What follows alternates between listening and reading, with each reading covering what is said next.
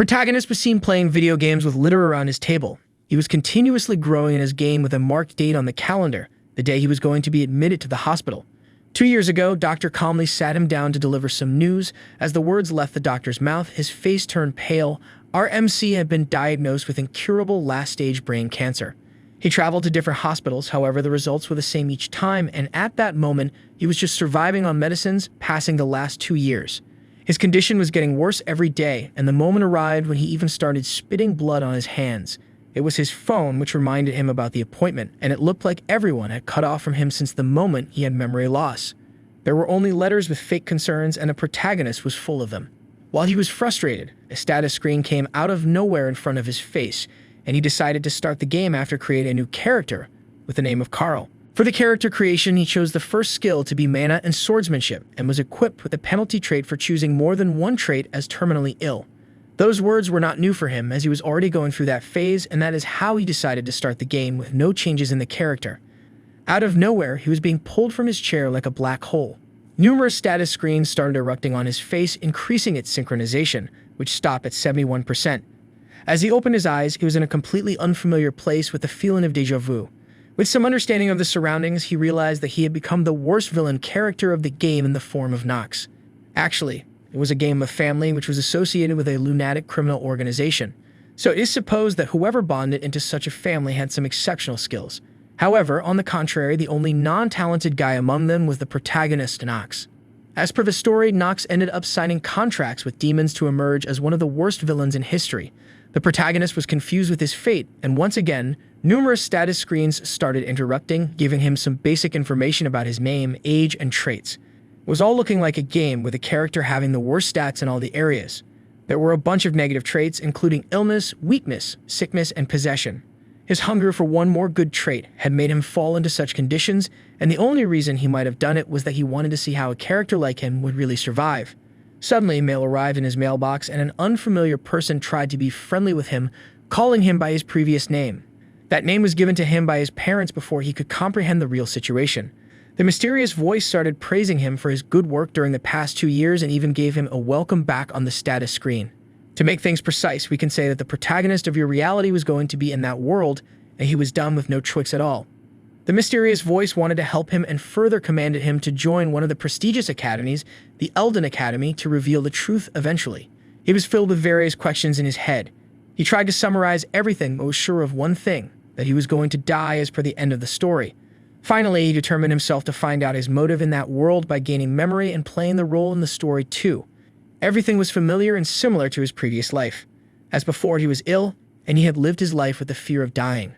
The date was revealed to be February 4, 1812, and as per the storyline, it was clear that he had not much time left. The protagonist tried to open the gate and was faced with immense pain on his wrist, which was revealed to be activation of the negative trait.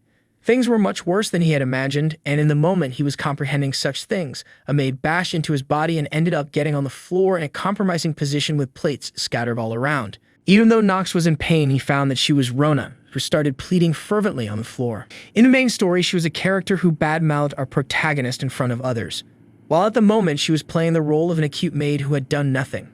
The protagonist decided to stay in the role but ended up giving a death stare in case such an act was repeated. It looked like something was pretty odd as other maids were stunned to see such a character erupting out of an ill-mannered child. Even so, he decided to act normally while telling them abnormally that he was heading into the practice hall. Those words were also not common to be heard by the maids from the mouth of Nox. He took Rona with him to the place and she quietly followed him. Nox had decided to find a way to survive in order not to die, but one thing was sure, that life would not give him a second chance, just at the cost of his determination. He immediately called for the status window, and it was revealed that the game was built on a story of angels versus demons with lots of customization facilities in itself. Long trades could be assigned easily, while the geniuses were just for once. It looked like the protagonist had a pretty good understanding of the game as well as the storyline. Even though he had 2 genius traits, he was assigned a penalty trait for the same. His first genius trait allowed an individual to have good hands on the sword, and his second genius trait, mana sensitivity, would allow him to manage spells efficiently. He had other weapons in his army, including insight and mastery of acting to find solutions to any situation. He had multiple ones in his hands, but his face paled at the moment he saw the worst negative trait in the form of terminally ill. He had cold issues and had fallen unconscious in every chapter of the story. After all those thoughts and comprehension, he decided to keep things simple with one step at a time. Rona was still not able to believe what she was seeing, and out of nowhere, the protagonist entered the training hall, telling about the curse of weakness, which made him 2 times less resistant to enemy debuffs. The target was going to get rid of it. Back at the training hall, he knew that he had only one way to survive in the world, and that was he had to keep his stats high. The protagonist was practicing his swordsmanship skills, and with just a few swings, he had already lost his complete stamina and ended up falling on the ground completely pale. It was a very difficult negative trait to be removed with such little practice. In the training hall, there was a large number of good weapons available for practice, and as the family was based on swords, the highest title was given to be the High House of the Blade and Darkness. Such a title included the word darkness due to the aura surrounded by it, and it emerged from the commander's blade, also known as the Tyrannical Blade of Darkness. That knowledge was quite insightful, but was of no use for the protagonist. The most important thing he was happy to know was that, as a noble, he had access to a lot of money. The family was the richest one among the nation, making even the youngest child have enough to not work a single day. The only reason for such a thing might be that the head of the family was not a bit concerned about his youngest child being totally ridiculous. The protagonist then tried his best to stand up on his knees. However, both of them were trembling, and there he was thinking about the flashback when Rona had a little stumble with the protagonist's true intentions. Actually, just a while ago, she was playing the role of the maid with a question in mind. If the boy was seriously thinking of practicing at that moment, the protagonist called her out of nowhere and left her in thought. Could his true intentions be something different? As he ended, he whispered something into her ears, making her go stunned with the use of such an amount of money. She showed a little doubt, but in the end, agreed and then went off, procrastinating on the changes in the young master. It looked like he sent her off to buy something, continuously waiting while sitting on drinks. Out of nowhere, a huge man appeared, stunning him as the head butler, Rodwell. That man was holding multiple positions in the family and was one of the most important characters in the story, serving as the head of the family. The protagonist tried to realize the situation he was currently in and just asked his true intentions for the presence in the training area when the youngest master was training. Rodwell just informed him to partake in today's dinner, which was shocking for the man as everything was going at a different pace. He had not imagined at first. He decided to deny, but when the news of the arrival of the lady from the Stilliner family and the ignorance of the master's order was given, Nox had no other choice but to accept the ordeal to take part in the dinner. Nox's correct change was mentioned by the butler, as he had never seen him picking a sword to practice out of nowhere, and then just asked a random question for him to be getting involved in such things. The protagonist, while using the positive trait, calmed himself and then shared his anger, asking him to stay in his shoes as a butler and not act like a father. The butler immediately apologized for his ignorance, and Nox got past the training area, but immediately decided to report such an incident to the family head. And as the protagonist got out of the training area, we could see that he was about to piss in his pants due to the intense aura he just faced inside. The most concerning matter for him was the arrival of the young lady from the Stilliner family and its purpose. As the night fell, they turned to the dining area, where the protagonist's siblings were making fun of him for being a part of a prestigious dinner. Both of them were Hartz and Allen, twin brothers. They continued the banter with the solo calm boy and then started making fun of him for being indulged with a maid. In the middle of their marking arrived the head of the family, T. von Reinhafer, accompanied by Talia von Stilliner, the main guest of the night. Actually, she had requested to make practice. His father further added to her praises, while the protagonist was just stuck to see her, as she was the one hero of Inner Lunatic who was going to kill our villain in one go. Even the family head was quite surprised to see the youngest child being part of the dinner, and so he decided to just go with the task without wasting even one more second. In the middle of the dinner, it looked like the twin brothers were up to something, and after giving a gaze to the protagonist, they asked their father to finally decide the person who was going to visit the Elden Academy. Actually, it was a tough question even for the head of the family, because as one of the most important locations, students of that academy had to face all kinds of conditions to evolve as one of the best. On one hand, the protagonist had no other choice but to join the academy. The problem stood that Elden only allowed 3 individuals from each family to attend. The father had already used 2 of his places for his eldest sons.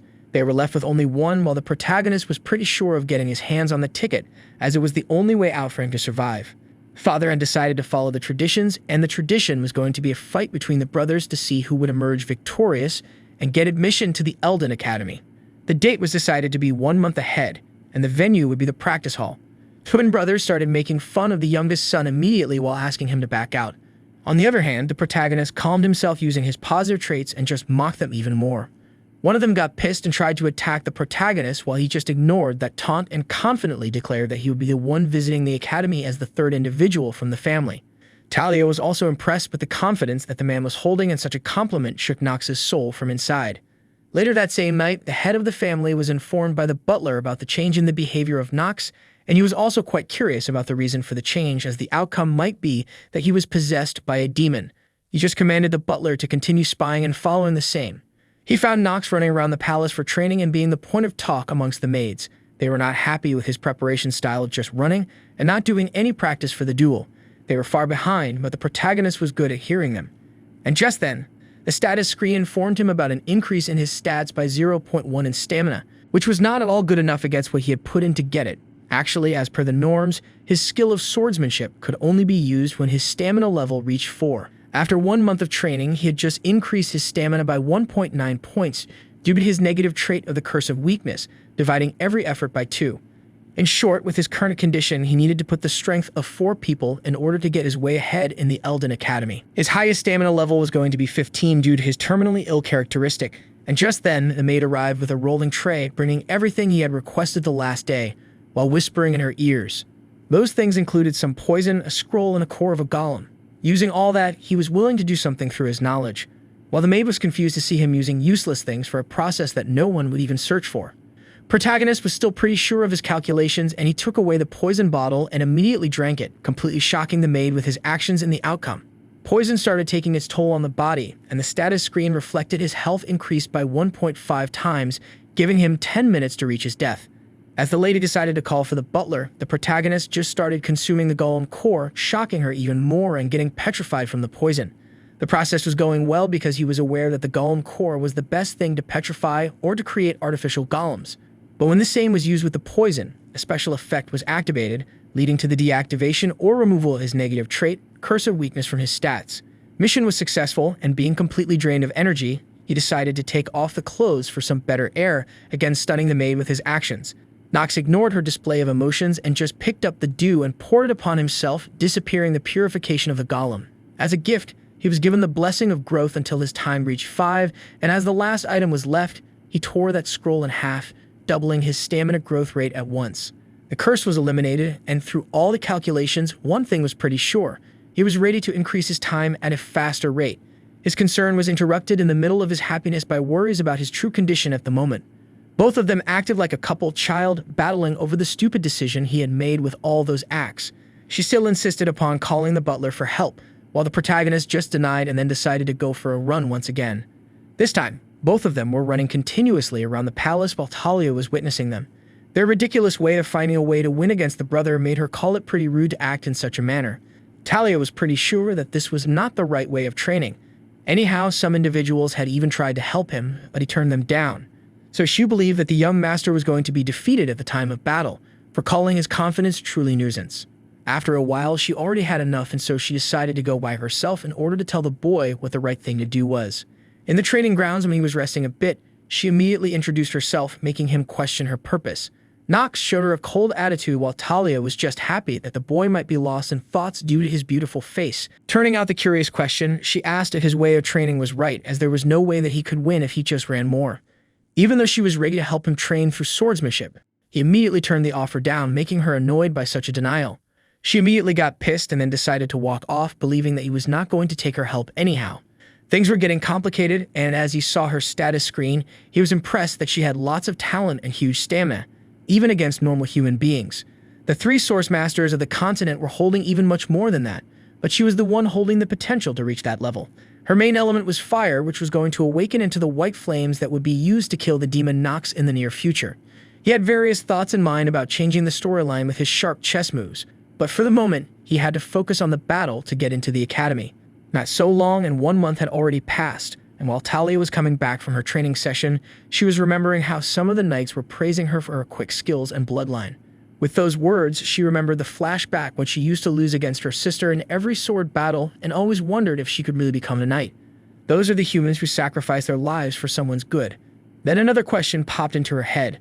Was the protagonist really going to win by just running against those who were training for years? Since then, it turned the next day into the training area, where the deciding battle was going to take place, and their stance with the 2 contenders in the middle. That complete battle was being witnessed by the head of the family with his first wife, Cecilia.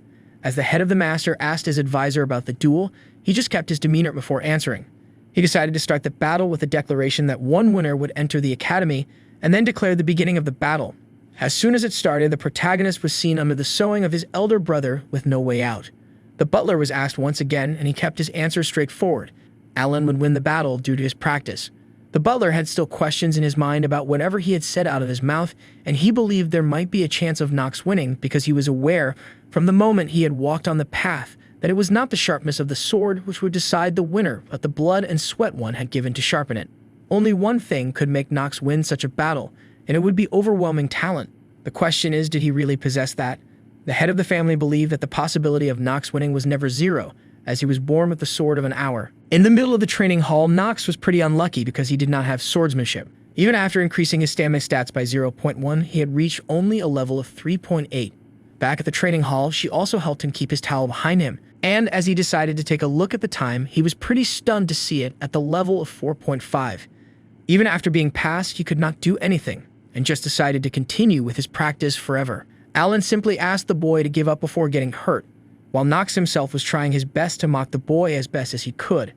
Alan, on the other hand, had his eye on Talia, and as more time passed, Nox was happy and terrified at the same moment after knowing that this time he was holding the stamina of 8 in front of him, something that couldn't be beaten with unorthodox methods.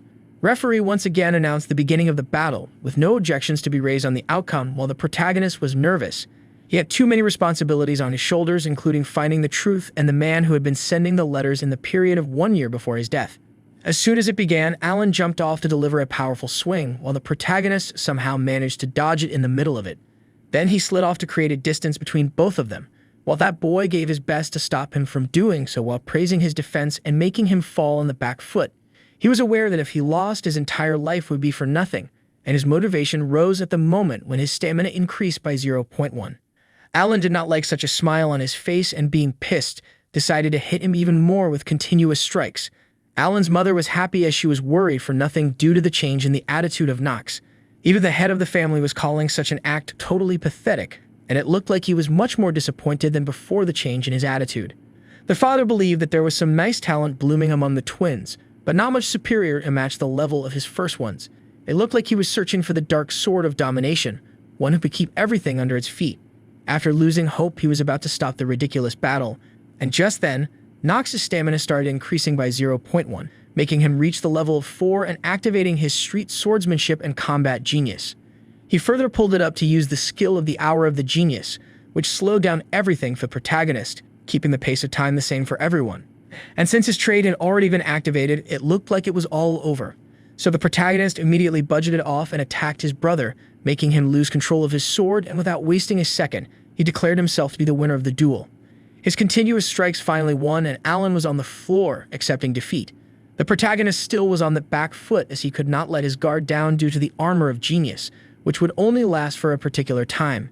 Marking them even more, he called both of them to come at once, making a master move against his weakness. Those were some tough words coming out of an untrained newbie, and he even asked for permission from the father, while the man was confused after looking at the pale face of Talia, being concerned. Still, after reading the situation, he allowed for such an act, and the referee called the match to begin at once. Now the battle was going to be 2-1, where the brothers were attacking simultaneously on the protagonist, and he swiftly defended both of their attacks. They tried to turn the table with their anger, and Nox's status scream was continuously helping him by giving every time something new as a spice. He successfully defended all the attacks and then swiftly delivered a body knock on one of the brothers, elbows stunning Talia with such a genius act. Nox was trying to humiliate those guys as much as he could, and while both of them were distracted with a shoulder push, he immediately started swinging the sword once again. After giving them a warning, his strikes were getting heavier with each and every swing, and the others were not able to believe what that boy had achieved in just 1 month. Both of the older brothers were on the floor out of stamina and breath, while our protagonist was standing still with the end of the Hour of Genius. Their mother was much more concerned about her boys, and while playing the master movie, Nox asked the referee to deliver the final word of the battle. As expected, victory was given to Nox, and so he simply dropped the sword on the floor and gave a smile, looking at his father with a gentle thank you. He passed through the training hall, and Talia decided to follow him to find out how he had done all that by himself. Outside the hall, the protagonist was reliving the life he had lived before his reincarnation, and he again spit blood on his hand. Actually, the effort that he put inside the training hall came with a price, and his life had been decreased by 2 days and 17 hours. While making some other calculations, Talia called out to him, inquiring about his health after seeing him spitting blood on his hands. She was the last person he would believe to come to know about his weakness. His concerns were brought down at the moment when she blushed and apologized for misunderstanding his tactics of winning the battle. She finally told him that she underestimated his skills and talent. Outcome: she believed that he really was one of the most talented guys she had ever come across. However, after the battle, her thoughts changed once again after seeing him spitting blood, and she believed that with a genius mind and talent, there were some risks which the boy was facing for sure at that level. Talia even showed concern and tried to touch him. However, she was stopped in the middle, and the true reason was not because the protagonist did not like to be touched by her, but because girls were something he could not handle by himself. Anyhow, Talia simply apologized, and she had a blush on her face for all that time. When she mentioned Emma giving her teachings about how misunderstanding could lead to much worse conditions than treating someone right, the protagonist was still unaware of how to respond to such an act. He was aware that against whatever she had said, she was the daughter of one of the great knights, so she would not easily believe it when someone tried to prove her wrong. After all those calculations, he just asked her not to tell anyone about the bleeding, and she agreed to it instantly. After that, he just passed by her side, leaving her in a red blush, telling her not to forget about the promise. Back at the office area, the head of the family was having a discussion with the advisor. When asked, he answered that his belief stated that he was the best amongst all of his children at that age. In addition, he was hiding some talent which was possessed but hidden inside him. The head of the family was really searching for someone who could handle the sword, and his name was spelled the most number of times. He was thinking about it. He himself had not much time left, so he had to hand over the task of finding the man to the butler. Later at night, a protagonist was reading the status screen changes and was informed about rewards in the form of 3 free stat points. He decided to use all of them for luck, making it reach level 10 as it was the most valuable thing when it comes to the game of Inner Lunatic. Its effect was visible at the right moment when he was given a random gacha voucher. Using it in the machine with high luck stats, he was wishing for an intermediate rank to appear. As per the norms, the basic rank and below are white, while the intermediate rank is silver and the advanced will be gold. The highest rank will be one of the rainbow colors, and as the gacha machine dropped, he was provided with an advanced one in golden form, confirming that he really had some high luck. From the school, he obtained the Supreme Ruler, and it was added to his active skills, which lowered the stats of his opponent in the battle by 20%. He decided to use the one-time use skill confirmation voucher, but then stopped and decided to use it when his father gathered all of them at once. He knew that his elder brother was going to arrive at the family to complete his training and become a knight, but then stopped and decided to use it when his father gathered all of them at once. Nox had a lot of work to do thinking about Talia. He knew that his elder brother was going to arrive at the family to complete his training as a knight. She was surely not the one, as she was not someone who could break the promise. Later at night, he again went to the training area. However, he found Talia before him. On asking the purpose of interrupting him, she casually asked the way by which she got that much quickly. The protagonist just ignored her question and decided to walk off while accusing her of secretly stalking him for the entire month. She, being embarrassed, just asked for a spa, and with those words, he remembered that in the story, Talia was a character who won recognition from her sister. And so he immediately stopped and asked her to look inside herself and find the talent she possessed to evolve against everything. With that, he just asked her not to compare herself with anyone who passed from the training hall, leaving her once again blushing with those words. As he went outside, he saw a huge gathering against the door with the father in the middle. They were all going to enter the barn, which contained lots of horses. Actually, their father had called all 3 of them in order to choose the horse they would reside with forever. The protagonist was aware that in Inner Lunatic, horses were sacred animals, both for the continent as well as the family, and if one had to become a knight, they needed to choose a horse. The academy teaches about it too, and is even useful in the future. Sudi needs to raise the chosen horse by Lee, as once it dies, they need to raise it from an early age again. Winner of the duel, Nox was given the first chance, so he entered the area to inquire about the best among them. His father was too concerned about him choosing the right one, and so the protagonist started wandering around and found a black horse among the brown ones. He quietly approached it and declared it to be his companion from then on. His brothers were stunned, and so was his father, who gave him another chance, believing it was a bad decision. The protagonist immediately used his insight to find that the rank of the horse was higher in all regards, including that it was also an obsidian, making it even more prestigious. The only reason the protagonist believed his father did not like him making it his first choice was because of its strength, which was inactive due to verse, leaving him with a total survival time of 2 days and 16 hours. A solution for those issues, that's why he kept firm on his decision to choose the horse, leaving his father with numerous questions and writing an image of himself like a disappointment, a weak human who wasn't good enough to make good decisions. Completely disappointed, he left the barn while the others had to choose their horse in the absence of the father. But then he was asked to choose a name for it, and he ended up giving it the name Carl, the same name by which he tried to create his character at first. He immediately took the horse inside his house and covered him with a blanket. The horse's eyes were asking for more life than what he had really possessed. He immediately called for the maid, who was again in a compromised position on the floor while cleaning. She was speaking behind them and then was commanded by the young master to take care of it. She agreed to care for the pitiful horse, while the protagonist found it a little shocking that such things were going to be revealed. As soon as 3 days passed, a loud scream erupted from the young master's place, and it was the maid showing sorrow at the death of the horse. The protagonist believed it was all because she already had a lot in order to make it survive, but even then, being strong, he immediately asked her to calm down, giving confirmation that Carl was going to come back. He then asked her to stand behind and then took out a scroll and infused it with mana, stunning the maid with such an act. His mana was going out of control and he somehow calmed her down while respecting her from speaking. His complete focus was settled at the moment as he just awakened the genius of mana detection. Even though it was not allowed, only Imperial family members could use it because they were more proficient in magic. His only task was to put as much mana into the scroll, and as he started to feel something, he immediately used his one-time use skill confirmation voucher. There, the book for which he was searching for in the form of black magic was obtained. A status screen finally declared that the target, Karenth, would be reincarnated as undead, and such magic was confirmed by the protagonist. He revealed the two types of traits possessed by undead. The first one was the beings who were brought back using black magic, and the second one was those brought to life without an ego, reborn as strong beings. Still, there is a problem in the middle. There was only one family that could revive corpses as undead, and that was the Marvis family. The protagonist was able to use it because he was holding the one-time use selection voucher and obtained a new Micron, also known as the Book of the Dead. Using that, he successfully called upon the spirit in the form of black aura, and as soon as it arrived, it attacked the protagonist's soul, making him spit blood in front of the maid once again. The more he was given his best for the task, the more he was suffering damage to his body. And as the mana was running out, it looked like the magic had already affected Carl's dead body as it had started screaming, and the skill was finally activated. Carl was revived as an undead, and his eyes had turned glittery. The protagonist was happy even after having blood on his face, and he called upon the pet immediately to use insight, giving him the happiness of success as all of the DPS had already been lifted. Before he could complete that, he was going to be the master of that being. The maid immediately jumped off and hugged both of them, as she was much more concerned than anyone else about their lives. Lady was concerned about the horse's revival and the master's life, while Carl just ignored that shitty attitude. There was a little banter between both of them, and the protagonist was going to search for the next hidden piece immediately as time turned to a few days. Later, the protagonist was holding a brighter stone in one hand and a map in the other, showing a resemblance to the game and his target. This time, it was going to be an item that would help him compensate for the terminally ill state. His careless attitude was immediately called upon, and he decided to stay strong because it was not going to be a game this time. It was also said about the forest that if young children entered, it would get lost no matter what. The task that he had chosen was coming up for a higher price of death.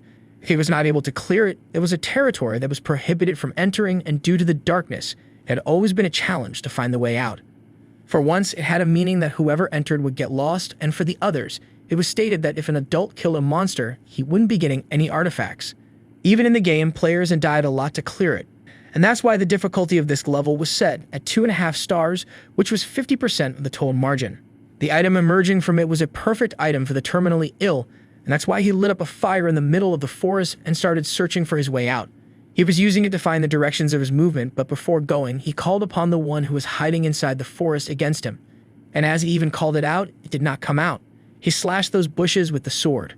On the other hand, Talia was pretty confused to see that the man was even unaffected by the beauty. While her maid decided to tell her not to follow the young master around, or it could lead her to get scolded.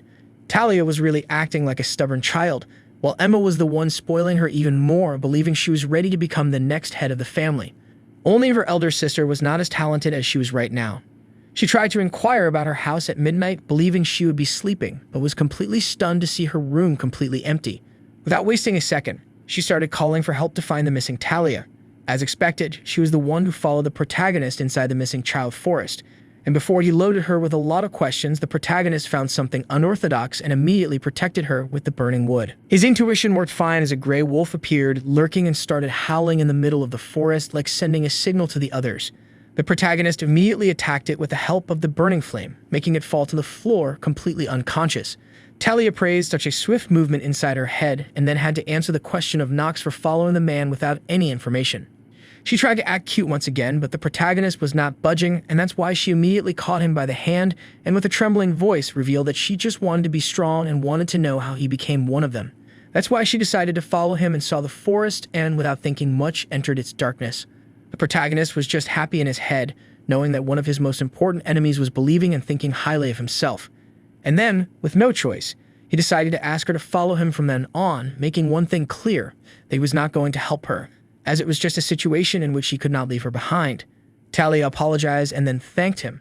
Out of nowhere, they exchanged a beautiful gaze.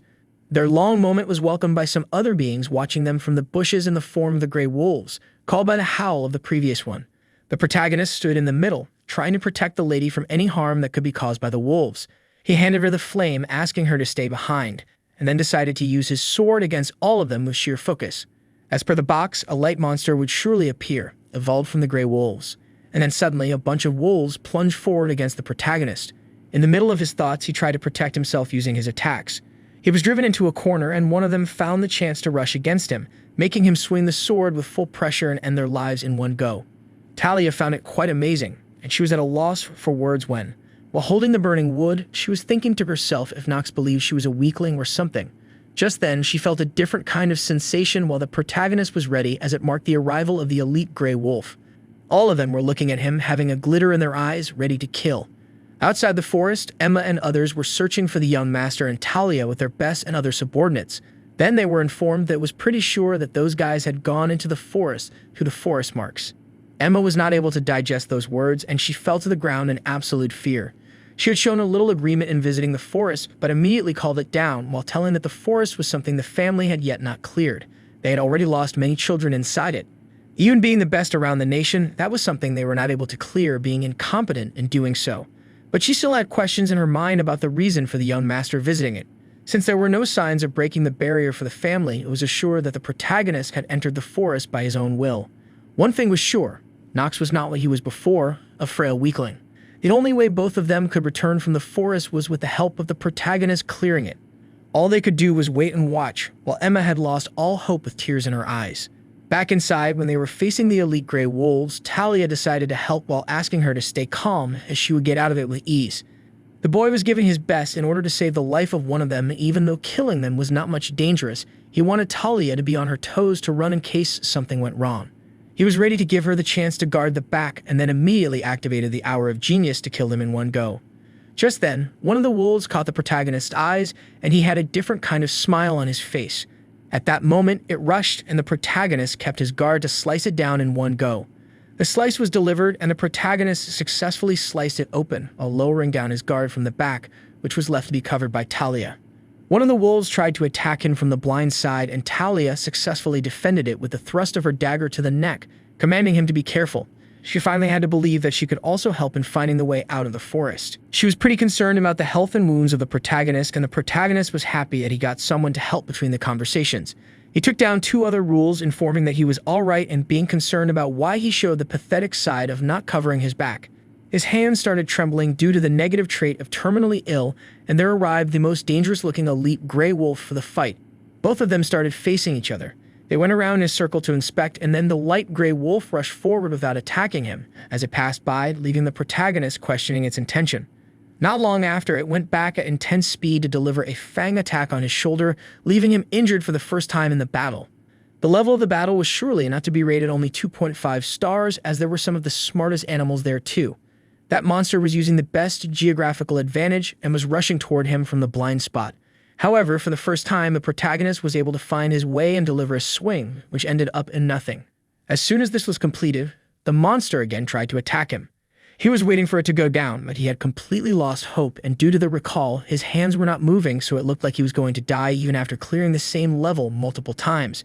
Right in the middle, dagger came and attacked the other eye of that wolf, blinding it completely, and creating an opening for the Nox to swing again. The lady kept the guard on his back. Talia, as soon as she got the chance, delivered an attack right through its belly, ending its life of misery with a single strike. After the battle, he fell on the ground completely helpless, and other wolves, as well as soldiers, ran away, giving a chance for Talia to pass by and inquire about the health of Nox. Nox immediately thanked her for the help, while she was a bit more concerned about his pain from the attack on the shoulder, which was reckoned to be deep. The protagonist didn't pay any attention and was trying to stand up when, at that moment, a spider jumped onto Talia's shoulder, making her go crazy and fall into the laps of the protagonist due to the scare. The closer the spider got, the more she screamed and trembled. The protagonist didn't miss the chance to mock her, while removing the spider from her shoulder, asking her to be strong in order to become a knight, harming her most critical part of the brain and making her blush. Due to the use of genius, he again spat blood and tried to show that nothing had happened. In his mind, he called for help, as it would have been for nothing if she wasn't with him. All that was left for them at the moment was to view the forest as they emerged with a magical item from the elite's body. Outside the forest, it was already morning and Emma was still crying, taking on the guilt of the one who killed Lady Talia. The butler was also quite tense because this was going to create political instability between the families due to the appearance of people calling the family incompetent for taking care of a single forest. Just then, one of the soldiers informed them about the fog of the forest being lifted, giving an indication that the missing child forest had been cleared. They reconfirmed the same, but it seemed like the dream had come to reality for the final time. The only meaningful outcome was derived, and we could see those two kids coming out of the forest alive and healthy. The protagonist was covered in bruises and blood, while the soldiers were unable to believe that a boy had cleared the forest. Emma immediately hugged Lady Talia, while inquiring about her condition. The butler also inquired about the purpose of such a large gathering outside the forest, which was due to him entering the missing child forest without any prior information. On the other hand, he wondered whether the family would like to lose the news of the death of his own son in the missing forest to teach all the lessons for the family to learn. There was a cute banter between both of them, and then she turned toward the young master, thanking him for saving Lady Talia inside the forest. Nox immediately turned down those words, telling her that the lady had carried her own weight and had done her best to survive. As they turned inside the palace, the protagonist was going to take a rest after that fruitful night. He was happy that he was finally able to get his hands on the magic item in the form of the Black Flame Ring. Only those who could use dark mana could wear it. Orange shot, and just if he defeated someone while wearing it, he would gain a portion of his power inside himself. Even though he could steal force from someone else, it didn't mean he had a long life, as it would only increase the expectancy by a little, and that thing was not a cure for terminal illness. Immediately, he decided to keep it as hope to increase his life expectancy. Ramana the maid was continuously spying on the young master, so he called her inside to see things making her blush if those things included dresses too. Both of them exchanged punches, with the maid being the one falling apart as the finger flick hurt her more. The protagonist immediately called her for an arm wrestle, while she confidently agreed, believing that he was going to lose, and if not, she would be ready to get a 20% cut in salary. As the wrestle started and the count reached 3, the protagonist defeated her instantly, leaving her completely shocked and making her plead not to cut her salary as being the son of a rabid family. The lady apologized, begging him not to cut her salary, and just then, the protagonist saw the status screen pop up, telling him about the wrist fracture received due to the frequent sickness effect. He called for ice and water against the salary cut and was satisfied with getting the ring at the completion of the mission. Time passed, and we came to know that even after getting 2 of the most important items, Nox was not able to use them. The only reason was that he had been grounded as punishment for entering the missing forest without prior information. Diagnosed was having a downfall and was not able to understand what he had done wrong. Even though the maid also supported him, she could not speak such things in front of the higher family members as it would lead to her salary reduction. The protagonist had been working hard on adapting to the lifestyle during the past 6 months, and in case he could not rest or eat well, the time remaining till his death had been reduced to only 147 days. In the end, he was frustrated and decided to go talk to his father by himself. Just then, there was a knock on the door, and the butler introduced himself in front of him with information about the summoning of the boy by the head of the family. His father was reminiscing about the past when he had slaughtered thousands of demons with his single sword on the night of the slaughter. It was a hideous sight to stay in, but he emerged victorious, as even the aura of that time was covering the present. The eyes of that man still believed that one of his sons would surely learn the supreme black sword, and the only way one could get it was after killing the head of the family with their own hands. It was like he was waiting for his son's arrival, and he was pretty astonished to think that a boy like Nox was aware of how to clear the missing forest, even though if he wanted to reward him for the same, objections from the family vessels turned it down. The investigation was completed soon, and Nox paid his presence with respect to the head. He criticized his way of working, but praised the boy for giving his best in clearing the missing forest, and informed him that he was summoned to discuss the reward. In reward form, he was ready to give whatever he requested at once without any objection. Even though the protagonist had played that game thousands of times, he had never believed that a man like him would offer a reward in the first place. He confirmed if the reward could be anything, and the head of the family agreed, swearing on the long-standing history of the Black Sword. That promise showed the seriousness of the talks, and to prevent himself from such a ridiculous task, he presented that he needed to be cautious and not to harm his own image in the eyes of the man. Asking a friendly Nox, he demanded some time and the man agreed, giving him permission to leave the estate, writing a smile at the boy for which he was waiting so long. On the next day, Talia and Emma were leaving the estate. Talia was interested in meeting the protagonist at the Elden Academy when he himself did not respond. The protagonist was not answering, so she taught him some good manners by the advisor, and in the end, she asked him to become a full-fledged knight at that moment. Nox mocked her about the fear of spiders and ended up being punched in the gut out of embarrassment once again before heading out. That lady fully declared that she would return to the position he had asked for, while sending chills down the body of the boy with the thought of killing him instantly. Emma thanked the boy without much respect for saving the life of Miss Talia, while he himself believed that there was something like it. Both of them left in a royal carriage, and the protagonist had a feeling of being attached to the one who left and a feeling like he was enjoying the moment. As he was quite relaxed, the status screen reminded him about the terminal illness and 146 days left till his death. A few more days passed, and he had to get a new maid as per the line. Then finally he arrived to tell him about the arrival of the new maid, whom the Elden family had sent to assist him. She skillfully paid her respect to the boy and introduced herself as Jitri. The protagonist immediately used his insight to know her stats and read her negative traits, which included spy among them. The remaining time left with Nox came down to 140 days, and it was raining fast with only one positive thing, an increase in stats at double the rate.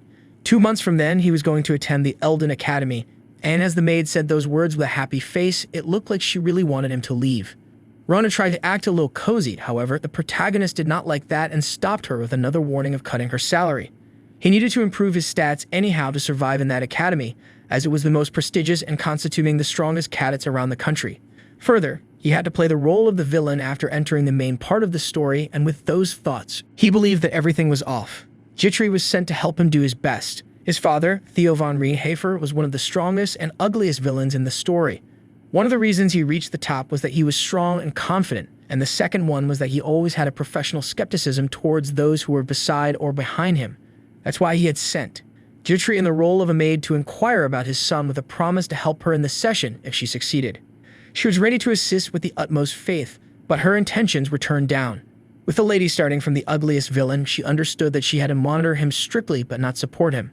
Somehow, she managed to get out of that aura room with her heart beating faster, and after looking into her pendant, she determined herself not to waver from that point on. The protagonist already knew that she was a spy sent by his father to confirm the identity and turn down the chances of demon possession in his case. Still, there was a problem just being the maid as per the story base. She was not involved in the main storyline and was supposed to become the next head of the Lavelia family. The army was harmed because of the killing by her uncle of her parents, and in the end she became a maid for his family to escape from her own. Even though she played quite a cheerful role, her inner self had already rotten, and so her decision at the moment was to suicide before the main part of the story started. He still had a question in his mind if it would be right to change the storyline and save someone who should not die. But if he did so, it would harm his own neck. The next day, he came forward to inform both of the maids that they were going to hunt the forest within the territory, and the two of them would help. Rona tried to form excuses to escape, while on the other hand, Jitri agreed instantly. The protagonist was expecting a denial from the other maid, however, since she agreed, he decided to take Rona with him, while turning down her excuse of sick leave immediately. His words were getting harsher, as he decided to cut 50% of her salary. The maid was not able to do anything, so she cried and agreed to the task. Jitri decided to inform the butler about their movements while the protagonist was determined to increase his life as much as he could because he was free to move anywhere. The hunt started, and they decided to get into the child forest for the task. The protagonist successfully sliced off most of the wolves in 2 hours of lifespan with a single kill. As he killed all of them, he found that the hunting exhibition was quite successful. 1 hour had passed, and so the protagonist believed that since he hadn't used the genius trait, it took too long to hunt. He drank a sun potion to boost himself while thinking that the most important problem was the number of monsters left for the last few days. He had killed most of them, and at that rate his plan to live a successful life was truly falling apart. The words coming out of his mouth were not making any sense due to the reduction in the number of monsters, and as the night was also falling, both of them decided to head to the mansion for the day. He asked for perfect water before dinner for a bath, and the new maid instantly agreed to it. Both of the maids went up for the task immediately. As soon as they arrived, but before that, Nox stopped Jitri and asked her to state the question of to whom she was serving at the moment. She flustered before answering the question, and he understood it instantly, taunting her if he really understood what she meant to say. The lady was a little confused, so the protagonist calmed her down, confirming no further investigation because he was happy that she didn't lie. By all her words, he tried to console her and build his own image in the eyes of that girl, and even asked her to make use of him when the time comes. She understood the relationship well and the way he was building it. However, Jitri still was not able to read the conditions. At night, when those maids were sitting at their place, Rona believed that the master was quite different and had a split personality disorder. Somehow, Jitri showed her agreement for the same too. However, in her heart, she was still remembering the rumors about the change of character in Nox, and after meeting her, she believed that those rumors were pretty true. He really had defeated the twins in order to get the entrance to the academy and was the one who solidified the family to stand on top, which was totally different from herself, who had fallen apart even after being a legitimate successor.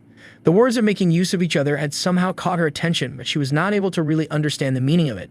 Not long after, news started to spread inside the family that Jitri had been expelled from the family from her maid position. In one of the letters she received, she was criticized as a human being who had been deemed enlisted from her own territories, and they gave her a ba, believing that she would not be able to survive long in even the Nox family. She somehow calmed herself down, believing that she would be cut off from the young master and will serve someone else. But the moment she entered the maid's place, everyone started looking at her with cozy eyes, believing that everyone had heard the rumors. Rona was among those who hadn't changed her character even a bit, and every single play from her character raised questions about whether she really was a friend or just playing. On the other hand, Nox was also getting the letter, and he really believed that everything had been forced upon by his father. His father was totally baseless, and still he was not able to help him because he was not aware of the consequences that he had to face post that. On another day, the protagonist was again hunting to increase his lifespan, but this time his character was quite different from usual days. That sudden change was even making it uneasy for the maids to see and observe. It looked like the protagonist was waiting for something to come out. As it is said, when 20% of the monsters will be left, the monster will come out, named as the hidden boss monster. At the moment when he had finally lowered down his complete thought of getting the hand on it, a starting attack team rushed up front at a speedy pace, unsettling Nox on his foot and making him understand that it was the hidden boss. The dead boss turned out to be the elite King Wasp. The battle finally began between all of them, but the protagonist somehow was not able to keep pace and was about to break from that bee. He came to rescue Jitri, standing tall in front of him even though he could have done his best to dodge or defend. It stands by that lady trying to help him. Being stung by the poison, she fell, and he activated the Hour of the Genius. Back in the past, that lady fell multiple times in her younger age, and there was not a single day on which she was not wounded. It was both physical as well as mental wounds they were talking about. When she had a question of whom she was serving, she remembered her uncle talking about taking the succession of the family. While she was falling apart, she could only see the protagonist and her maid friend trying to help her get up. He had successfully defeated the monster, and both of them decided to head back to the mansion while taking her body instantly. Jitri understood that Nox was never ready to make use of the lady anyhow, and she was having a feeling of temper and anger coming out of his mouth. That news was reported to the head of the family, and the contents were revealed to be true by the butler. The purpose of bringing her to the Harper family was totally destroyed as the uncle was taking over the command. They could not take over the complete family at once. His plan of making them fall into submission in the chess game was not going to be successful due to the expulsion of the lady from the family. Now the question stands, what should they do with the maid since she was of no use? The advisor advised throwing her away, as it would harm their reputation in the Elden Academy for sure. Just then, a man barged in while giving apologies to inform that Nox had brought an injured Jitri into the mansion, and since she was poisoned due to the sting, he had used one of the most expensive potions without permission to heal her. Reconfirmation about the cost of the potion used. His father was more concerned about him being attached to feelings for the lady, which would result in nothing. Rona was the one taking care of the maid for all that time, and as soon as she woke up, she was left with questions on how it turned out like this. All she remembered was being stung, and so the maid informed about the use of the expensive medicine to cure her instantly on the command of Nox. That was a high burden to bear, and so she decided to talk to Nox by herself, as he had asked for info as soon as she woke up. Another maid immediately rushed to inform him. When Rona left, Jitri immediately started packing her stuff into a backpack to leave the location because she didn't deserve it in her own eyes. For the price of the potion, she decided to leave her pendant away with the letter, while taking out the picture of the family, and with that, she decided to leave the location at once. While she was in the middle of the corridor, Nox stopped her and asked in a cold voice the reason for her movement without permission. She turned into a flashback when the doctor was not ready to give the expensive version to a maid because he had not gotten permission from the head of the family. Nox was too cold at that time and was asking continuous questions. He finally commanded to use it on the rest of his own, giving permission to heal the lady. The doctor immediately gave her the potion, confirming that she would really wake up and it was then, when he left, he asked Rona to report as soon as she woke up. He then immediately went to the head of the family to report the usage of the potion without permission, while activating the Master's zero acting, and then requested the gift in the form of the maid who had been exiled from her family. The moment he asked for it, he was not thinking of anything else or the consequences he had to face from the demand. The moment when that lady was ready to give her own life to save Nox was sufficient to build the trust he was looking for. The head of the family instantly agreed to the demand, but before leaving, Nox decided to tell something else on the permission of the head, which he was granted.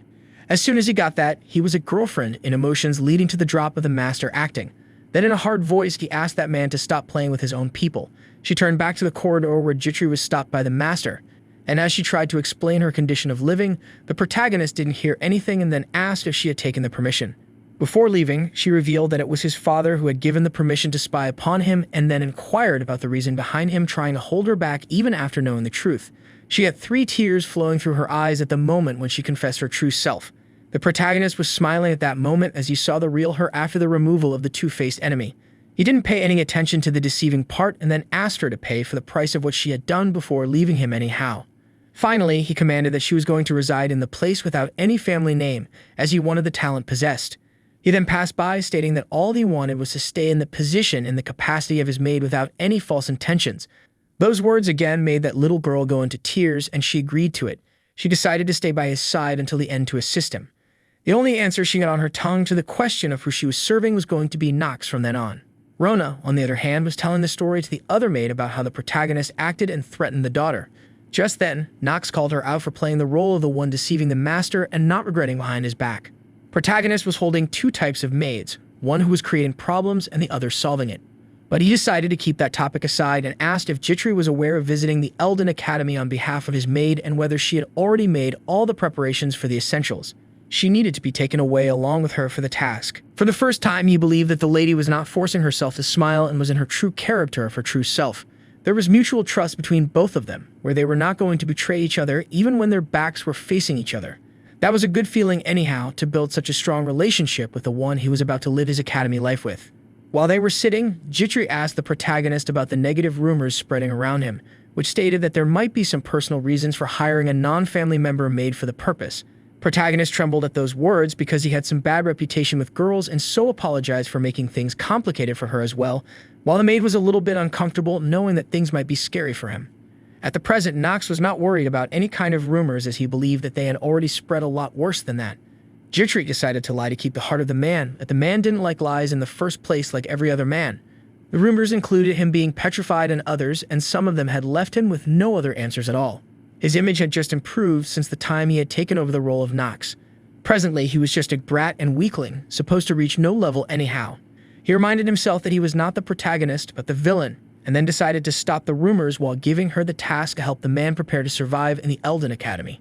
He was thinking of sharing that real plan with her because of her single-minded rate, and then revealed that he wanted to study before joining the academy and wanted help with debit cards. Even though it was illegal, he was acting with calmness because he believed that no one was going to pay any hard attention to it. Anyhow, a maid could not question the demands of a master, so she agreed to bring the basic books that could be a great help. Just then, both of them heard quite a ruckus being created outside the place, and as the protagonist turned, he noticed that the young Master Grain had arrived after graduating from the Elden Academy. It was his chance to extend his life. He then informed me of going on a long trip for the time being, leaving the meeting question of what he was really up to. Grain was welcomed by his father and further congratulated. He was the second son and one of Nox's older brothers. Finding the perfect moment, he used his insight to get to know that he was the last full man and a true opportunist in his real character. If not for Nox, then he might be the ugliest person in the family to be revealed, and the other reason was that he was good at politics. Politics made him graduate from the Eldian Academy, as in the admission exams less than 1,000 passed and only half of them graduated. As per the plan, he was going to depart for Chaders in 3 straight days, and his father was already aware that at that time it was the moment of monster hunting. Actually, that place was a little outside the territory and neutral territory of the South, which used underdeveloped deserts as its borders. The wasteland was swarming with enormous numbers of monsters. Grain had received the mission from the Imperial family to stop the monster wave because of the rule of the Archive Empire, and he had to complete the task to become a knight recognized by the Imperial family. Grain was aware of the details and the requirements of the Imperial family at the moment, and his father believed that if that place fell, then other places would also face troubles. He just commanded him to be on his toes and make that moment successful. The protagonist was aware that this single mission contained much more complicated stories, and there was something that he could also gain from it. He then started the conversation and instantly demanded to bring himself along with the mission to participate in the subjugation. Grain reconfirmed if he was aware and was in his own senses. So Nox unfolded all the knowledge that he was aware of the place, including the bandits' stronghold and their position at the location. Grain, before discussing further, reconfirmed on various matters, including his clearance on the missing forest, while the protagonist was acting normal because he was aware of the skill the man might be using, which would let him know the reason for someone's restlessness instantly. That still was quite important when it came to playing politics he was thinking of, and at the moment, he even reconfirmed the other two rumors of taking down the twins and making the commander maid. Protagonist immediately activated his steel mentality skill and answered without any hesitation. Even after thinking a lot, Grain brought down his demand of taking the man along with him on the mission, who hadn't even graduated from the Elden Academy. His father immediately interrupted between the conversation, taking on the guarantee that he would not fall on the course, and then commanded the elder one to take the younger on the mission. As Grain tried to show some resistance, he commanded that it was an order which would not change anyhow. It would be the family providing the permission as well as the requirements, and they were going to depart the next 3 days. Nox believed that the father was really up to something, as there would be no chance that he had given the permission without any strings attached. Grain tried to mark him at the moment for the decision he made, however, the protagonist instantly haunted him back. Being irritated and mugged, Grain was not able to hold his anger, and he wrapped around the collar of the man to ask a question and order him to be in his own shoes. Jitri came to his master's rescue as she dropped a glass of wine over the clothes of Nox and then asked him to get a change of clothes so that she could wash them. Grain clenched his teeth as he was able to do nothing and was offered an apology by his younger brother for creating a mess. He took his leave while telling Nox to meet him in 3 days for the expedition. Back on the way, he thanked the maid for helping him and taking him out of trouble. On the other hand, Jitri was more concerned about him traveling to the location, and as soon as they arrived and opened the gate, they could hear the screams of Rona at a very high pitch, confirming if he was really visiting the wasteland for the expedition along with his brother. That was not the attitude of a maid for sure, so he just calmed her down as everything was settled. For the first time in a while, both the maids were on the same side to deny his expedition, while the protagonist was happy to give it a visit in order to increase his life expectancy. He further asked both of them to stay at the place, and before he could complete the sentence, Jitri apologized and denied it. She was insisting continuously to pay the visit along with him, as wear his master moves at any cost, even if she was going to get hurt with that visit.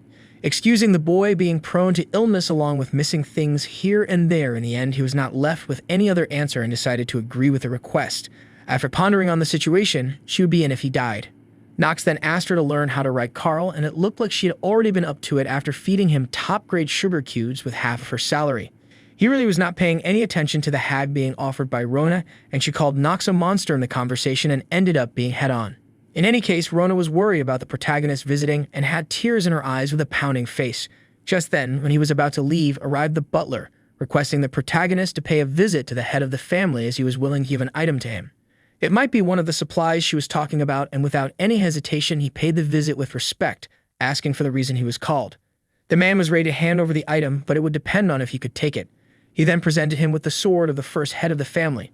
Such an item had never been presented in the inner lunatic story, and as he paid more attention, he got to know that it had bruises on its scales and was quite dusty.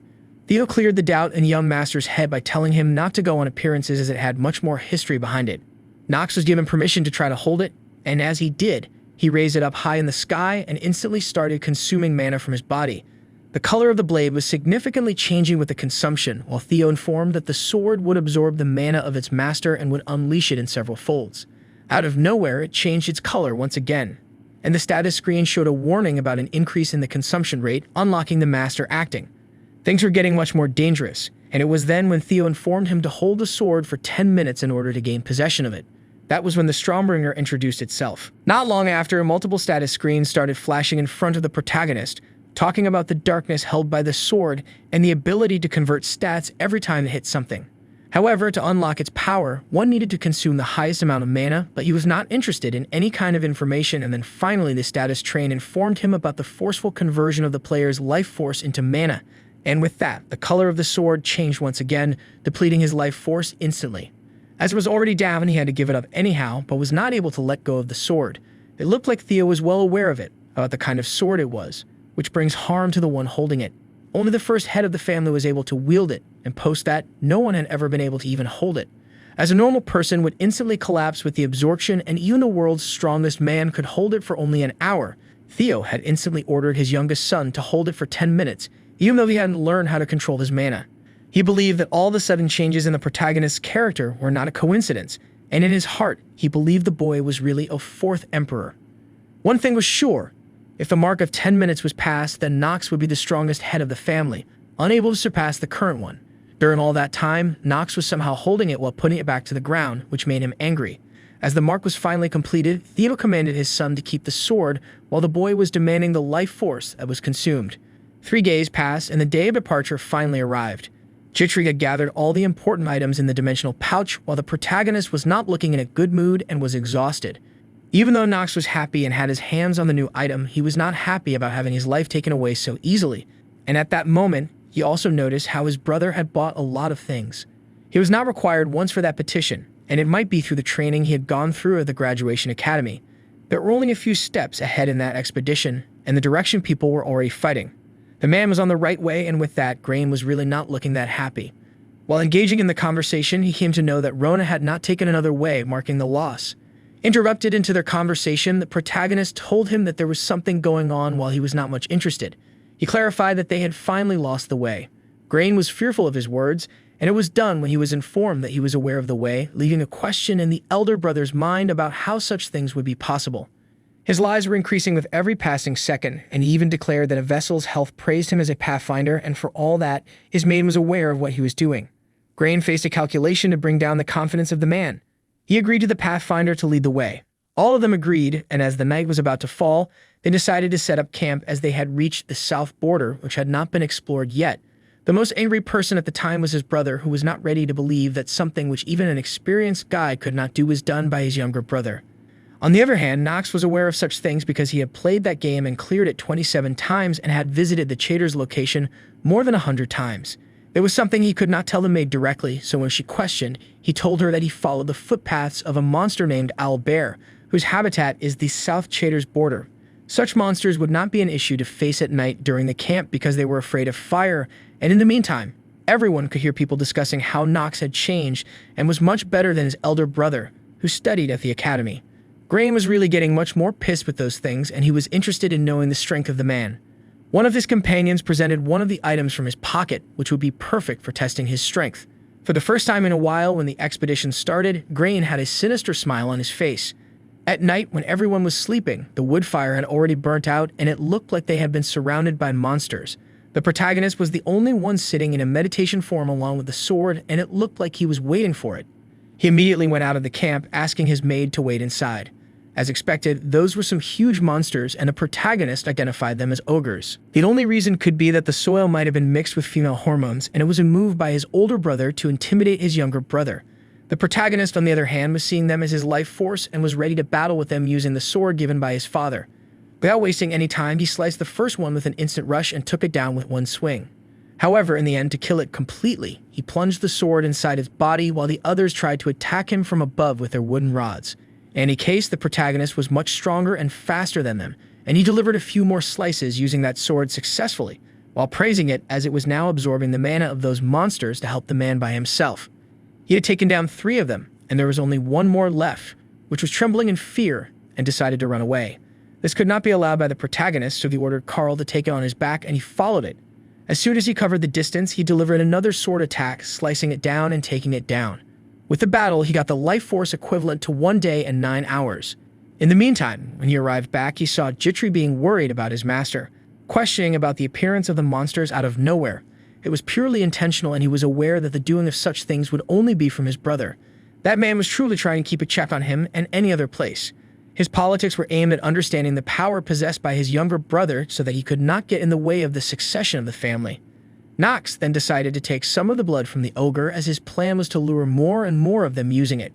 It looked like he had dropped that blood around the 10th house of his elder brother, as during the late night, Grain's man detection started showing reflections and reactions. As he was clearing the chance of the presence of any monster, something outside the tent started trembling with screams. A man instantly arrived asking him to evacuate it, as there was a large number of monsters that had attacked the expedition in a large group. That night was truly a long night, as when the morning fell, the number of monsters was on the ground. while his men were trying to make him understand that they had done nothing wrong during the planting of the female hormones in the soil. On the other hand, at the 10th house of Nox, everything was calm, and he asked the maid to have food along with his side. She immediately declined the protagonist's request. He further insisted, as he was not ready to make 2 foods at a time when they were on a mission, and was happy about the upcoming number of monsters at the location of his brother's 10th house. Both of them packed up at the 10th, and the protagonist decided to throw away the ones covered with overblood, but it was not ready to help even on request from them. He was ready to face the monsters, even if they were going to tell them wherever they moved, as he was planning for the same from the start in order to extend his life by quite a few more. Finally, the time arrived when they decided to pack up and depart to the next spot. Meanwhile, the monsters that had been attacking them looked like they had been sliced by someone else. On the second day of the expedition, he had successfully passed on the way, but still, the point of reach was far too long. Grain instantly inquired about his plan on the telling monsters, which the protagonist answered on executing a large-scale subjugation, believing that making out of the forest would be the easiest way to leave them behind. Gray knew that Nox had already taken command of the soldiers. The reason for typing the ground continuously was because he was aware that monsters could arrive anyhow. Intuition paid off, and the ground instantly started shaking. A monster appeared, to which Nox was very happy to see. It was warm, having sharp teeth and an open mouth, which angled large monsters by itself. It could not use magic, but it was very strong, equivalent to 10 ogres attacking them at once. Pro-diagnosed, capping on the ground with only one intention: to bring it up without wasting any second. He asked them to prepare for battle and hide in the bushes. The protagonist had planned to fight with the enemy, and soon they arrived. Ogres enlarged in number. Nox was the one who was not worried even a bit. He was well aware that the worm liked and disliked ogre monsters at the same time. To pay heed to his words, they started a battle between both of them. For one of the monsters, it was food, while for the other, it was revenge they were seeking. As the battle started, the worm and the ogres attacked each other, one of the ogres trying to free itself by attacking the body of the worm. They were attacking each other, and Grain was just angry about his brother having such important information. While everyone was hiding, Nox picked up some pebbles and started attacking the monsters, marking them and making the maid pretty worried about them noticing and being attacked. On the other hand, as soon as one of the ogres was taken down, his stats were increasing significantly. It was his plan all along, and his life expectancy was increasing with each defeat of that monster. The battle between both of them finally ended with the worm emerging victorious. Rain had no plan in his head, and he was worried because they could not defeat the worm by themselves. On the other hand, Nox asked everyone to prepare for the battle, and everyone instantly agreed to follow his orders. They started the attack either through arrows or pebbles, taking the first step by activating his Hour of the Genius skill and moving to the front lines of battle. He used each and every pebble and arrow to mark his attacking points. His marking was successful, as he had predicted everything, then delivered the final blow to the worm's body, defeating it in one single attack.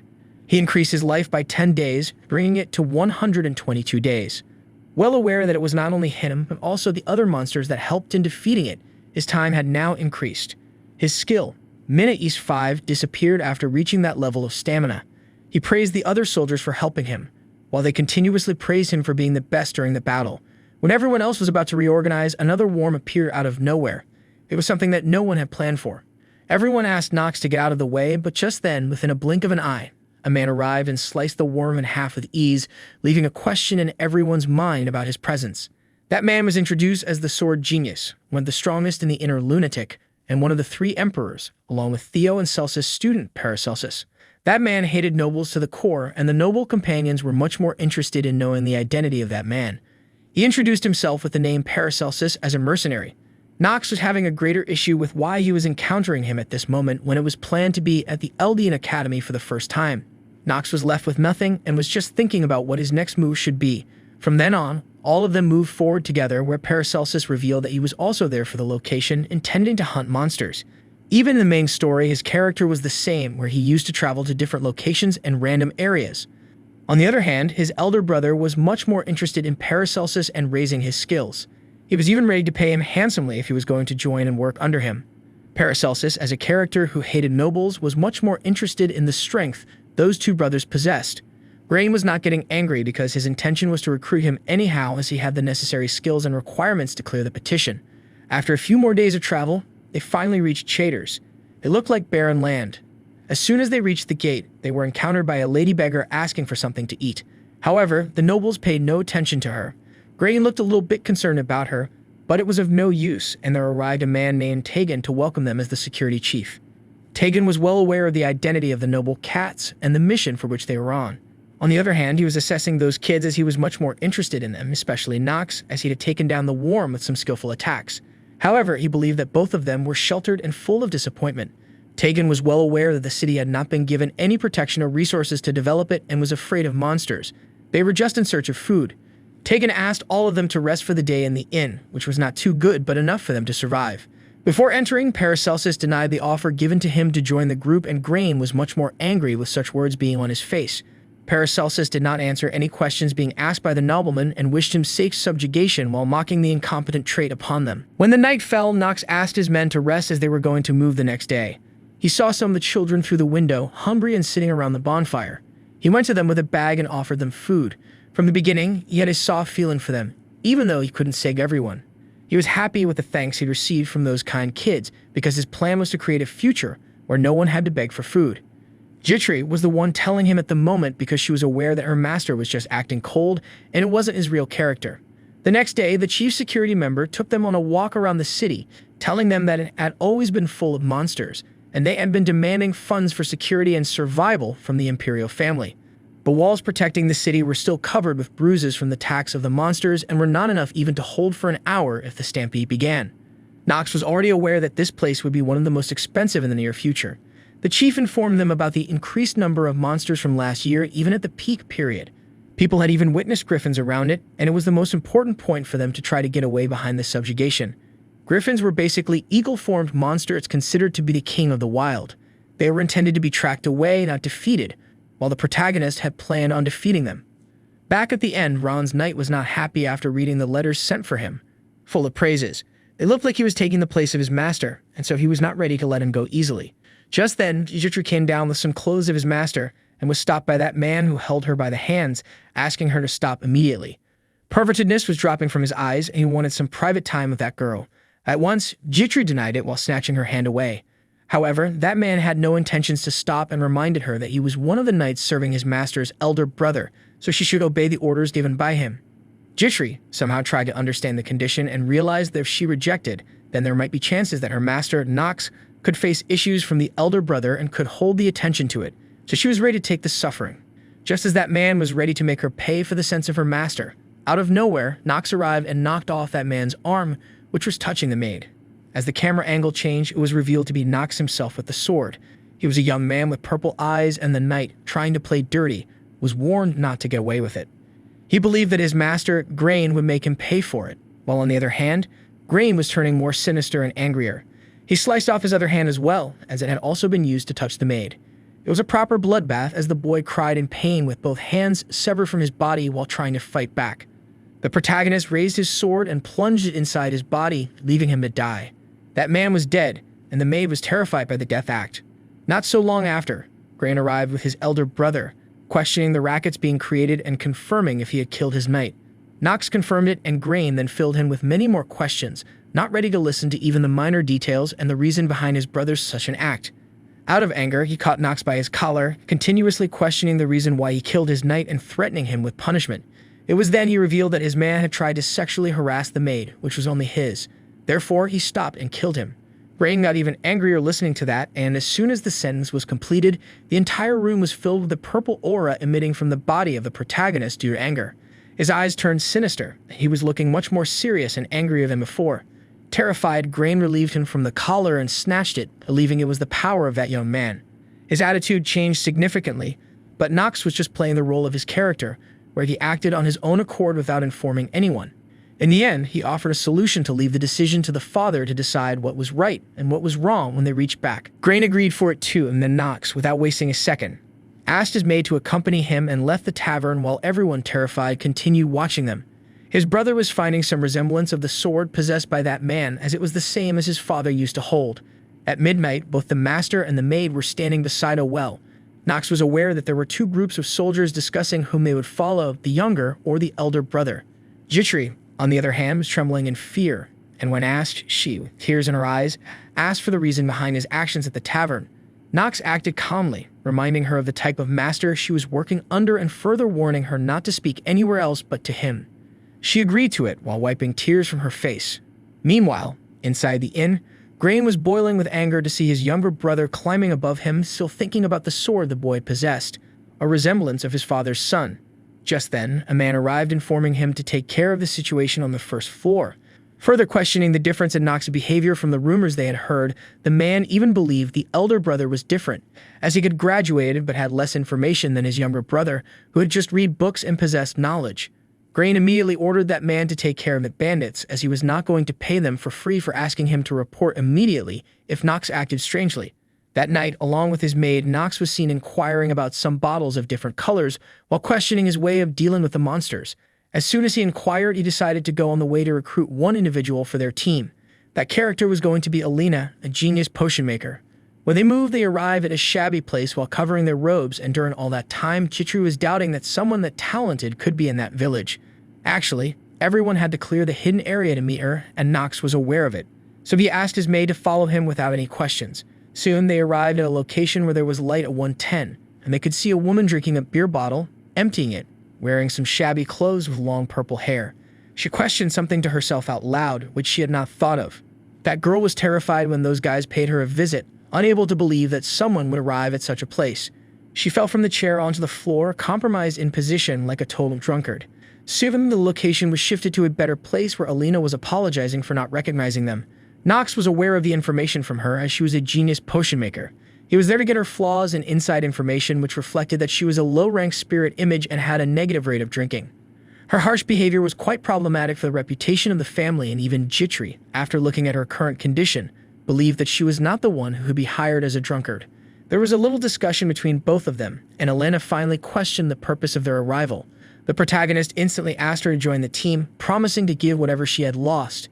It looked like the girl understood what the boy was talking about, but still denied the offer, because she had something to do at that place.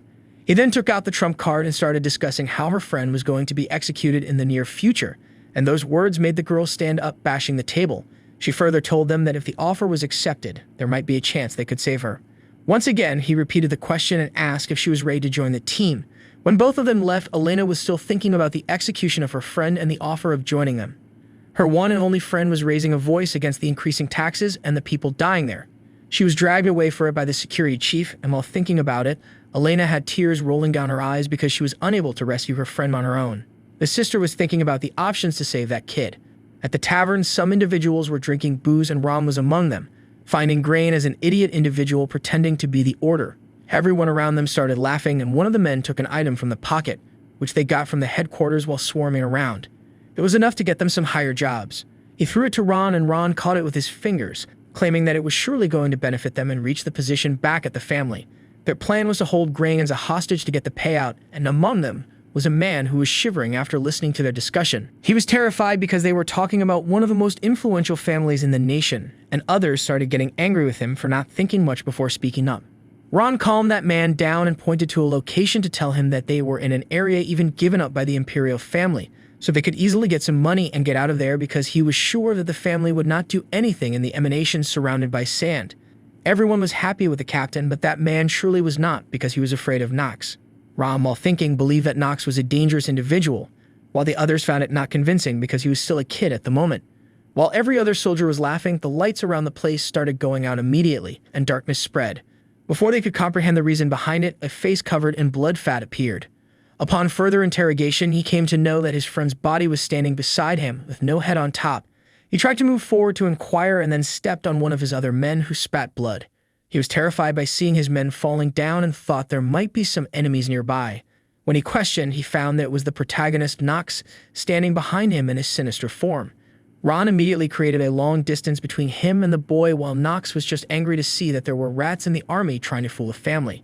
Ron tried to play it calm, but the protagonist already knew about him committing misappropriation of funds and using it for personal gain. In the end, Ron had no excuses left. He offered Nox a helping hand to rise high in the family after taking on his own brother. That man was trying to engage in conversation because he wanted his other men to surround him from all sides with swords and daggers. Jitri, on the other hand, was feeling it all along since the beginning. She then used her sword aura, which was enough to slice through those foolish men surrounding him, without any thought of the consequences they might have to face. As soon as she commanded the others, they all tried to attack him from all sides, but it was of no use, as the man was taking care of them with ease using his sword. Ron then decided to interrupt in the battle and used his sword. At that moment, his complete body was covered with a blue aura, and the other man was quite confident that the protagonist would not be able to dodge or block it. As soon as that clash was released from Ron, others realized that it was his southern sword technique, while the protagonist didn't even flinch and waited till the arrival of the attack. He was totally disappointed in all of them and then clinched his sword, easily destroying that attack with a single touch, reflecting the same on the status screen, shocking the man who delivered it. Ron was out of words, and so were his other subordinates, while the others tried to speak. The protagonist mercilessly took his head off and then proceeded further to reach Ron. As the sword had consumed the Southern Soul technique, it had succeeded in learning it, and for that moment, the protagonist's body was covered in blue aura. It looked like Nox was waiting for him to use it, and he had finally gotten what he was wishing for. He was about to use the same attack, but the moment he closed his eyes, he started wondering who the geniuses were. With that question, he found himself in a completely lost place surrounded by white walls. As he moved forward, he saw himself on a white screen and tried to answer it with different approaches, including someone who could reach a higher level, which most people could not. As soon as he answered, the screen completely broke as he was still in search of the correct answer to what it really meant to be a genius. Coming back to the present, he loaded the attack with sufficient power and then delivered it to those guys, which was enough to take them out. The other men stood there, getting back on the floor. All they could do was scream for help while Ron couldn't even move. He was terrified that something that took him more than 10 years to learn was learned by the kid in just a few minutes. The protagonist approached him with his sinister eyes, and he, terrified again, tried to distance himself, warning that he wouldn't get away if something happened to him. Nox wasn't even flinching with those fake warnings. He closed the distance between him and the man while asking him to be silent as he was assassinating. There would be no one left behind to tell the tale, so it would surely look like an assassination. As he delivered the final blow, the protagonist was holding a smile on his face, killing the man. Somewhere inside the tavern, we could see the girl, Elena's friend, being held against a wall, and the chief inspector questioning why she wasn't able to be sold to the nobles. He continuously harassed her with slaps and was unable to break her heart of stone. Her markings only made the man go even more crazy, and that lady had the guts to spit on his clothes right away. He went much angrier and then slapped her hard on the cheek for threatening her to be sold to a black market. That lady then went back into a flashback, remembering how her teacher used to tell her that she didn't possess the talent in alchemy. Actually, that lady didn't possess any talent in any of the fields, including alchemy, sports, and others. However, Elena was much stronger in those fields, living in the countryside, not supposed to be.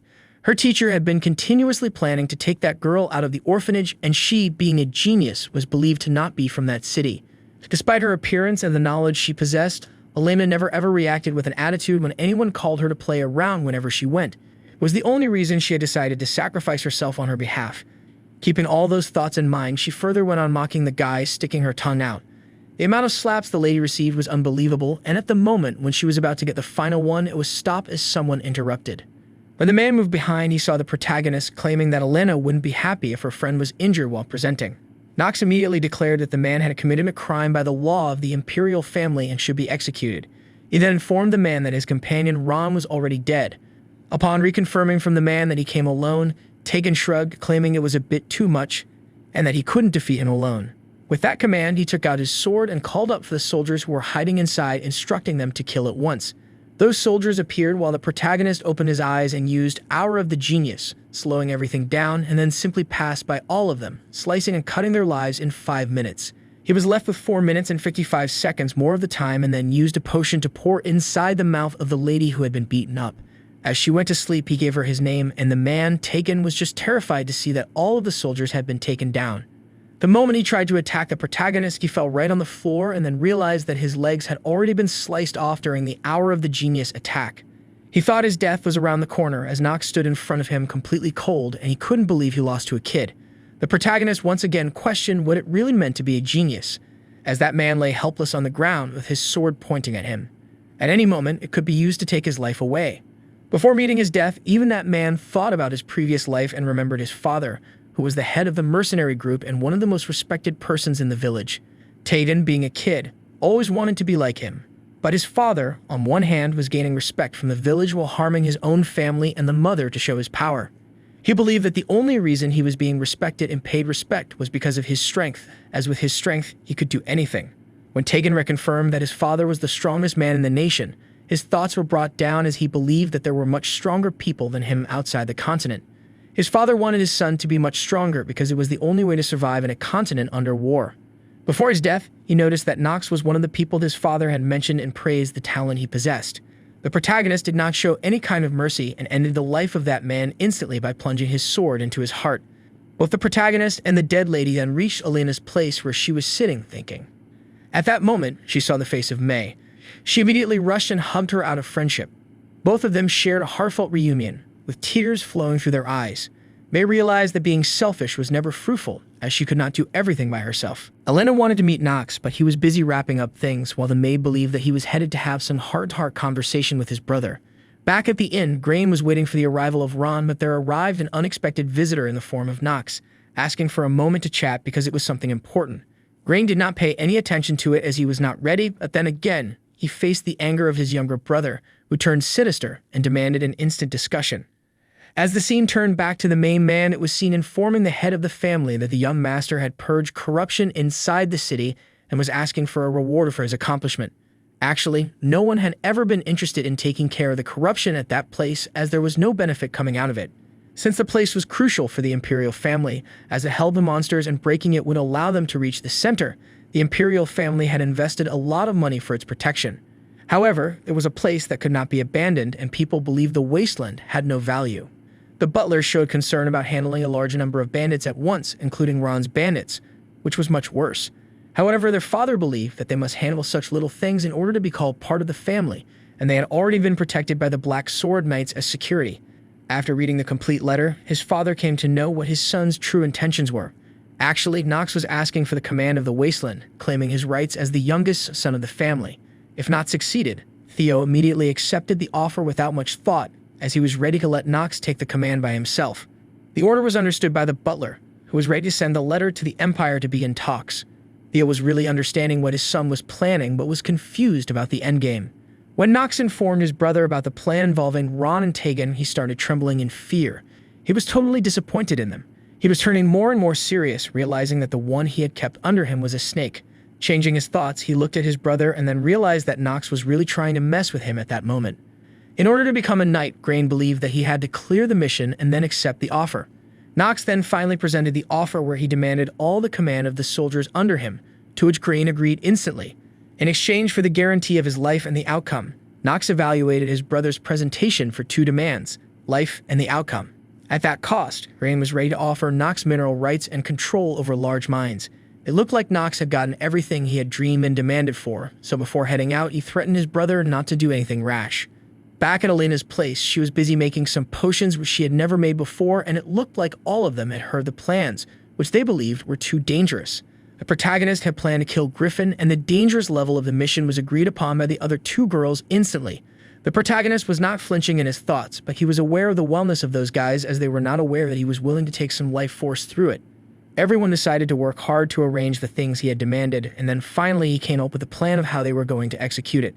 Actually, it had always been impossible to kill it with normal methods, and had always been the stagnant water gamers who were defeated. The plan was in motion, and those girls were paying the most attention. In the end, every one of them understood what the master wanted to accomplish.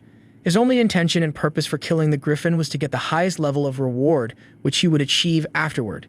The plan was going to start the next day, and on that day he fed Carr with his favorite dish, commanding him to be the best that day, to save his own life and his master's too. The next day, it looked like the stampede from the monsters had already begun, and the protagonist was looking at them from the top of the wall. He commanded the soldiers, telling them they had one chance. He was having a different kind of feeling at the moment, and still, his maid was a bit more concerned about taking on such a huge danger. Nox just gave her a bright smile and told her confidently that he was not going to die. It was enough to motivate her. He was the first to step inside the battlefield, and using his sword, he deflected and threw a potion at the iron golem. As soon as the potion dissolved, he sliced open the golem with a single attack, and the others were also caught in it. He made all of those monsters his stepping stones and moved forward by plunging and swinging his sword with great force. Just then, as most of the monsters were taken down, their path to the Griffin opened, which he had been waiting for since the beginning of the battle, and he was astounded to see it. Others watching the battle unfold were totally astonished, and Elena was up front, unable to believe there was a knight who could fight at that level. Others were also astonished, including me, wondering what kind of place he had survived in and what family he belonged to. Jitri informed them that it was one of the most prestigious families, famous for sportsmanship, and she further went on blaming that Nox was one of the most talented candidates. Those words brought a headache to Grain, while Jitri raised questions behind the reason his master was not paying attention to the rumors. Now, everyone had thoughts in their minds that he still had reasons, and it was agreed by the others. Between the conversation of the girls, they all decided to keep their lips sealed and not reveal anything. At that very moment, they all heard the growl of the griffin from above and were terrified. Grain was unable to believe that his brother was willing to fight it while he was already engaged in it. The protagonist was managing to deliver attacks while defending his own body through his dearest ones. Grain then took command of the soldiers, telling them they needed to deliver the attack when the distance between them and the griffin was closed. All of them understood it. The huge row was finally loaded, and as the griffin approached, it asked for its release. That arrow was pinpointed to the griffin, and it somehow managed to slice it, making it fall to the ground. Nox had already planned to use the potion to neutralize its fighting ability, and then he consumed the metallization potion to temporarily increase his stamina. He had already made all the preparations while commanding his brother to take charge of the soldiers. When he showed a little doubt, he ordered him to fight Griffin on the ground. Terrified, his brother agreed to it, and he was useful in launching a huge arrow attack. The protagonist was ready to prove himself as he was about to fight the Griffin once again. The Griffin rose high in the air, trying to escape from it. Something like this was not possible, as it was having some impact due to the potion, and it once again fell to the ground, unable to fly away. The protagonist slowly approached it while telling it that being a huge high-level monster, it would not be able to get through. That's why the arrow, which sliced open its wings, was loaded with tons of poison to restrict its movement. Completely enraged, the Griffin tried to attack him, and the protagonist immediately used his Hour of Genius skill to slow things down, creating 5 minutes to end the battle. At that moment, the pressure he himself was feeling was different from the game, but he was happy that the skill had been activated, and he was sure he wasn't going to die in those 5 minutes. He started delivering lashes through his sword, hard enough to create a bloodbath, and then commanded his elder brother for the next attack. Grain was boiling with anger while following those commands, but was left with no other option. He once again launched huge arrows at the Griffin's wings, making it fall to the ground. Finally, the time arrived when the protagonist decided to put an end to it, and for that, he took out his sword, fed it the mana required to deliver the attack, called upon the Black Execution, and then rushed forward to deliver the final attack with his sword. In the first strike, he sliced off Griffin's leg, making it bleed, and in the second strike, he sliced it from the middle with ease, cutting Griffin into two and leaving it helpless. They ended the Hour of Genius, and those 5 minutes, and seeing that other monsters were terrified, it had no other option than to run away. It was the protagonist standing still on the battlefield, taking and collecting praises from the others. With that, he had gained 60 days of life, increasing his lifespan from 122 to 179 days. Every other individual standing on the wall was happy, and it was a good feeling for sure. Graham was the one who could not gulp all those events, turning out right on his face as he had seen the complete battle unfold and the high-level monster accepting defeat before it was actually defeated. Such a battle was a true example enough to say that the man was capable of taking over as the successor of the family. And so, as he himself wanted to be on the right side, he took command of moving the body of the Griffin inside, giving Nox the chance to distribute the loot. Grain asked his younger brother to take a rest while moving inside, giving him an understanding that his older brother was truly terrified. He inquired about the item he had obtained from the battle. The first item was revealed to be the Griffin's heart, which would help increase or decrease stats as per the requirement. If an elixir was created from it, he handed over that item to Alina, who was sure she could create something out of it, though the protagonist was more concerned with how long it would take for such a creation. Tools were not that efficient, so it would surely take time. As they made their way out, the protagonist made an offer for both of them to be hired as servants of the noble family. They showed little doubt about it, but the protagonist turned it down, telling them that they possessed something much more useful, and it was not valuable at all if they were commerce or nobles. He was ready to give even his help, knowing that only Alina, a genius in alchemy, could use the item efficiently. Those girls immediately agreed to pay their dues with their lives when needed, and that answer was liked by them. He finally obtained 2 genius characters in one go and then moved out of the place, telling them to get ready within 3 days for departure, while the creation of the Alexander would be postponed until then, which would be created back at his own place secretly. As they moved outward, his maid confirmed that he was totally different from what she had heard of. She had seen the side of selfishness in him, but was keen on making a promise at that moment. That promise was to accept the help of the lady at the time of need, on the day when he required her the most.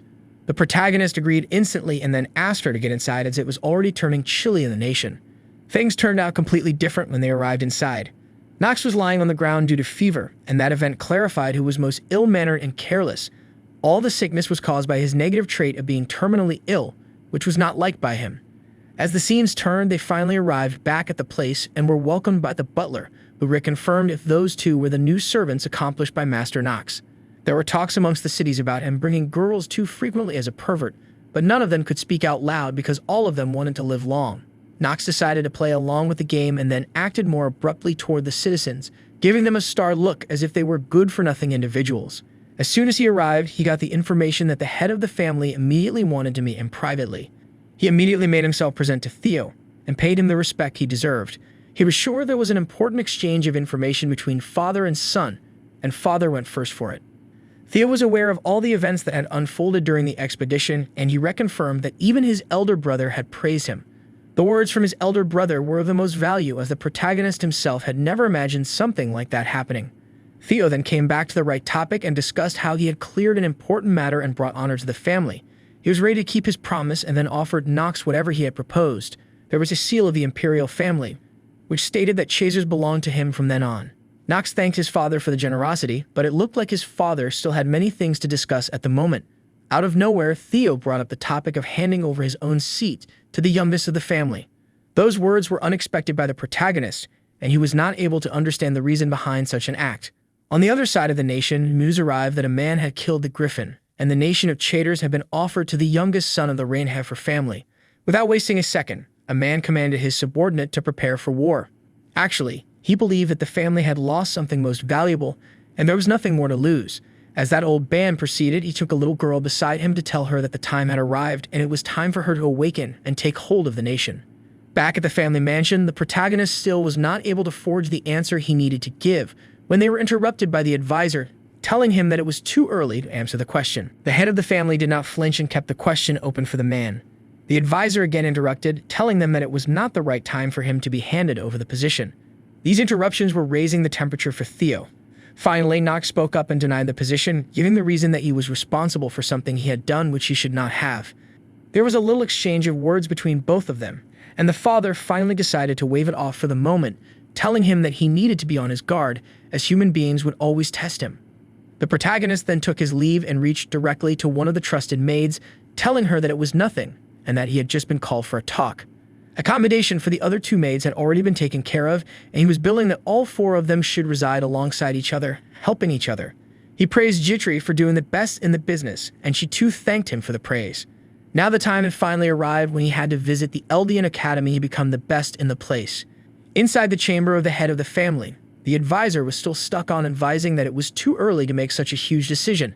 Meanwhile, the head of the family was criticizing him, saying that the eyes possessed by the youngest son were already telling that he had decided his future. Theo had somehow read the mind of that individual and came to know that he was afraid of death at that moment but was unable to understand the true reason behind it. The advisor believed that whatever happened to the madam was the real reason behind it, and to some extent even the head of the family agreed. He himself was covered in grudge for not being able to save his own mother. Once again, the memory of the darkest night, where his eldest son was demanded to accept the power of the Grand Duke, flashed in front of Theo. On the other side of the story, Talia was getting ready in front of Emma, confirming her looks. She was looking pretty confused about what kind of dress she should wear that day, as she was excited for her admission to the Eldian Academy. Emma believed that her excitement was because she was going to meet the young master Nox after a long time, and those words somehow made the girl blush. Since then, the protagonist paid a visit to Elena's experiment room to find her completely pale with dark circles under her eyes. Before discussing anything, he reconfirmed if she was doing well. It was Jitri who was sure of taking care of her because she always used to get lost when concentrating on something. The elixir was finally completed, and when the protagonist took a look at it, he found that it had great effects and was a high-level product. Since it was made by one of the geniuses in alchemy, the effects were raised by 200%, and it was the wind on which the protagonist's plans were set from the beginning. The huge impact on the stats through that elixir was something to behold, and it was one of the rare items with such great potential. He immediately praised her for the task and then turned to face them, with a sky-blue aura emitting from him. With that, all preparations for the family were complete, and it was time for them to move to the Eldian Academy with some high stats, great active and passive skills, and the activation of the sensitive genius skill. Not so long after, they reached the Eldian Academy. Nox was properly dressed as a noble, and as soon as he arrived, there was already talk about him. Everyone called him a troublemaker, and the protagonist decided to play his role, calling them all dogs at once. None of them liked such a compliment and walked off from the place. Just then, another carriage arrived, and Emma came out of it. The protagonist immediately activated his acting genius skill, and Emma called out for her to get out of the carriage as Master Nox was waiting. She gently, while blushing on the face, came out of the carriage, and the protagonist saw her. He had heard something that was not supposed to happen. It was Ron who had informed him about the marriage being planned between him and Talia, but the protagonist was not aware of it at first. She gently greeted the boy while he just looked away, acting abnormally. Jitri called that lady his fiancée, which made the protagonist grow unsettled at those words. Talia, on the other hand, tried to continue the conversation, but the protagonist was not interested. As the third carriage arrived, it was a much bigger one, and the protagonist realized that the Genius Academy finally arrived. She was introduced as Eleanor de Rivellin, and she recognized those guys at once. Actually, that girl already held huge hostility against the old Knox. She was the noble who always looked down on him and had never imagined meeting him at this location in such a state. The place from where Eleanor belongs is the family who could even move a continent through their wealth. That is why her nickname was the Fox of Wealth, and their earlier meeting was at the moment when both of them were children. Back then, Knox and his previous self tried to mark that lady as someone who attained her position just because of money, and due to that, she had to face criticism from everyone standing at that place. Since it was the doing of the previous Knox, the current Knox truly had to face it. Those two were the characters who would end up plunging the sword into their hearts at the end of the story. Eleanor believed that Knox was not his true self, as he was really not the one who liked to hear the truth from others. He tried to play such a role, but it looked like he was really acting, and Eleanor was impressed by it. She was not at all interested in getting anything from him or the family, and before heading forward, the protagonist decided to look into her traits. Achievements were quite few, but she had the main element of win with some traits of calculation, genius, and acting genius, along with some negative traits of pride, vanity, and the northern sword technique. About the Rivellin family, their middle name, D, was brought by Clarkson, a merchant. She finally decided to leave on not-so-good terms for sure at that moment. There was a change of banter between both of them, and they both finally said goodbye. They decided to head for the Eldian Academy admission ceremony. Finally, the most awaited moment was going to begin in the life of the protagonist. Inside the academy, there were children from various reputable families. While some of them were useful and could be recruited, there were also some of the strongest characters he needed to approach carefully, as he believed that a lot of people were looking towards him. His mate agreed to that observation. Talia believed that most of the eyes looking at him were filled with hostility, and then arrived the most awaited person in the corridor room. There was a small child holding a chocolate in her hand, praising everyone, while everyone was surprised to see her small size. None of them was able to understand the reason behind her presence, while the protagonist was aware that she was a total monster, not to be judged by her age or race. Her name was Noah, and she had several achievements and good traits. Noah introduced herself as the newly appointed dean of the academy, and she further threatened them not to use the word small in the area or the one speaking would die. The ceremony finally started, and as one of the members raised a question about the rules, she acted in accordance, stating that whatever rules she made would be called rules in the place with her anger. There was a magic circle created beneath all of them as she teleported them to a place, wishing for them to return. It was the time when the admission test was finally about to start, and the protagonist decided to survive anyhow to emerge victorious. All of them were teleported to a forest where someone was already waiting for them, asking them to get up on their feet. He was not happy to see them sleeping in front of him. The only one standing among all of them was Knox, who had really taken a toll on his body due to the forced teleportation magic. He immediately recognized the man standing in front of him, bald-headed, shining like a star with a story behind him. He had long hair in his younger years, which had all fallen out due to battles, and he was given the nickname Bald. The protagonist immediately activated the skill of acting genius in front of him, so there would be no other concerns while the man threatened the boy enough to raise any doubts, full of thoughts in his mind as he could read it all. The man was ready to tell them about the admission test, but before that, he asked them to cover up their ears as they needed to raise all of the sleeping yards at once. As the protagonist did so, the man created some sonic waves and rose all of them from the ground. While some of them tried to abuse the one who did so, the man hit them on the head, making them remember that it would create problems if something like that happened again. One of them was the bald-headed teacher, making them go crazy if anyone tried to mock him for his baldness. Every one of them was terrified with the demeanor that man was holding, not waiting any further. He asked the students to move along with him while carrying the others who had not woken up yet, and for the first time, they were going to be taught about LD Academy as an introduction. The hero summarized while looking at the man that the island Naver, all of them were summoned to, was filled with terrified monsters, including some which are not even from the same domain, and in return, they will be rewarded with the crystals which will fall after those monsters will be killed. In short, the less mana that will be available within the jewel, the more value it would be. And it was only Knox who was able to understand why there was an inverse relationship between both of them, as the individuals in front were looking for two things in a student for the admission test, which includes the mana sensitivity, which was already tested at the moment Knox got up after being teleported to the forest by the dean, and the second target of the officials was to check their ability to sense even a little amount of mana around themselves, as such skills will be pretty much useful in war. He moved on to explain about the location where they were teleported, as it was a labyrinth created by the dean herself, which was filled with numerous monsters, some of the caliber the students did not even think of fighting. Keeping the same in mind, that bold teacher allowed those students to go into groups, and the conversation among the hurdles started at once. Everyone was granted a weapon in hand, and out of nowhere, a sword and other useful weapons appeared into the hands of the students, while the bald teacher limited the maximum number of individuals in a team to 8. Everyone was stunned and was looking at each other to find which move will be the best as the next step, while the bald man just headed to the top in order to wait for them to choose their own team. There were still a lot of questions from the students for which they needed a good answer, while some were just even terrified with the teleportation magic. Till now, none of them had made a move in order to create a team, and while the girls were looking to find some of the reliable men, a maid raised her hand asking for companions in order to assist the princess. Everyone was trying to give whatever they had on their plates in order to survive the battle, while one was giving the name of the family, and amongst all of them, the only individual deciding to walk away alone was Nox, who left the hurdle behind and walked. Diagnosed was walking while using his inner lunatic to understand that the forest was not a place where normal tactics were going to work. So in order to gather a huge amount of knowledge and to get rid of his terminally ill situation, he decided to walk off alone, having confidence that he will be able to do so.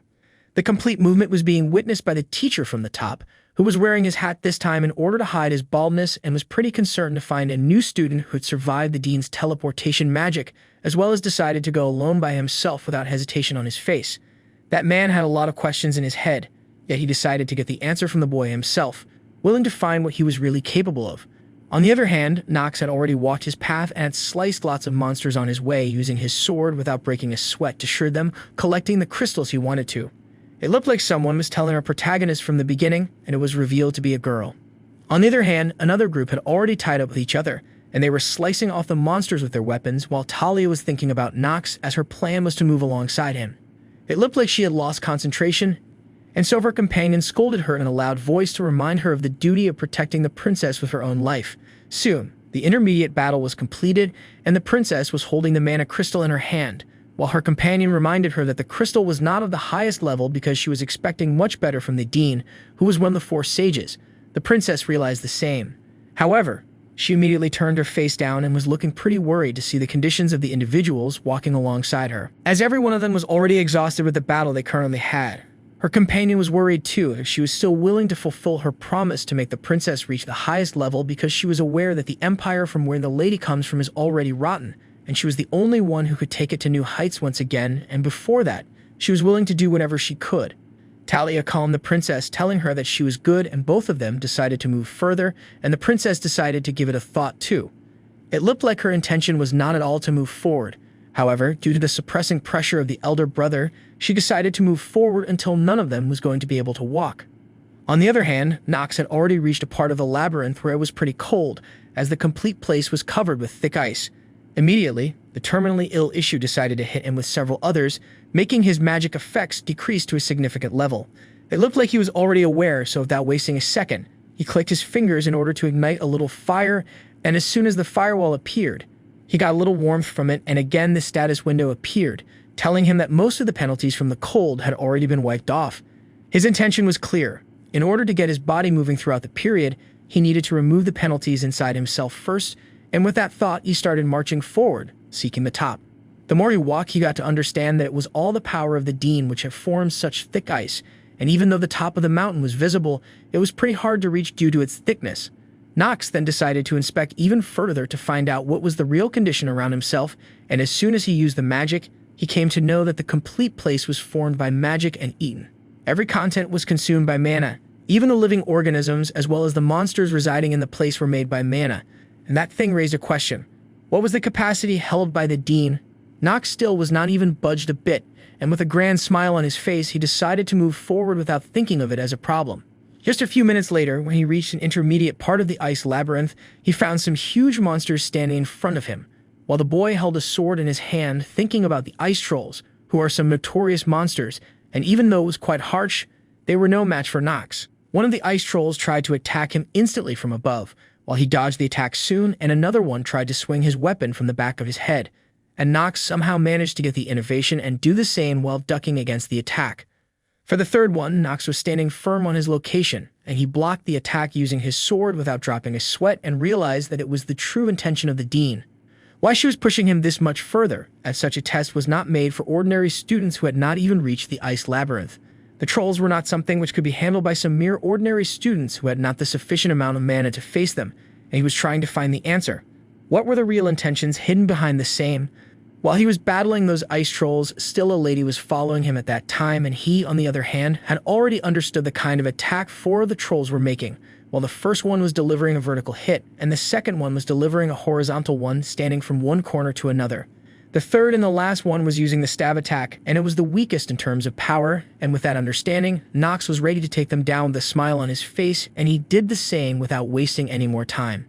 He started slicing those monsters in the way they were attacking him from the beginning, and then ended the life of the third one with a stab in the belly, deciding to leave their blood-covered bodies onto the floor, having no mercy. Then he bent over to pick up the gray stone, which was recovered from the body of one of the trolls, and he received it. He was not bothered about any other, as it was the most precious one, which can be exchanged for the scroll of Hour of the Genius, and he had the intention to strengthen his skill, as it was the most important one. The third group, the group led by Eleanor, was thinking that they were among the top in their peers, and everyone was happy with that achievement. Eleanor, on the other hand, was also aware that whatever they had achieved was sufficient enough to get a good result. Still, there was a kind of uneasy feeling inside herself when she saw that her rival, Nox Reinheffer, decided to go by himself without having any second thought. Her past memories started to surface inside her head, where a man was scolding her for getting into trouble or quarreling with the young master of the Reinheffer family. The man was trying to teach the lady that he wanted her to take the family to new heights, as his true intention was to reach the top, while he was not even paying attention to the tears of the lady with that overload the man was giving her. The lady had realized that the man in front, even being her father, had never thought of her as a daughter, and before she could reveal what the true characteristics were, she started to wonder about the young master and his appearance to attempt the test alone, and started wondering what his real regards might be. After thinking of it all, she gave a proposal once again to everyone in the group and told them that if anyone would decide to walk even further, then they would be rewarded even more handsomely. While everyone heard of it, chatters started to begin between the group, who were concerned about being injured and moving further to give account to the same. Eleanor gave a bright smile to inform them that it is the basic rule of life, where they will get higher rewards if they were willing to choose higher risk. It was a grand offer, and some of the students accepted it without having a second thought for the reward. Eleanor was ready to give up money, whatever is required, to find out what Nox was really doing in the back. Nox, on the other hand, was still in the ice labyrinth. His intention was to get some higher rewards by traveling alone, and it looked like he had succeeded in the same. He was well aware that in order to increase his strength with the Hour of Genius, he needed to unlock the skill of agility, and he was ready to even call her for attention if something like that was his true intention. Out of nowhere, he felt a sudden movement as a knife rushed towards himself, and he slashed away with his instant reflex, and then started to wonder who really was able to reach there before him. It was the same man from before named Para, who had no expectations to meet the guy in such a place. It was quite surprising even for Nox to have a meet with him in such a location, as it should not be happening because the man standing in front of him was having some nice status and traits with exceptional skills alongside, and he was one of the strongest characters in Inner Lunatic, as well as one of the 3 Sword Emperors. As per the real story, that man was bound to fight Nox in the chapter in order to protect Eleanor, who was going to fall into danger. However, before he could comprehend even further, he was given no time, and the man again tried to attack him, which was giving some feeling that the attack was again blocked by Nox using his sword, and still the man was searching for Nox, who was going to fight him. Then he asked the boy to hand over the stone he was carrying at the moment, and somehow, he did not like that, as his temper reached a top of anger, hearing that. Nox then decided to get into a battle alongside him, realizing that Nox he was waiting for was not existing in the story anymore. He just realized that he was going to win the place where he needed to stop the man right there, and out of nowhere, he even asked Para to not mess up with the story. Para was completely blank with the declaration. Still, he had some bad intuition from him since the beginning. He was the only one who was using the sword perfectly. Revealing his intentions, Para once again asked the boy to hand over the sword and work to his side without having any trouble, while he was already aware that it was the black crystal, which was going to give them the highest reward. In case the boy was going to refuse, Para was ready to do whatever it takes to have it in his hand. After waiting for a little more while, Para understood that Nox was not going to hand him over that thing anyhow. He was well aware that the boy was already growing to reach the top, but his skills were not at their best, and he was pretty confident that he would win the battle if he used the Hour of Genius skill. However, he just could not use it right away, and on the other side of his head, he was also thinking that he needed to save Eleanor from the danger which she was going to face if Nox was not going to exist. Nox then decided to hit the man on the weakest part of his nerve to tell him that he was not the only one aware about his secret, and went on to tell him that his true intention was to find the reason behind his master's death. While saying those words, he even raised the black sword to his neck, and somehow with that declaration, Para was not happy, and his face changed instantly. The group led by Eleanor had already reached the icy labyrinth part. However, before that, the group led by the princess was already on the top. She had intuition since the beginning that Eleanor was surely going to make it. Eleanor, on the other hand, bowed in front of the princess to tell her that she was not going to get into her way. However, her intentions were something different. She wanted to find the truth behind it all. The battle was already going on between Para and Nox, who were facing each other with great intensity, and Para was delivering every blow with the intention to kill. It looked like the group was already witnessing the fight between both of the characters, and the princess had decided to not participate in such a senseless battle, as it would surely be their demise in case they interrupted. She wanted both of them to take one down, as in case both of them started to work together, it would be dangerous. The lady understood the true reality and then, without flinching on her feet, decided to follow the orders. Eleanor was surprised, as the young master she heard of was a good-for-nothing individual, so the question stands, how had he become that strong? The battle was still going on between both of them, and as the friend of Nox was viewing the battle while being worried, Echidna interrupted to tell her that she had never expected Para, one of the destroyers of the East, was going to be among the new students, and then went on to tell them the man was identified to be the Grey Wolf, an individual who, from a young age, was famous for eliminating numerous bandit groups in the East. Echidna was also surprised to see Nox having a new light, as she had never expected him to be that skilled because he was just a lustful guy having only perverted thoughts. The lady in red hair tried to bring down her thoughts and then ended up in the trap of knowing that much about the guy. In the battle, Para was fighting while having anger on his head, due to which he was wavering, which was an unnatural response, understood by Nox, and since Celsus was his only teacher, who used to teach him from his childhood, his death was something which had given the man a great fallback. Finally, Para decided to end up with back holding and then rush forward to attack even further, activating the acting genius skill. Nox again tried to attack him mentally to tell him that he was not the one who killed his teacher. While saying those words, the boy was holding a smile on his face, and it looked like Para was not happy with it. So he rushed forward without saying any single word and delivered some good slashes against Nox, which were blocked each and every time. Nox soon realized that the boy was just delivering simple techniques, as even after he was a genius, he was still young and had various raw knowledge. Easing on Para, he managed to deliver a kick to the gut of the boy, making him fall back onto the attack. Now, Para sighed a bit and then again plunged forward with his sword to stab the boy, giving him a challenge to not spout any other word about his master again in the middle of the fight. Nox, on the other hand, had no such intentions, however. His mind changed as soon as he realized that the attack from Para was getting much more intense. Sharp was also aware that in case the boy started using the sword technique of living, his defeat was inevitable. It looked like Para had already started the same technique, which made him one of the three emperors, and with that, it was Nox who was falling back with sudden attacks. Nox then decided to hit him onto the second weakest nerve to tell the boy that he was fully common or not ready to accept his true position, and Para gave the counter that it was just a noble who had made the place that much shittier since the beginning. In the midst of the battle, they were getting into the conversation, telling each other that none of their talks was having meaning in this situation, and when Nox realized that he was falling back, he gave an offer to the boy to listen completely about his teacher before ending the battle like it. He was doing all that in order to stick to the time of the clock at 9 p.m. because it was the time when Eleanor was going to be attacked by the monster. 2 minutes were left, and the conversation was moving ahead with Para trying to get the information after giving a slice to the boy, while the noble was taunting him to stay back or else it would be much worse in his common situation. Para was worried about the audience standing behind, having the view, while Nox was ready for the last move. Para immediately rushed forward to block his confidence at once. However, Nox had a different plan, and he used the Hour of the Genius skill to activate his swift movement, something which Para had never expected. The boy was aware that every second was very much crucial for the life of Eleanor, so he dodged Para completely, and while Eleanor was lost in thought of how he managed to do that, there was something which tried to attack her from behind. It was a black shadow, and before they could realize what its true form was, a night wraith came from underground to attack the lady, while the lady was sure that she could not dodge it, as the monster was trying to attack her from above to get her killed. Eleanor was pretty scared at the moment, and she decided to close her eyes to meet her demise. Something unexpected happened, as when she opened her eyes after a few moments while finding herself in the current world, she saw that it was Nox who smashed away that night wraith with one attack, calling it a pathetic sight. Eleanor was pretty confused. Why did Nox go so far in order to save her? While Nox just mocked the lady for not being able to defeat a single monster while walking into the ice labyrinth. There was a natural response in the eyes of Nox, as he had never expected that a monster like that was going to appear in the Dean's labyrinth, which was not really supposed to be. He was aware that the man behind it was Nox, who had killed Para's teacher, making him involved in this matter, and it was probably because Eleanor was supposed to die of him. However, her personality mellowed down as Nox saved her. Still, none of that was going to make any sense in the story further, as it had already been changed and each and every set of eyes was looking towards Nox.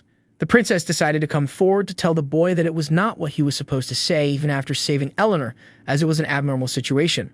Nox gently greeted her, and she raised all the concerns over the academy, which had decided to make those normal students fight such a high intermediate-level monster. Nox decided to interrupt to tell them that there might not be a chance that some of the opponents could be decided beforehand, as it was a part of the test, and it was a direct response, which was not loved by Echidna, and she interrupted to remind him that he was talking to the princess, and the only reason he interrupted the battle was because there was something wrong with it. Nox immediately recognized the lady as Echidna, the princess's left hand and having the nickname Snake of Greed, as there was not a chance that a family like hers was going to get close with his own, as she belonged to a holy one. Without having any second thought, Nox went off to insult even a holy family, calling her a dog from there, and on reconfirmation he replied positively without any hesitation.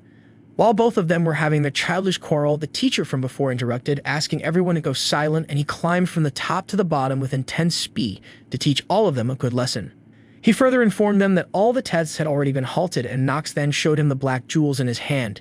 Even the teacher had never expected someone to get so far, and then he praised the boy as he was already full of the prizes. Not waiting any further, the man then declared that the student who will be on the top of the admission test will be Nox, who obtained the black jewel, and the one with the purple one will share the second place together.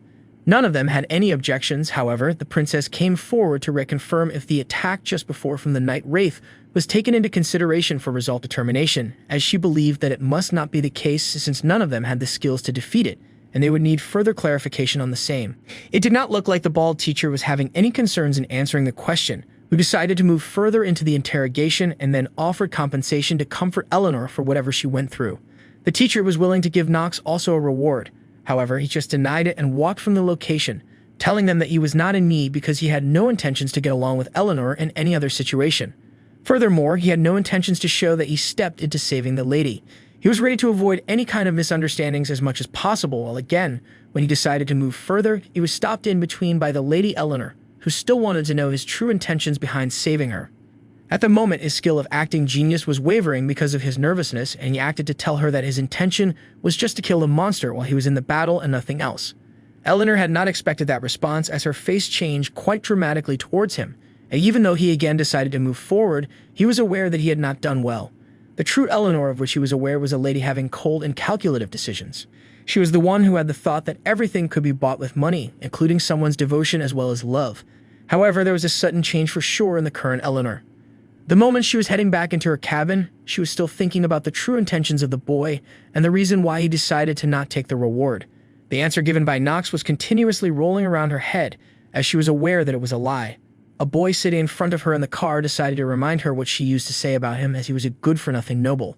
However, it was of no means in changing the perspective of the lady, who was still thinking that the boy had some other reasons behind acting like that. She then decided to look further into it, and the boy was ready to help her with whatever she wanted to. Eleanor instantly denied it, as she was willing to look into it all by herself with no further intervention, as she was aware that they did not want to reveal it further anyhow, as it would not be easy to get off from it. At the moment, she was reading a scroll, having some information about something, and with that, the car was moved through its location. In the dormitory of Eldian Academy, Nox was taking a rest while his maid was standing beside him, pretty worried about the condition of the master, as his face was pale, and he was having cold hands and feet. Diagnosed in his head, he was thinking about the true reason behind his change in character, as he still wanted to find Nox of the story, as it was important to know who sent him the message and to recover his memory, because he was not ready to make more unexpected variables. While he was thinking of himself as the villain, something struck his mind immediately, and he stood up from the chair, forgetting that his head was being rubbed off with cold water, as he found a way to do it. Again, that smile came back to his face because he had found a way to act both as villain as well as protagonist in this world. On the other hand of the story, it moved to a battlefield where numerous monsters were on the floor, and the lady was standing with long hair, holding a sword in her hand. Just then, one of the knights came forward to tell Luna about the demonic humans making the move. They were talking about someone to awaken, and as soon as the conversation ended, Luna was aware about the storm of blood which was going to build over the continent once again. Luna immediately decided to move on with achieving the goal, and when she wore the robe, she was holding a symbol crest. And then both of them walked away from the location. After slicing millions of monsters, they were doing all of it in order to destroy the Arkheim Empire. Nox, going back into his memories, went to the period where he used to play numerous games on his computer while having litter around.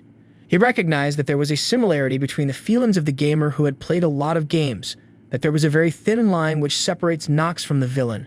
It was the same about Inner Lunatic, where he was standing as a villain on the top while Nox was in the middle, putting him into something which had various overlapping situations with each other.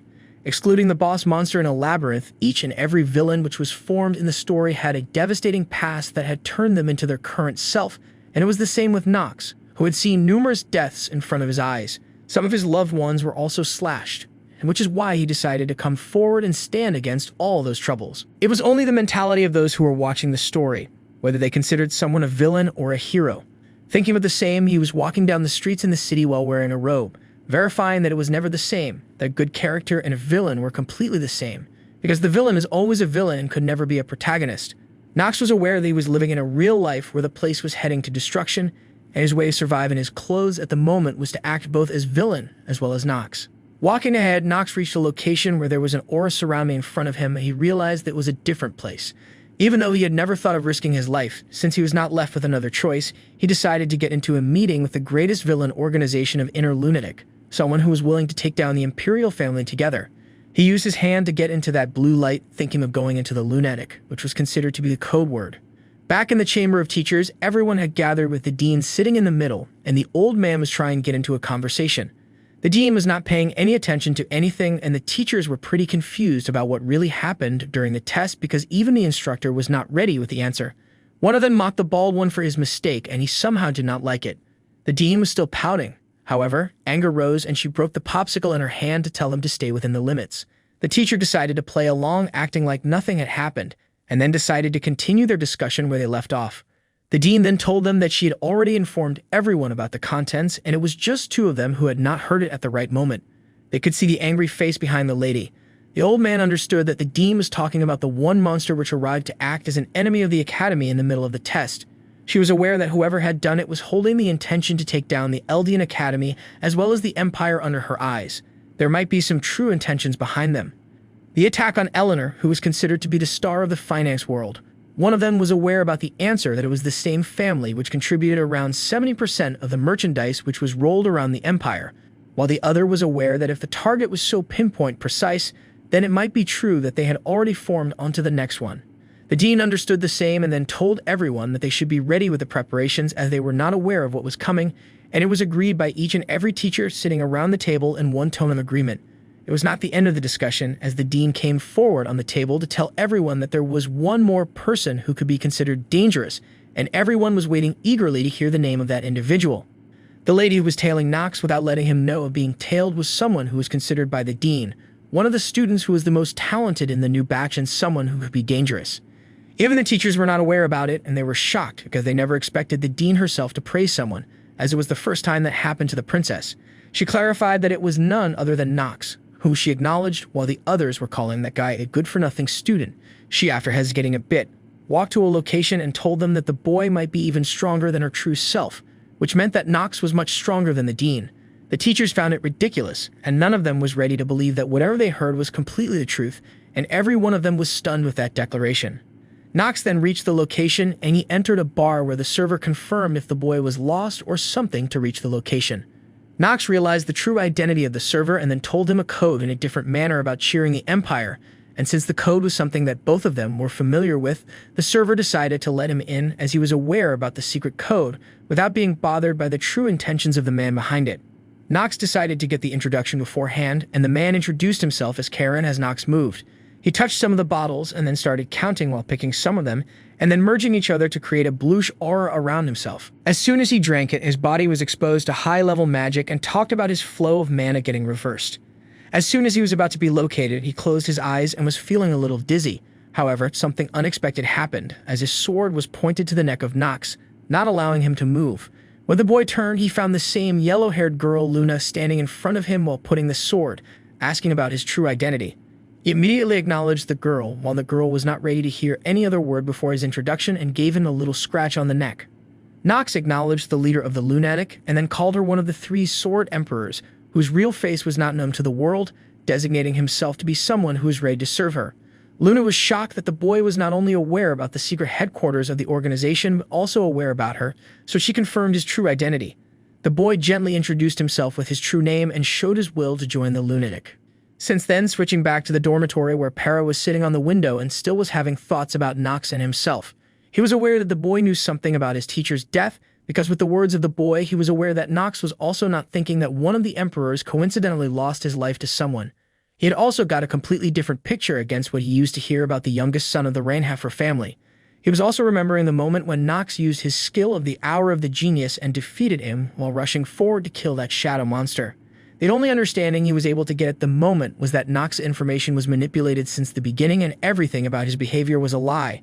Still, while heading to the bed, he was wondering why such things were formed and forced into a manner, and what were the true intentions behind the family hiding such a precious jewel. Such things shall not be the concern of Para, and he decided to just crush whatever comes into his way, and even if it be a noble, he was not going to hesitate. In the moonlight, the scars on his body were completely visible, and he went back to sleep with some thoughts in his mind. As soon as he closed his eyes, he heard the words of his master, who was telling him about the current change in the scenario of the empire, where there was the imperial family, which was divided into two, and the current Princess Penelope was trying her best to get over the first prince in the political scene, and it was an instruction given to him by the master to choose a side in order to survive. For him, he was guided to join the academy and decide on which side he should stand. It was the final assignment which was given to him by his master at that time. With those thoughts, his sleep was getting uneasy when the master was telling him that he had given everything whatever he could, and before he could hand him over anything else, his master was backstabbed by an enemy, leaving Nox totally stunned at what happened in the bloodshed. He ran to his master, apologizing for leaving first, and all this dream was sufficient enough to raise Para from his bed in fear and anger. A kind of jewel, red in color, was lighting up in his hand, and he just sighed to ask the old man for his disappearance, as he was dead already and was interfering in his sleep. Walking away from the bed, he was still having thoughts of why a dead man was coming into his mind unnecessarily. On the other hand, the sword was already pointed onto the neck of Nox still. When the information about the lady standing in front, Luna, was revealed, having extraordinary stats as well as traits and skills in her hand. She was one of the 3 sword emperors, and she was also the one who was standing shoulder to shoulder against knights just at the age of 20, and she was also furious while defeating the monsters with ease, and her sportsmanship was something that could not be caught easily. Nox was there in order to learn her sword techniques before he was going to learn the Black Soul techniques after reaching the level, and for the same reason, he was willing to join to show his true self. Luna questioned his true intentions after being a noble to join a criminal organization, and at the moment, the bleeding level 1 had already occurred through his neck by the pinpointing sharp sword. Nox was aware of what he should answer, and he uttered the same word which the lady wanted to hear, of taking down the Empire.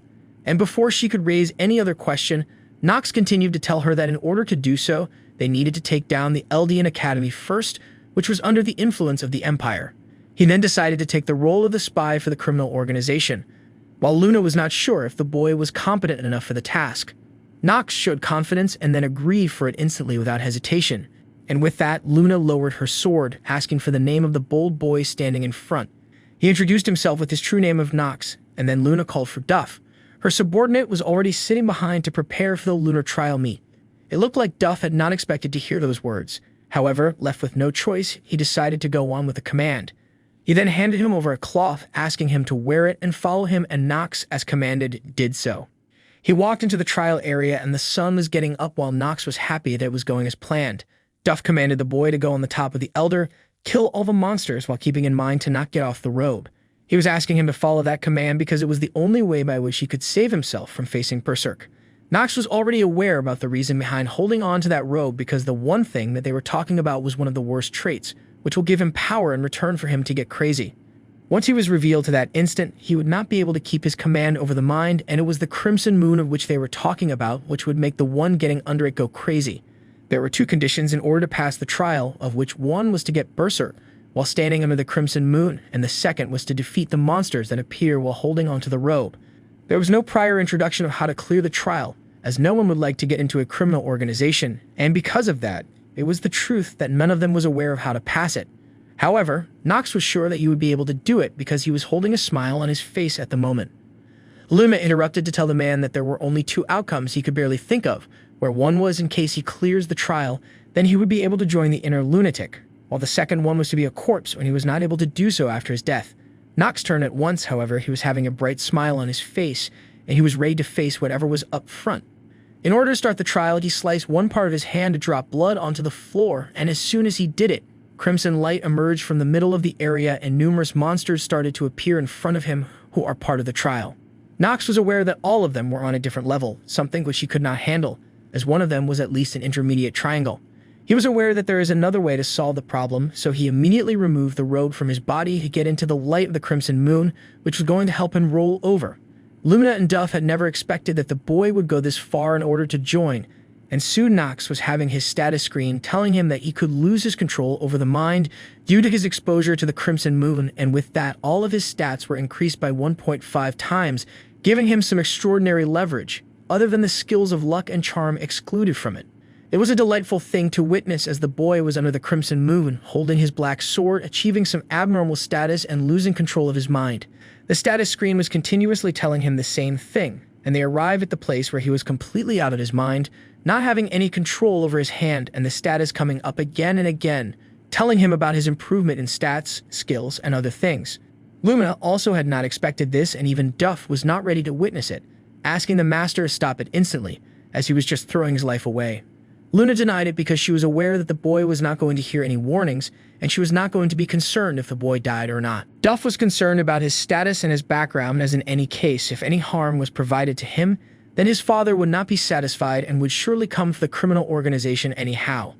Luna was ready to make sure that such things would not happen, and while saying that, she had a smile on her face because she was aware that the father his subordinate was talking about was not having some fatherly love, and so both of them decided to just focus on what currently was unfolding in front of their eyes to observe what happens, as no one would do such a task without having a plan in mind.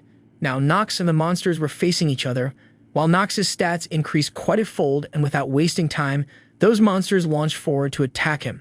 The first one was the dragon, a red in color, which tried to gulp him up in one go, while Nox just jumped from the floor without breaking a sweat and then sliced the head of that red dragon with ease.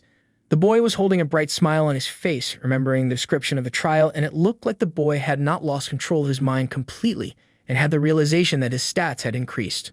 Including his body had also shown significant growth as he was able to hold the sword a little longer. Other monsters also launched forward to attack, and Nox once again sliced their heads and continued to do so until each and every one was going to get on the floor. Heads of the monsters were dropping on the floor like mere tennis balls, and while Nox himself was having a body built extraordinarily to anyone else, he was holding the sword in his hand, waiting for the others to come up. That complete battle was being witnessed by those two standing aside. As soon as Nox remembered about the crimson moon, which would give him one of the worst traits, he rolled around with his red aura and the sword, because the intention of using it was from the start, as it was the only way he could win the battle, and it was only possible because of his talent. At the moment, he was holding two genius combat skills, including swordsmanship as well as mana sensitivity, which had neutralized the crimson moon's status ability effect, and at the moment, he was having a nice, good body as well as control over his mind. His talents were unfair to the others in the world. However, it was only beneficial for him, and when he was aware about it, he jumped into the sky, standing in the middle of the crimson moon, holding the sword in his hand, and was about to deliver the black execution. It was even enough to give him an intense speed of slicing. The monsters had less, and every one of the two standing aside was totally stunned to witness what they were seeing at the moment. The more he was slicing those monsters, the more his life was increasing because it was just to increase his stats as well as his life. The scenery was one to be witnessed, as those monsters were just looking like vegetables coming in front in order to get sliced by the black sword of the monster standing in between, covered by the crimson moon. Luna tried to speak something, but her command was not clear, so Nox just walked with that declaration towards the lady, covered in bloodshed, and then reconfirmed if the trial was over, while there was nothing left behind in the form of monsters. It turned out to be a little while ago where Luna was ready to acknowledge the boy as one of the lunatic members, and Duff was also aware that he was the only individual with such a level of control. Luna declared the clearance of the exam as passing the test. Even so, Nox was not stopping and was slicing the monsters continuously. It looked like he was not having any control, and so she decided to kill the boy instantly. However, it was not easily possible. Nox, as soon as he killed the last monster with his sword, walked out of the arena with no monster left to raise a question against him, and then stood in front of both of the individuals covered in bloodshed. Returning to the present, he was reconfirming if the trial was over. Luna praised his father for raising a monster, and so Duff agreed, while Nox was happy with his mission being succeeded. In the end, with the command of Luna, Duff handed over another robe which was only given to the noble members of the lunatic, asking him to wear it. The equipment was successfully equipped, and he was recognized to be one of the members of the lunatic. about the information of the same, the status screen told him about the new style of Oath of the Moonlight, which was sufficient to identify the true identity of the membership from the criminal organization. The robe was totally awesome, and Nox liked it the best because it was worth whatever he went through. In front of them, Nox was smiling with a bright smile. After knowing the true identity of the robe he was wearing, which was giving him the skill of Oath of the Moonlight, one which was only active at night, and which would multiply his attack power by 1.2 times, his stats had also increased a bit with the battle he had just gone through, further giving him some high increase in his stat of willpower. Whatever he wanted to achieve, he had already gained through it. However, Luna was looking a little confused by his sudden change in behavior. His eyes were asking for something else, and Luna read it immediately to some extent. His demand was also natural, because he had performed the best in the trials of Lunar. Nox was not hesitating even a bit while asking for whatever he wanted, and Luna was also convinced to allot it, calling him a newcomer, wondering about his current behavior lasting long. Luna then turned to Duff in order to ask something, and he gave her a mask out of his robe and she handed it over to Nox, telling him that it was one of the newest artifacts. The Lunar had just achieved it in the form of Moon Shadow, one thing which was capable of creating clones, and an artifact which would help in becoming the spy in the eyes of Luna. Nox was looking satisfied with the gift, and it looked like he had planned to get it since the beginning of his arrival. The status screen also showed Moon Shadow, and as soon as he wore it, the creation of a clone was underway, and the reason he was willing to get his hands on it was in order to act both as Nox as well as the villain in the story. He instantly thanked the captain for the gift, and she told him about the 5 ranks in the Lunar, which included 3 others besides the vice captain as well as the captain, and then found that he was going to start from rank 3 because he was the first one to arrive. Nox agreed and then was commanded to not do anything until this first mission was granted to him. Nox gently bowed in front of her, and as she left, both of them agreed that the child was much more interesting than they had expected, and still the question was in their heads. How was the boy able to get under the Crimson Moon without having any madness, as it was already known to everyone that people who are not geniuses were not able to last even for 5 minutes? Luna was aware that if the boy was able to do so without having any second thought in his head, it meant that he was ready to put his life on the line, and she agreed with that declaration of the Master too. Both of them were willing to look forward to how the boy was going to survive further. On the other hand, as Nox left through the way out of the inner Luminec trial, he entered the bar once again, where Karen was impressed with the boy for taking care of the business. Nox was still thinking about the question others would ask: how did he survive under the Crimson Moon? However, he was already aware of the answer, that he was only able to do it because he possessed 2 genius skills at once, including swordsmanship as well as mana sensitivity, or in simple words, he could say that he was the only one who could use the power of the Crimson Moon without having any problem. It looked like the bartender had something to do with him. However, he was not liking that the boy did not introduce himself, and at that moment, with many questions, the same tone gently introduced himself with his full name. Karen was somehow aware about the true strength of the boy, and he was ready to keep up with the pace of the academy, allowing him to enter, asking him to just hide himself in the darkness. He just asked him to not stand anyhow any longer, and by that he reached back to his dormitory, having success in progressing with the plan as he had planned. The maid in front was waiting for him all that time, pretty worried about the boy sneaking out without telling or giving her prior information. It was quite surprising for Nox to see her present there, as she had already slept, and the maid again threatened him to inform her every time he was heading out, as it was her hard duty to keep an eye on him and refrain from any more rumors being spread about him. She was willing to remove his bad image from the eyes of the individuals. However, Nox acted like it did not matter to him at all. He gently asked about her day, as she was also taking some lessons at the moment. However, the question turned down the face of the maid, as she was not having a good one. Something really happened, and Nox comprehended that even though some of them were acting like mates, many of them were from the nobles, and it was the perfect time for the commoners to act in such regards, with the nobles trying to bully her in the process. Dimitri was holding all that story inside herself and was not revealing it, so Nox then offered her a pouch, telling her to open it whenever she got into any kind of trouble in the lesson. She gently took it over and was confused about the contents inside it. However, Nox repeated his sentence, telling her that it was an item which would resolve the problem instantly. Her curiosity was at its peak, and she wanted to open the pouch right away. However, such a talk was declined by the master, and she followed the command as instructed.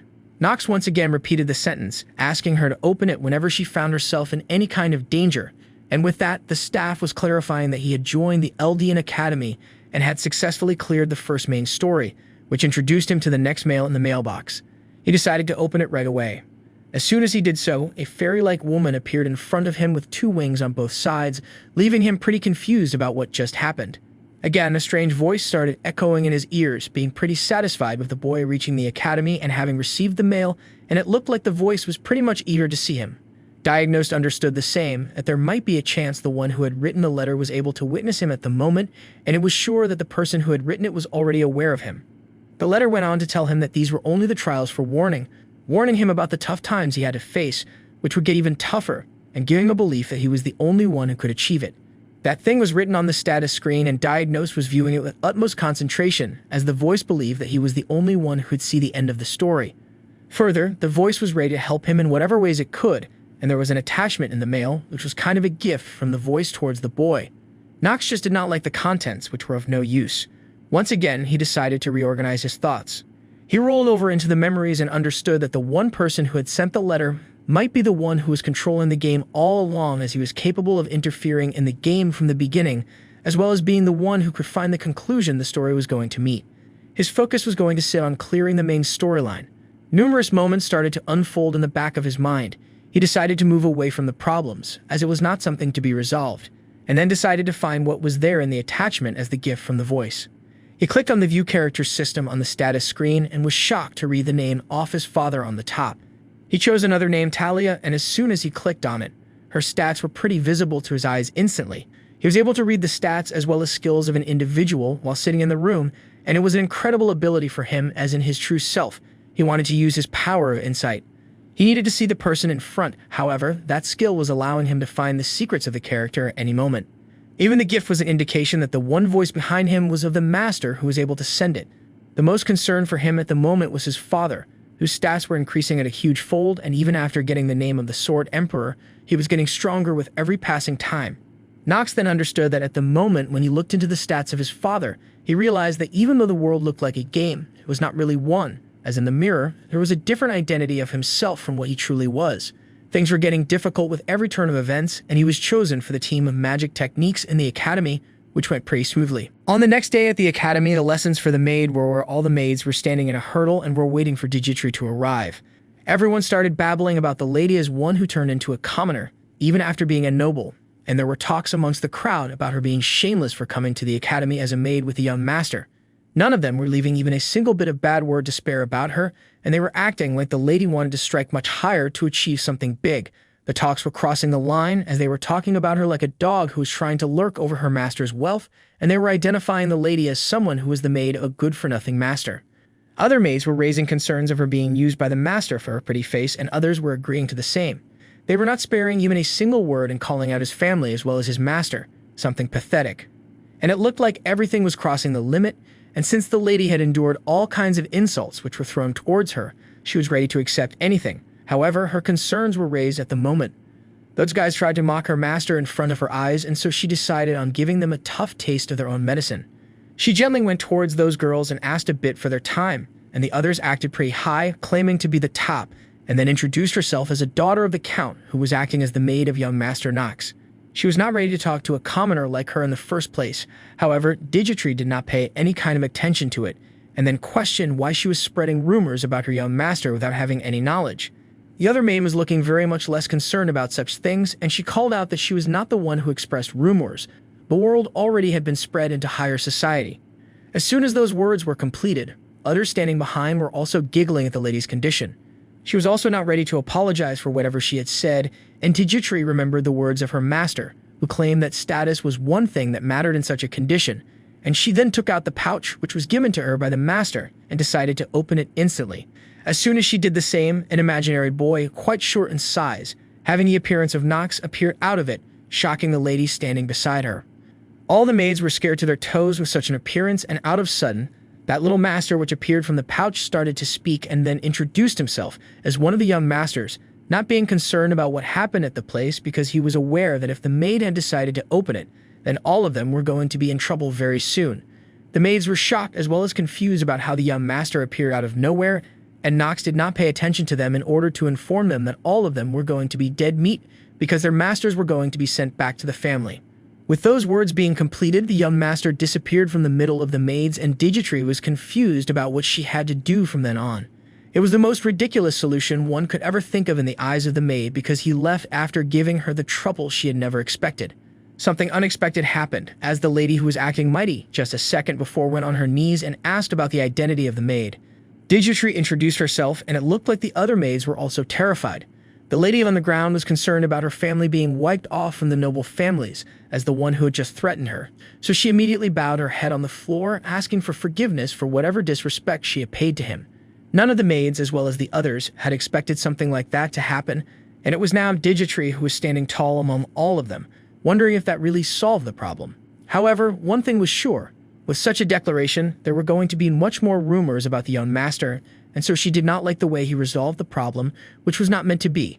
Digitree, without paying any more attention, just passed the lady, leaving her in confusion about what she meant by that act. On another fine day, Nox was walking alongside his maid when she noticed that there were much darker circles under the eyes of the boy than there used to be earlier. She looked pretty concerned, while Nox just rubbed off his eyes, stating that he was doing fine at the moment. However, he was aware that it was only because he managed to complete the class elections somehow after studying a lot. Out of nowhere, a kid from before appeared in front of both of them, standing tall, and then paid respect to the man after dropping his hat respectfully.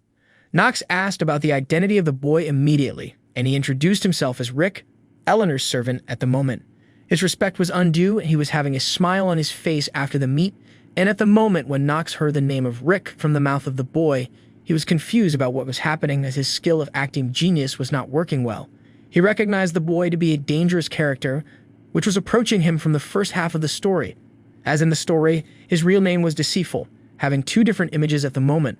The first half was working well, while the second was not.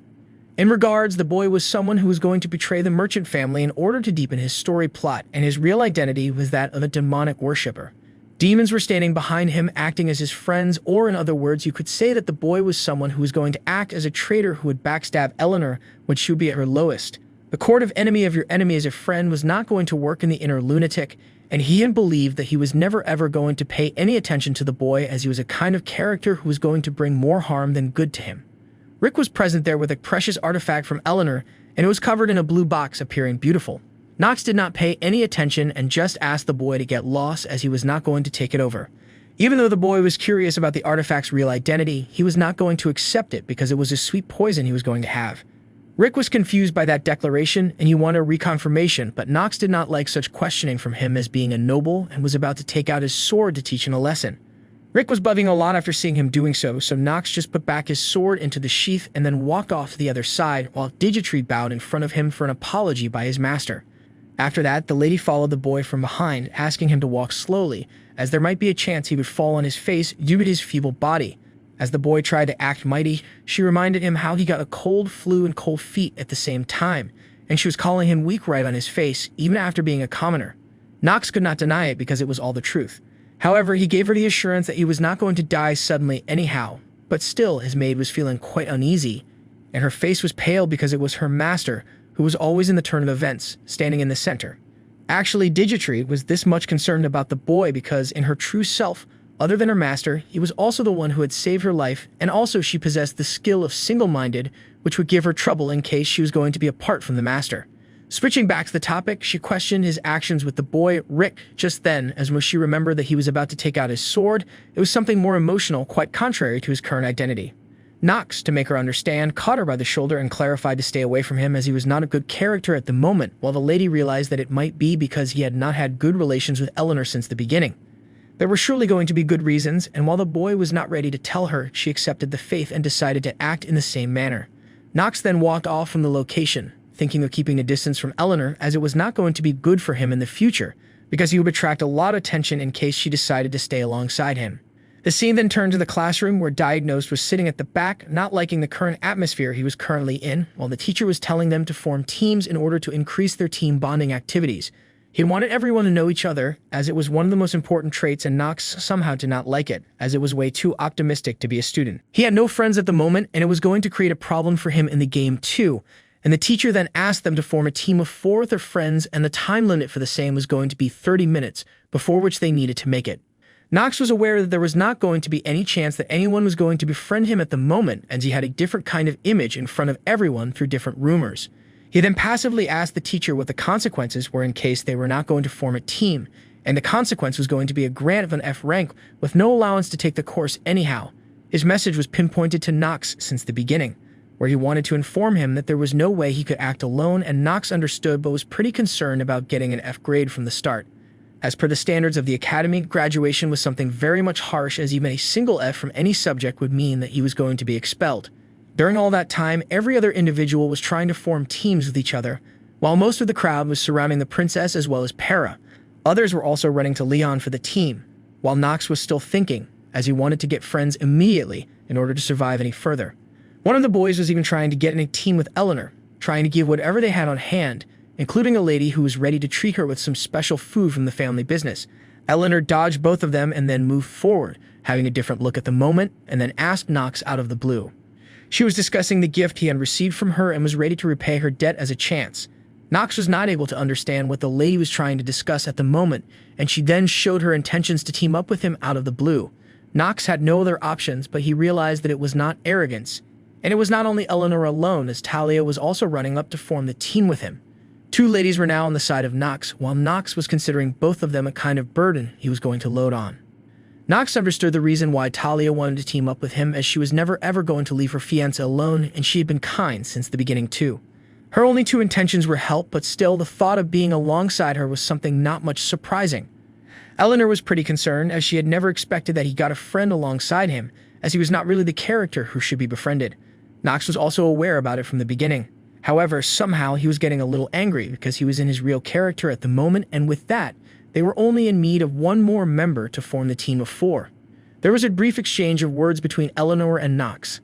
However, it was clear that Nox was on the back foot because he had no other options but to stay alongside both of them. He had to stay in the academy in order to recover his memory, and in order to get good results to stand in the top 10%, he should do whatever it meant to be. In order to fight the Archman, he needed to be in that position, and it was going to be his first opportunity to act both as villain as well as hero during it. Teams were grandly formed between the classroom, and the 4th member in their team was going to be Pell. Protagonist was relieved that the 4th one was a normal person. He was a normal individual with some basic traits as well as skills alongside, and the most interesting was his active skill of Power of Blessing, by which even Nox was attracted. He was just too excited about having a member alongside who was possessing that skill, as it was one of the most overpowered skills in the inner lunatic game, which would forcefully awaken the talent of a protagonist team member. He was just wondering why anyone from the academy was possessing such a rare skill, which only a saint had, but he was not going to be concerned about it at the moment. Pell was looking forward to working alongside them, and there the introduction continued between all 4 of them. While Nox acted rude once again, asking them to pull their own weight as he was not going to help. The teacher was happy that everyone had teamed up within the time period, giving them a time of 1 week to get to know each other and further telling them that it was going to remain the same for the complete semester. Nox immediately called the teacher an old monster, wanting the professor to hear it, while Talia tried to tell him to stay calm. However, he just walked off from the location, asking if the mission was already completed by forming the team. Talia stopped him and then asked about his schedule for the day, and Nox understood what her true intentions were, while she tried to add that it was not. She was asking those questions because she was curious about it. While Nox bonked her on the head, reconfirming if she wanted to find the easiest subjects to score higher, but he was not going to tell it for free. He again rushed off from the location because he was not going to give any free information to the lady as he did earlier, and he was pretty sure about it this time. Since then, the scene turned to the Academy's 4th district, and the complete place was filled with lots of things that could be purchased from the location, including equipment and textbooks. Nox understood the real reason why the commoners were not able to graduate, due to less money, and the only ones who were able to get sponsors for the graduations, even being commoners, were able to succeed. However, in the case of Nox, money was not going to be a problem anyhow, and then they heard a commotion occurring in the middle of the market, and both of them decided to find out what happened. They were sure that anything could happen, as everyone was allowed in the district, and while Nox decided to just walk away to not pay any more attention, he got onto someone's presence in the hurdle where a merchant was asking one of the individuals to get away if he was not going to buy it, and he was recognizing the man as the son of a top 3 dark family, Leon, who was having black hair and was holding a potion in his hand looking at it. In truth, regarding his family, they were broken at the moment, not having sufficient money, and Diagnosed was wishing for the guy to get away from it as he was a kind person. Leon tried to tell the person that he was willing to make a reasonable purchase, while the merchant was not liking him lifting and weighing the same thing, and he just asked him to get lost as he had not sufficient money to buy, even questioning the Academy's standards, which had dropped drastically. Unintentionally, that man called Leon's family a beggar, and that thing was not liked by Leon. His face changed drastically. A green aura started to emerge from his feet, and it somehow engulfed his complete body, as he was using his mana to tell that the merchant would not be forgiven for whatever word he had uttered, and the punishment was going to be severe. A magic circle summoned itself, and he called up some undead out of nowhere, and it was a high-level Manhwa attack, which none of them had expected, and the most shocked were Nox and the maid. Nox ran to stop the boy from doing whatever he was willing to, as it was not a right move because the mana he had used was of black magic, and it would be harmful for the crowd, which were standing in the 4th district. It looked like it was going to be late, as Leon had already called on the undead through his black magic, and Digitree was concerned about her young master interrupting the matter. Nox ran forward to stop the kid because he was acting out of anger, having no intentions, and was able to tell it through just looking into the eyes because he had seen it quite often.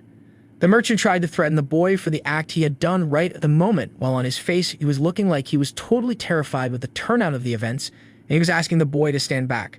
But one man who came to the rescue of the merchant was Nox, who was standing in the middle and was taking out his sword to exterminate those who were going to provide some harm to the people of the 4th district. The merchant was not following the command of Nox to head aside, as he was full of his own attitude, so left with no other option, Nox removed his robe to introduce himself towards the crowd, and the crowd was stunned to see that one of the youngest sons from the family was present to resolve the issue. Since the scene switched back to the dormitory, we could see Talia being pretty irritated with her fiancé not sharing the information about his class schedule, while Emma was holding her nerves back to not scold her, as she was not expecting such a childish attitude from a noble. Finally, the moment came where Talia turned back to Emma, requesting her assistance in an agreement and a debt moment. It looked like she was acting like a little child, so Emma was not left with anything, but just that she was not in the right position to think what Nox would be thinking. Talia was concerned because she had given her best throughout the period to be in the eyes of Nox, starting from not judging people instantly and giving her best not to hold back Nox. However, still, she was a little flustered if he was doing something like it. Emma realized the situation the master was going through, and so she decided to find a way to get her out of that dejected situation. It all happened because she had spoken so nicely about Nox at the time when they were heading to the academy in the car. When Talia inquired about Nox having been told even after being his fiancé, she decided to cut the talk off by stating that he might be in his puberty, and it was an age where he would act like it. And it was the time when she remembered that Talia had started building more trust and feelings towards him. It was pretty clear that she needed to be much more careful about what advice she was going to give her, because it was pretty clear from the view that Talia was in love with Nox. In order to remove the fudge she had created by herself, she decided to tell what truly Nox thinks about her, and then clarified that it might be that Nox was trying his best to create a line of difference between professional and personal life in the academy, and those words acted like medicine for Talia, and she, being excited, caught the hand of her maid, praising her knowledge about dating. Talia further decided to always ask for advice from the lady whenever she needed something on dating, and she was very much happy. However, it was the maid who was fully aware that she was not doing the right thing, and even an apology was not going to make it right away. Even the lady herself had never dated in her entire life, so there might be a huge difference. While both of them were still in discussion, someone knocked on the door and left them confused about the arrival at that moment. Emma came up front by herself and asked the reason for the arrival, and none other. It was Eleanor from Talia's team, and she wanted to meet her in private for a while. Talia recognized her, and Emma decided to call off the meeting, asking her to make a proper appointment before meeting. However, before she could complete her sentence, Eleanor took the name of Nox in some harsh tone, and it raised the ears of both of them at once. It looked like now the lady was much more attracted to the discussion, and so both of them were left in private to discuss the matter. Both of them were having red-colored hair, and Eleanor was happy for the meeting, as it was the second time they were meeting in the day.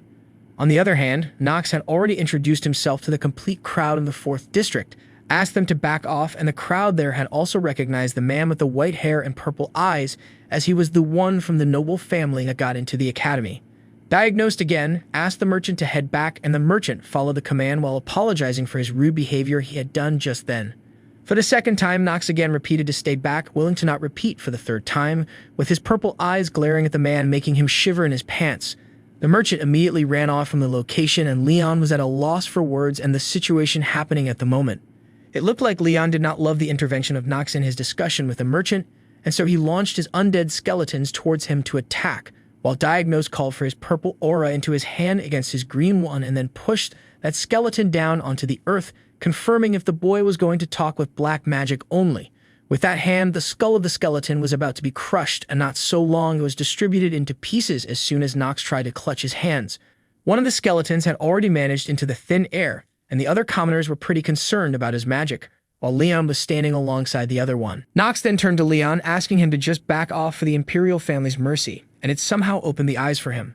Leon also, as he was able to see through without having anger on his face, realized that whatever he was doing was totally illegal because he was not supposed to use magic at that instant, and then gently apologized to Nox for whatever he had done after creating the ruckus in the 4th district. Nox acted in his true self, and then, while handing him over a bunch of coins to buy things, he asked the boy to get lost after he had completed his purchase, and Leon accepted it without any disgrace. The moment he opened the pouch, he found lots of gold coins inside it. It was much more just for help, however, it was nothing for a noble to give up. Leon, alongside his skeleton, was wondering why the boy was trying to help him because he was not, at any cost, going to be indebted by his help or be helpful in the near future. Nox clarified that that money was enough for him, but not even a bit of pennies for the boy, and then further clarified that he was not holding any kind of purpose behind the same. As soon as the confirmation was granted, Leon eradicated those skeletons through his black magic, and both the skeletons were going to be lost into thin air. He then walked towards Nox and clarified if that coin was in order to shut his mouth, and the boy was able to feel the power of controlling the dead from even Nox, which was not meant to be by his side. Liam took out one of the coins and then inflicted it with his mana, and after leaving it in mid-air, he declared the breaking of the deal and then, filled with anger, asked the reason why he was possessing the power of his family and himself. Inside the dormitory of the academy, another meeting was going on between Eleanor and Talia. While both of them were sitting around a round table having their cup of tea, Talia instantly went to the topic of discussion, and Eleanor was not able to accept what was happening as the character Talia was showing was a little mature, and that thing made her go into thought about the thinking of Nox for his fiancé. The very next second, she denied the thought as she believed that Nox was not the kind of person who would find any kind of love in his current self, so she decided to talk openly and then called Nox. A dangerous person was confused about the start of the conversation, and Eleanor went on to tell the reasons. For the first one was he is one of the sons of 3 dark families, and then continued to add with the rumors that were circulating about him around the globe. Talia's face changed instantly as she was looking not very pleased with the declaration, and she asked her to not think of Nox as a bad person, as he really was not at that moment. Eleanor's previous images started surfacing in her head when she met him for the first time, and it was a totally opposite character of what Talia was discussing. There was a clash of thoughts between both the girls, and Eleanor was forced to think why a good student like Talia was pretty much concerned about a dangerous person like Nox, as the only emotion Eleanor and her current self was able to feel from the eyes of Talia was hostility. She was very hostile and did not like the presence of Eleanor on the seat, discussing roughly about Nox. Talia finally spoke up to make things clear that even though she was considering him to be a bad person, he was not the kind who would do anything to harm others. She wanted to tell her that his act of coldness was not something which would define his true self, as it was just a little part of him, and those words somehow influenced Eleanor as she stood stuck in her action with it, and still tried to tell that she should not support her fiancé on only a single stand. Talks between the nobles about marriage were just talks about business and to turn her down, and Talia reconfirmed that it was not the case at all. She went on to tell that even though thoughts were not changing very drastically, Talia reminded Eleanor of the previous moment where she had encountered death during the test, and it was her fiancé who interrupted in between in order to save her from the trouble, and in case if he had not been there, then she surely would have died. It was an eye-opener for Eleanor, as she was not expecting the event to flash in her mind during the discussion, and so Talia reconfirmed if she was still thinking lower of him. Eleanor was at a loss for words, as she was not able to clarify anything further, and after realizing her misspeaking, she decided to end the conversation and then thank her for giving the time. Eleanor left the chat room being displaced by her actions, as the one who was digging the well fell right into it. The moment she went out, Rick was waiting on the outside, waiting for the clarification discussion, and if it went well. To get on with the conversation, the lady asked about the true identity of the merchant, and Rick revealed that it was always to doubt others and to look forward to an opportunity. Eleanor remembered that it was the word doubt which gave her the true name of wealth and the star of the finance world, and she was the one walking into the merchant discussions like it. But still, in the back of her heart, she always had a thought that might change from his previous self, but she always turned it down, thinking that it might not be the case for something like it after that long. Still, the lady was holding onto her skirt with her clenched fist, during the thought like the same she used to do in previous times. On the other hand, Leon had once again released his huge amount of aura, and Nox immediately asked the people from the 4th state to evacuate the place as things were going to get messy. Nox realized in the situation that things were not going to be good from there on, as they had already created a magic barrier from which people were not able to evacuate the place, and soon his complete body was also covered with a black magic aura. Nox realized that things were not good, and the boy was surely not going to hide the fact that he could use his magic power without anyone knowing. Liam was ready for the negotiation, but he had expected much better returns from the boy, and Nox was happy that the boy was somehow ready, but still holding the doubt that the boy would sell his family for something in return. Somehow, he felt that the boy was much more aware about him, something he should not be, so Knox himself told that his family was one of the top 3 dark families like his own, having the greatest influence. The discussion between both of them was getting much more intense as Knox was calling everything into the past tense like his family was not having great influence at the moment, and when Leon was getting much angrier, Knox decided to show some respect towards his family, being thrashed out due to war and problems with the soldiers standing up front and the others being on the ground. It was like surfacing all the memories for the kid right in front of his eyes, and then Leon reconfirmed if the boy was trying to speak that he had more knowledge for his own revenge he was seeking. Knox denied that revenge was never his case of discussion, and he declared that his only demand was that he wanted to revive his family to its previous self. The eyes and the lion were asking for the same when he was playing the chess game, and it was the demand of the product to make his family stand on the top once again, with him being the leader coming in front.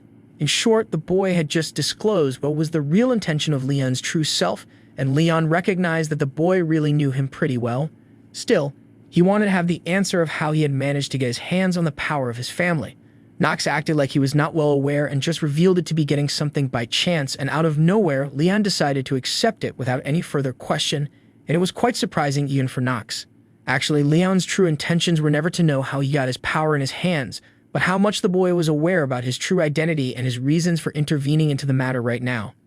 The discussion between both of them was about to end, and both of them thanked each other for the help while Leon decided to repay in the future.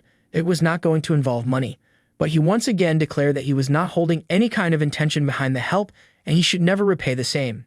Switched to the next day at the academy, Knox had to pay a visit to the dean, and the moment he was walking towards her, he believed that it was the time when he was finally going to strengthen his Hour of the Genius skill, and with just the thought about it, he was having a bright smile on his face. As talking about the Hour of the Genius skill, he revealed that it was one of the rarest as well as the strongest skills considered in the Inner Lunatic, where you could say that it was a kind of DLC for the game. The moment when Knox cleared the game for the 10th time, a status screen appeared to congratulate him about the same and then informed him about possessing the rarest skill, which was the hidden trait in the form of the Hour of the Genius. The caution message revealed that it could only be used when he had at least 2 of the genius traits, and in the current self, he was possessing those 2. Changing himself from an individual who just liked the game to someone who was in need of clearing it, he was standing in front of the dean. Back then, if he was not able to get into it, then he might have lost his life mercilessly, and the dean herself praised the boy for being great around the table, and she was pretty confused as to why the family was hiding that monster all that time. He acted into himself and told the dean to mind her words as it was not pretty good. She was changing her character, and at the moment she decided to put her legs back on the ground. She questioned if how he would explain not being a monster after killing the eye trolls without having a sweat drop. She was continuously changing her character types while throwing questions at Knox about him holding the rumors and not coming on the top when he was capable of, because she was sure that his father surely was not the kind who would judge a character wrong in a moment. Knox realized that the dean was going to be suspicious about him. However, it was expected, and so he immediately activated the skill of genius acting, and then decided to calm himself down in her presence to tell that she should not be concerned about the past and shall reside in the present. Being revealed that the boy was very much interesting and her interest in him had raised quite far to the extent where she wanted to steal away his skills in one go, and while she was speaking those words, she was being serious. Knox tapped up his calmness, acting like he did not hear it, because at that moment he revealed that she was the only one who was following him all that time when he was battling around in the admission test. It was quite surprising that he had not revealed that till yet when we were thinking that he was not aware of it. The lady was impressed that the boy had noticed that and then finally called up for a scroll into the middle of the air, and Knox was happy that he was finally getting his hand on it. She opened the strengthening skills scroll and it was covered with golden letters and script over the same, and she was willing to give him that scroll, which would strengthen one of his skills. It was a precious item. Knox acted like he had never heard of it while he was already aware of it. The scroll reached to the top of him, and at the moment he caught onto it, there was a different instructive feeling which struck him.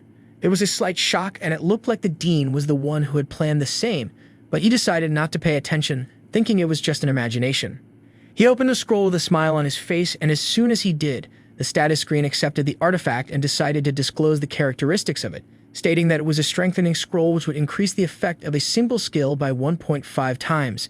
He decided to use it right away with an acceptance, and at the moment when he had to choose the skill, he wanted to use his artifact, and he chose the Hour of the Genius, and the boy was very happy to see the scroll being consumed and the status screen reflecting that the skill had been strengthened, giving him an additional level of Hour of the Genius Plus. Furthermore, additional benefits were given to him for acquiring the skill at a very early stage, And that moment he was standing in the middle when it was revealed that his skill would not be multiplied by 1.5. However, it would be done by 2 times. The dean reconfirmed if he had the satisfaction now for what he was looking for. However, Knox decided to get away because he had no more intentions to get involved with that dangerous lady. The dean allowed him to get away, further pointing out his interference in the rescuing of the student, and Knox realized that it was of no use to hide any further, and he sighed to act like he was not aware about it. Gently, he just asked her to not pay any attention as it would make things harder for him, and the dean agreed while ending up receiving a thank you from his generous heart. At the moment he left, she once again recognized him to be one of the most dangerous humans she was facing. A little kid was waiting in order to witness what was the true identity of the man and how he was going to build himself into the greatest monster one had to face in the nation. Things were really going to unfold from here on. Switching back to the class in the academy, the professor was teaching them about the traits of every kind of element while Knox was already aware about it since it was never discussed in the real game. He was paying more attention to the professor rather than the class. The man was having hidden talents and weapons, however, having the negative trait of a weak mind and cold heart. That man was supposed to play an important role in this chapter. The skills that he was possessing were quite delightful, but not something which would make him much stronger than any other character. He was happy to have the complete information in advance, and it was quite confusing how he had achieved the level of professor in that prestigious academy with those lower stats. On the other hand, the professor was not happy with the character that Knox was playing, as it was clearly visible that he was putting himself over other students. The professor then told them about the lesson that every human has some elemental mana, and for the day of the class, they were going to find out what kind of element one was possessing in the class. In the discussion, it was Talia and Knox in the middle, and the professor called up for Knox to come up front and answer his questions about knowledge of his own elements. Knox revealed to be darkness and then went on to tell that his trait was a corrupted one, which was not going along well with the other characteristics, yet having a kind of destructive power in comparison with others. Further, that element was something which only chosen individuals from a chosen family could be able to use, just like Leon. On questioning about the opposing alignment of the same, he revealed that it was divinity, so the professor asked if which element would prevail in case both of them clashed with each other to come out on top. Knox, without any hesitation, revealed that it would be divinity which would come out on top, and the professor was not expecting such an answer because no one would speak against their own family element, and then asked him the last question, if what he would do in case he had to face someone with divine mana. Being cold-hearted once again, Knox revealed that he would surely defeat the individual standing in front and would take his life away, so that it was not going to be a problem in the near future. It was an answer that the other students were never expecting to hear from a classmate, and even the professor was done with such a declaration. Those were some really harsh words out of an academy student. Inside the dormitory, at the servant cabin in the cabin of Rick, he was sitting half-naked, covered with a bandage in one hand, and soon his cap fell on the ground at the moment when he was holding a needle in his hand and was stopping the flow of blood with the bandage. He immediately struck that needle inside his arm, and some dark wings were clearly visible at the moment when the needle was being injected. There was a different kind of image on his face at the moment. The flow of blood was reaching to his eyes. In the end, when the needle was fully injected, he used the injection and threw it on the floor. The boy was looking fully consumed at the moment when he was walking in front of the mirror. His chest was having a deer symbol, black in color, and his black wings were completely visible on his body. It looked like the boy was giving his all to achieve his position as demon. Out of nowhere, from the end of the mirror, a red demonic hand came to move, boosting his motivation, and soon the demon monster was standing in front to make him achieve the goal of demon rather than being a human. And all of his demand was because he did not want to age any further and wanted to surpass his human body. Rick paid respect to that monster after going onto his knees, and he was giving his best to revive it. As soon as his ritual was completed, he wore back his clothes along with his hat and decided to go back to normal. On the other hand, inside the classroom, the professor was still not able to consume what his student just told of removing the root before it could cause any further problems. Knox apologized for the way he spoke, but he just revealed that it was his true thinking, not something which was melded. He once again activated the skill of acting genius, and at the moment, he was having unwavering eyes which were telling that the boy was completely true in his regards, giving a clear picture that whatever he said, he really meant it. The professor called on his subordinate to prepare the magic adequacy test right away because his intention was to bring that kind of attitude to the floor which Knox was possessing, and it was his way of teaching to sharpen the sword, having significant skills. As commanded, every other student had now come from their benches, and the subordinate brought the required equipment for the test. The moment that subordinates removed clothes over the equipment he had brought, everyone was totally stunned as they were not expecting such a thing in front of them. The professor revealed that they were the lowest-ranked demons approved by the association, and as soon as the camera angle changed to the thing, which was brought into the class, it was revealed to be a small monster known as imps. Even though it was a demon, it was not looking that threatening, and while the professor was not considering it to be a threat anyhow, students were considerate because they were still the first class. The professor calmed all of them down, reminding them that they were in the top of the academy and had surpassed the test to achieve that level. He reminded them of the true intentions where they were going to achieve the highest level of training from the professors, and their intention was to defeat the demon, but not to become mere soldiers in the nation as there were many more. The students looked at each other. It somehow boosted their confidence when the professor said those words, and the professor completed the sentence, asking everyone to infuse their mana into the cage in order to make the demon submit, and Nox somehow felt it was not right, as it was not a good act. He remembered the real game story where the lesson was taught in the second year. There surely was something when the first student was going to. The professor taught him how he had to do it after infusing the mana into the hand and gave the time of 15 minutes to test and end the test.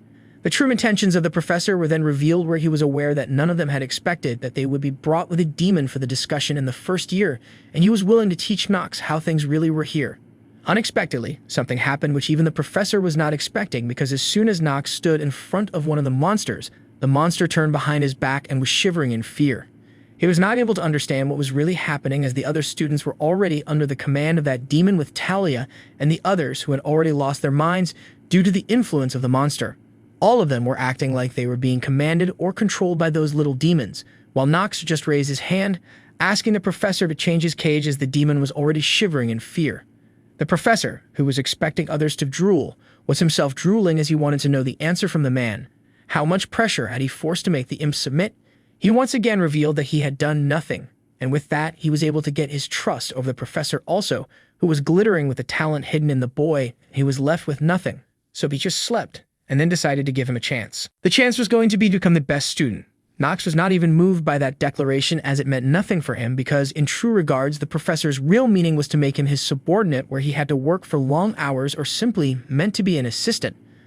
Other students were pretty jealous of not getting the same reward from the teacher. However, Nox simply refused towards the same because he believed that being the best student meant being a slave. As the professor was standing in front, he was not expecting that answer, and the others were also totally shocked, as well as the most, and it was the professor himself, as he was not able to close his mouth after hearing through his ears that the boy had refused his offer, and then reconfirmed if he really meant whatever he said. Others in the classroom, including Leon and Eleanor, were not even a bit moved, and the others, including the princess and her subordinate, were also covered in sweat after the training they had just gone through. None of them were able to understand why Nox was the only one who had not broken even a single sweat after the test. Just a few hours earlier, the bald teacher was running against the professor to tell him about Nox, who was one freaking strong opponent, and the bald man was even taking the guarantee for the same. The purple-haired professor was still thinking of him just as a student, and he was asking the bald teacher to not fight for such students. The bald one made him recall how the dean had even asked him to keep an eye on the student, and then again repeated his sentence that the boy was really talented, far more than what he used to think, because his talent was even recognized by one of the four sages herself. The professor still believed he would look with his own eyes and would only believe once it was revealed to him, and then walked off to the classroom. Returning to the present, he was not able to close his mouth at the moment when Nox turned down his offer, and it was quite embarrassing for him in a long time that he was shivering.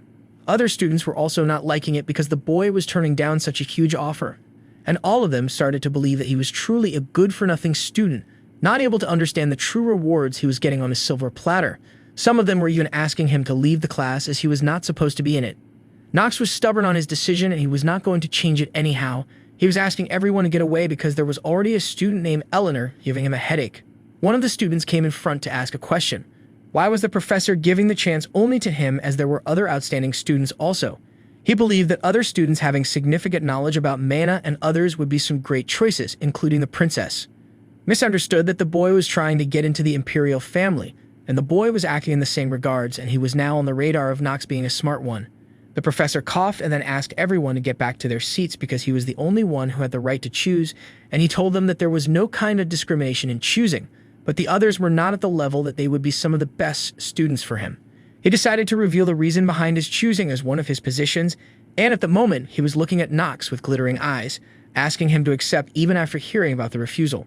For the first reason, he revealed that he was the only one who was able to make the imp submit, and he continued to speak furthermore about it for a long time, and Nox summarized it, speaking that the first reason was already revealed, that he was able to press the imp into the cage because even being a demon, it was not easy, and he was fascinated by it. For the second reason, he revealed that he was holding the genius skill of mana sensitivity, and the professor was the one who read a lot about mana.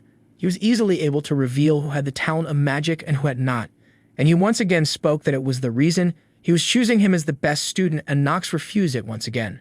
The professor was ready to give him some time to take into consideration, and while he was asking him to reconsider a decision, he was ruling to make him a good student, and Nox was still not convinced, so he asked to look out for other suitable candidates and then left the classroom.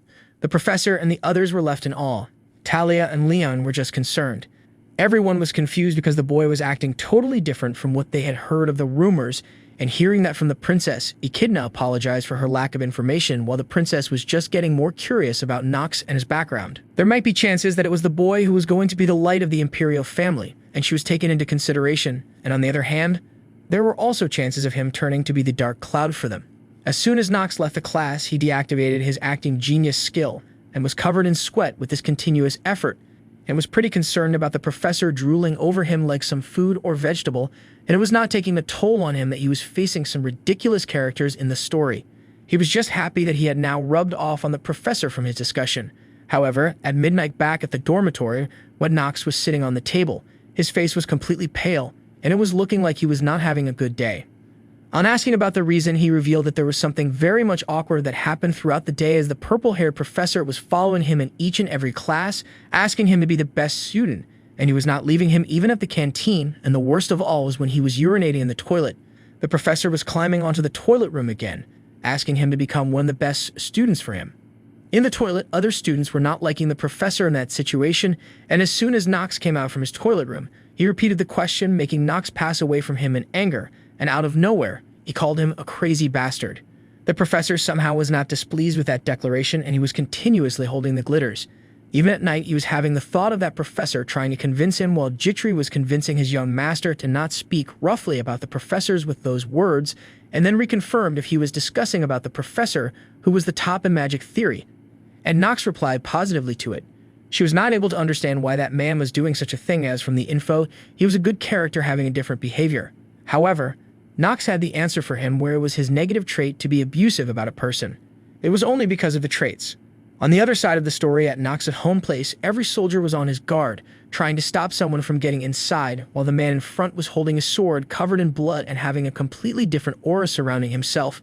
It was Garen, and the soldiers were still trying to resist him from entering the master room because it was his order. Garen did not pay any attention and then walked off in between from the soldiers like it was nothing, because they were surely not someone who could handle him. He went directly to his father's chamber, where the butler was standing beside, and as soon as the room opened, that aura, dark in color, entered the room and froze the butler at his location, and he was not even able to move. Theo had never expected that his son would come back to his family while he acted like it was his own home, not something different, so he was always welcome to the place. He once again asked his father to give it up because there was not much time left, and in some ways, he could even see the demon which was lurking around him, waiting for Theo to get a little weak in order to devour everything at the right moment. With those words, Theo was able to understand that Garen wanted it by heart, so he decided to get onto the topic right away, and then ask if where he had hidden that sword. Theo was not expecting that question from out of his mouth, and as soon as he reconfirmed, Garen completed the sentence and asked about the patriarch's sword at the moment when he was asking his father, remembering that he had already handed it over to his youngest son, Nox. Garen completed the question once again and asked about the location of the Stormbringer of the first patriarch by reciting his full name. Theo did not like such disrespect paid to the first patriarch, while Garen was not even a bit concerned about it, because he was deciding to get stronger and build a strong force, and he was willing to complete his noble duty by doing the same. Theo said that his kid was not aware about what really mattered, and the kid decided to hit him on his weakest nerve and started discussing why he left a woman. But he was aware that such a topic of discussion should not be brought forward in front of the patriarch, because he did not like such kind of disrespect coming out of the son's mouth for his mother. He was even not ready to accept that she was his mother, and he called that woman to be his mistake and went on to call her a guest. Theo had already had enough, and he, out of anger, asked the boy to just get lost, and at the moment when he tried to continue the conversation, he was again asked to head out, because at the moment, Theo was boiling in anger, and he could even slice off his son's neck. Left with no other option, Garen decided to follow the order, but before heading out, he warned his father to understand the current situation, which he was not understanding. As soon as he left, the butler reconfirmed if his master was going well, and so Theo apologized for showing him the different side of his master, which was not supposed to be seen, but the butler asked him to just keep his calm as he was not affected by it. However, he requested his master somehow hide the news of his son working with a demon, as it would make things dangerous if the news spread. Even the butler was suggesting that he should choose his next successor immediately. While Theo was thinking about it, he told him about a letter which they had just received, which was revealing that Nox was one of the top students in the admission test of the academy. He was more pleased that the letter came directly from the dean, who was one of the 4 sages who acknowledged the young master. After hearing the letter, his father went into thought that there might be a chance that it truly revealed that his youngest son had the capability of being on the top, and he was holding the potential to. While he believed that eventually it would only be Nox who would be sitting on the chair his father was currently sitting on. Back at the academy, a meeting was arranged between the professor and Nox in order to clear things out, and the professor was still stuck upon asking his student to be his apprentice while offering him that he had not to pay anything till the graduation from the academy. Nox denied it instantly because he already had tons of money because he belonged to a noble family, further revealing that he had no intentions of using it because he did not want any kind of luxury. The professor once again asked him to reconsider his decision. Nox was not able to hear those words again and again. He remembered the conversation he had with the maid where she asked him to consider it if the man was being so sincere, because the professor was coming out of his real behavior just for his cause, and his real identity was helping the weaker students and not lurking to the stronger ones. Nox had already something planned, and he was going to reveal news which would bring down his requirement of making him the student. Nox continued going with the conversation and then asked if why such a good professor would like him to be his apprentice, who was good for nothing, and as the professor heard the same words, he decided to get serious and then questioned again for the true reasons behind selecting him and not the other outstanding students. On requesting about a little time, Nox agreed as he had a lot of it because he was a good-for-nothing kind of individual. He decided to tell him the long story of his own self while having tea, a quite expensive one. Nox agreed, and the man revealed that his true intentions were to use him for his research to be completed, and in the eyes of the professor, he was a subject who was quite weak and someone who could not use even mana. It was his lifelong wish, and he wanted to fulfill the same. It was revealed that the man was holding a kind heart inside against his cold words, and his wish was to not see any other people dying without any struggle. At the back of the story, it was his son who died the same fate, and Nox was not aware about it when he played the game inside the computer. The professor told how he was born into a family of Celestia, as the first son was able to get into the academy with just his theory skills and was able to become a professor. His practical skills were always poor, and even his classmates were looking down on him because only good test scores would never be sufficient enough to take away the bullying he faced in his time. After working continuously hard, he was able to hold a good family behind himself and was continuing his life in the academy as the professor, and still, there was no one inside his family arena, as well as his friends, who was paying any kind of attention to his achievements, that he was a professor in such a prestigious academy. At this time, his achievements were named onto the credits of the others, and still, he somehow managed to get a lovely family behind himself and a boy alongside his wife. After that, his only child grew up and was admitted to the same academy, and soon was even able to graduate with an intention that he was going to make the people who spoke ugly about his father think highly of him, and the professor was very much happy to hear those words. It was his son who joined the battlefield and was leading the Emperor from the front lines even while facing the monsters and demons, just because he wanted everyone to speak higher of his father and increase the reputation of the family. However, something unexpected happened, and his son died on the battlefield just at the beginning of the war, and the reason for his death was an arrow which was just inflicted by a little amount of mana. Other soldiers were also lying aside, but their reason for defeat was something different. And it was the true reason why he was giving all his best for his research in order to make the weak reach new heights. Nox, while keeping his cold heart, found that the story was of no significance because there were much deadlier stories against it. However, still, Nox was wondering if there were 2 different characters currently in the professor because he was totally different from what he used to be in the classroom. Somehow, even Nox was able to understand the loneliness through which the professor was going through, and he came up front to tell the professor that there was really someone who was even better than him for the task he was looking for. And it would be someone who would listen to the story much more interestingly and be serious. The professor was just shocked that the boy was not even a bit influenced by whatever he had at that time, and acting cold once again, decided to leave the room to meet him in the next lesson. Still, there was an image of his son lying on the table, and after looking at it, the professor believed that there was truly a resemblance between Nox and his son in true regards. The moment when he reached back to the dormitory, he received news which he was not expecting anyhow, as it was Jitri, who informed him that the first son of the family arrived back, and it was because of this that several bodyguards had met their death. Nox recognized that man to be the first crown prince. It was the biggest fear for Nox, and it turned like it was time for him to face it. Also, he reconfirmed if his maid visited the estate recently, and she begged to answer but revealed that it was the truth because he was summoned by the butler himself for a discussion. Nox was aware that Garen was one of the individuals who never liked Nox's mother, and so there might be chances that he might not be liking him also, and on his radar there might be the maid too. Nox was not able to understand why his real character was holding that many grudges against so many people. Then he finally questioned Dmitri about her being under the influence of Garen and if he did something. She, out of nowhere, spoke that man tried to scout her, and while Nox was just grinding his teeth in anger, if something bad happened to her, he was shocked with that declaration as it was not what he could be expecting from his maid. Going back into the story, she turned down the flashback where she was discussing something with one of the maids when that master passed by them and both of them paid their respect. Somehow, Jitri was able to get into the notice of Garen. He was quite attracted because the lady was looking extraordinary, something not in the capacity of a maid. He approached the lady and the lady was confused by it and then questioned about her identity. The lady gently bowed in front of him once again, and then introduced herself as an exclusive maid of Master Nox. The man was not liking the formalities, and he then showed his desire in hiring her as his own maid because he found the lady to be capable, something having good enough skills which could satisfy his needs.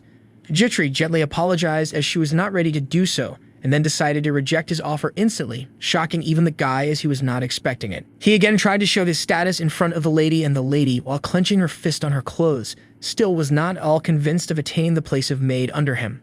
On asking the reason why she wanted to continue with Master Nox, she just gently said that it was her true intentions. Garen, being pissed enough, told her that it was never the commoners who decide what they had to do, and before he could complete the sentence, Jitri said that the true reason behind it was the boy. That man used to pay her the respect she deserved, and which is why she always wanted to stay by the side of Master Nox to see what he would do. While speaking those words, there was a kind of delight in the eyes of the lady. Garen was not able to understand what the reason behind it might be, and then finally decided to offer her 3 times whatever the boy was paying. Still, that lady declined the offer and then apologized gently for it. She told the same story to Nox about her wages being increased. He was shocked to hear that the man was ready to offer 3 times whatever she was paid at the moment. Nox had a lot of money, but he was just at the middle of the chapter, so he could not spare that much. However, he also wanted to hold on to his maid continuously, while the maid was confused when he was lost in all his thoughts. Out of the blue, he had no choice, and he decided to match the offer of whatever his brother had offered her, asking her to focus on work and not be convinced otherwise. Jitri giggled a bit at that declaration and then apologized for it when it came into the notice of Nox. Nox's face was completely different at the moment, and he had never expected that a maid would laugh at him, and so he reconfirmed if her decision was still stuck to work with his elder brother for the money. The maid denied it, telling him that her will was still not swayed at all, and she was always going to follow the young master and was satisfied with whatever she had received. Apart from all that, Nox was much more interested in knowing the reason for her laugh, and she denied telling him. In the end, it was given as an order, so she blasted out the talk, telling him that something came up in her mind. Nox was aware that the lady was lying up front, and Jitri did not act any further and decided to keep silent. Nox was just happy to keep her by his side and was not happy with Garen trying to steal his precious jewel. On the next day, there was a training session going on inside the academy, and it was a physical one. This time, it was revealed that there was a total of 5 mandatory classes one is required to receive without any neglect. The first one was the history class about the Empire, which talks about the created god and something which normal people have already forgotten about. In the second case, it was horsemanship, where they were taught how to ride horses in order to win wars and other things. For the third case, it was the code of conduct and etiquette in the academy, and it was a special class for sure. The fourth one was guided by the basic magic of the Empire, in which they were taught how to draw magic circles as basic magic. The last and the most difficult one of them was stamina training, in which our protagonist was always the last one to come up front. He was even behind some of the normal students in the academy because it was the most difficult one for him. Basic exercises like pull-ups and push-ups were also not being completed by him, and he was lagging behind. Out of complete exhaustion, he lay on the floor because his limits had already been reached, and there came the professor himself, who called it strange and went on calling him a mayfly. That word made Nox pout on his own gulp of water for the meaning behind the same, and the professor continued to tell him that even though he was exceptional in short-term results, there might be chances that it was visible that he was having trouble this time, as it looked like there was a large wall which was blocking him from overcoming the same. And nevertheless, from one who was the teacher at the academy, because it was pretty true, as his negative trait of being terminally ill was blocking him from getting any further in the stamina range of 15, and then it divided it by half whenever he walked. Those were some discouraging words, and the teacher apologized for the same. However, he revealed that it was all the truth.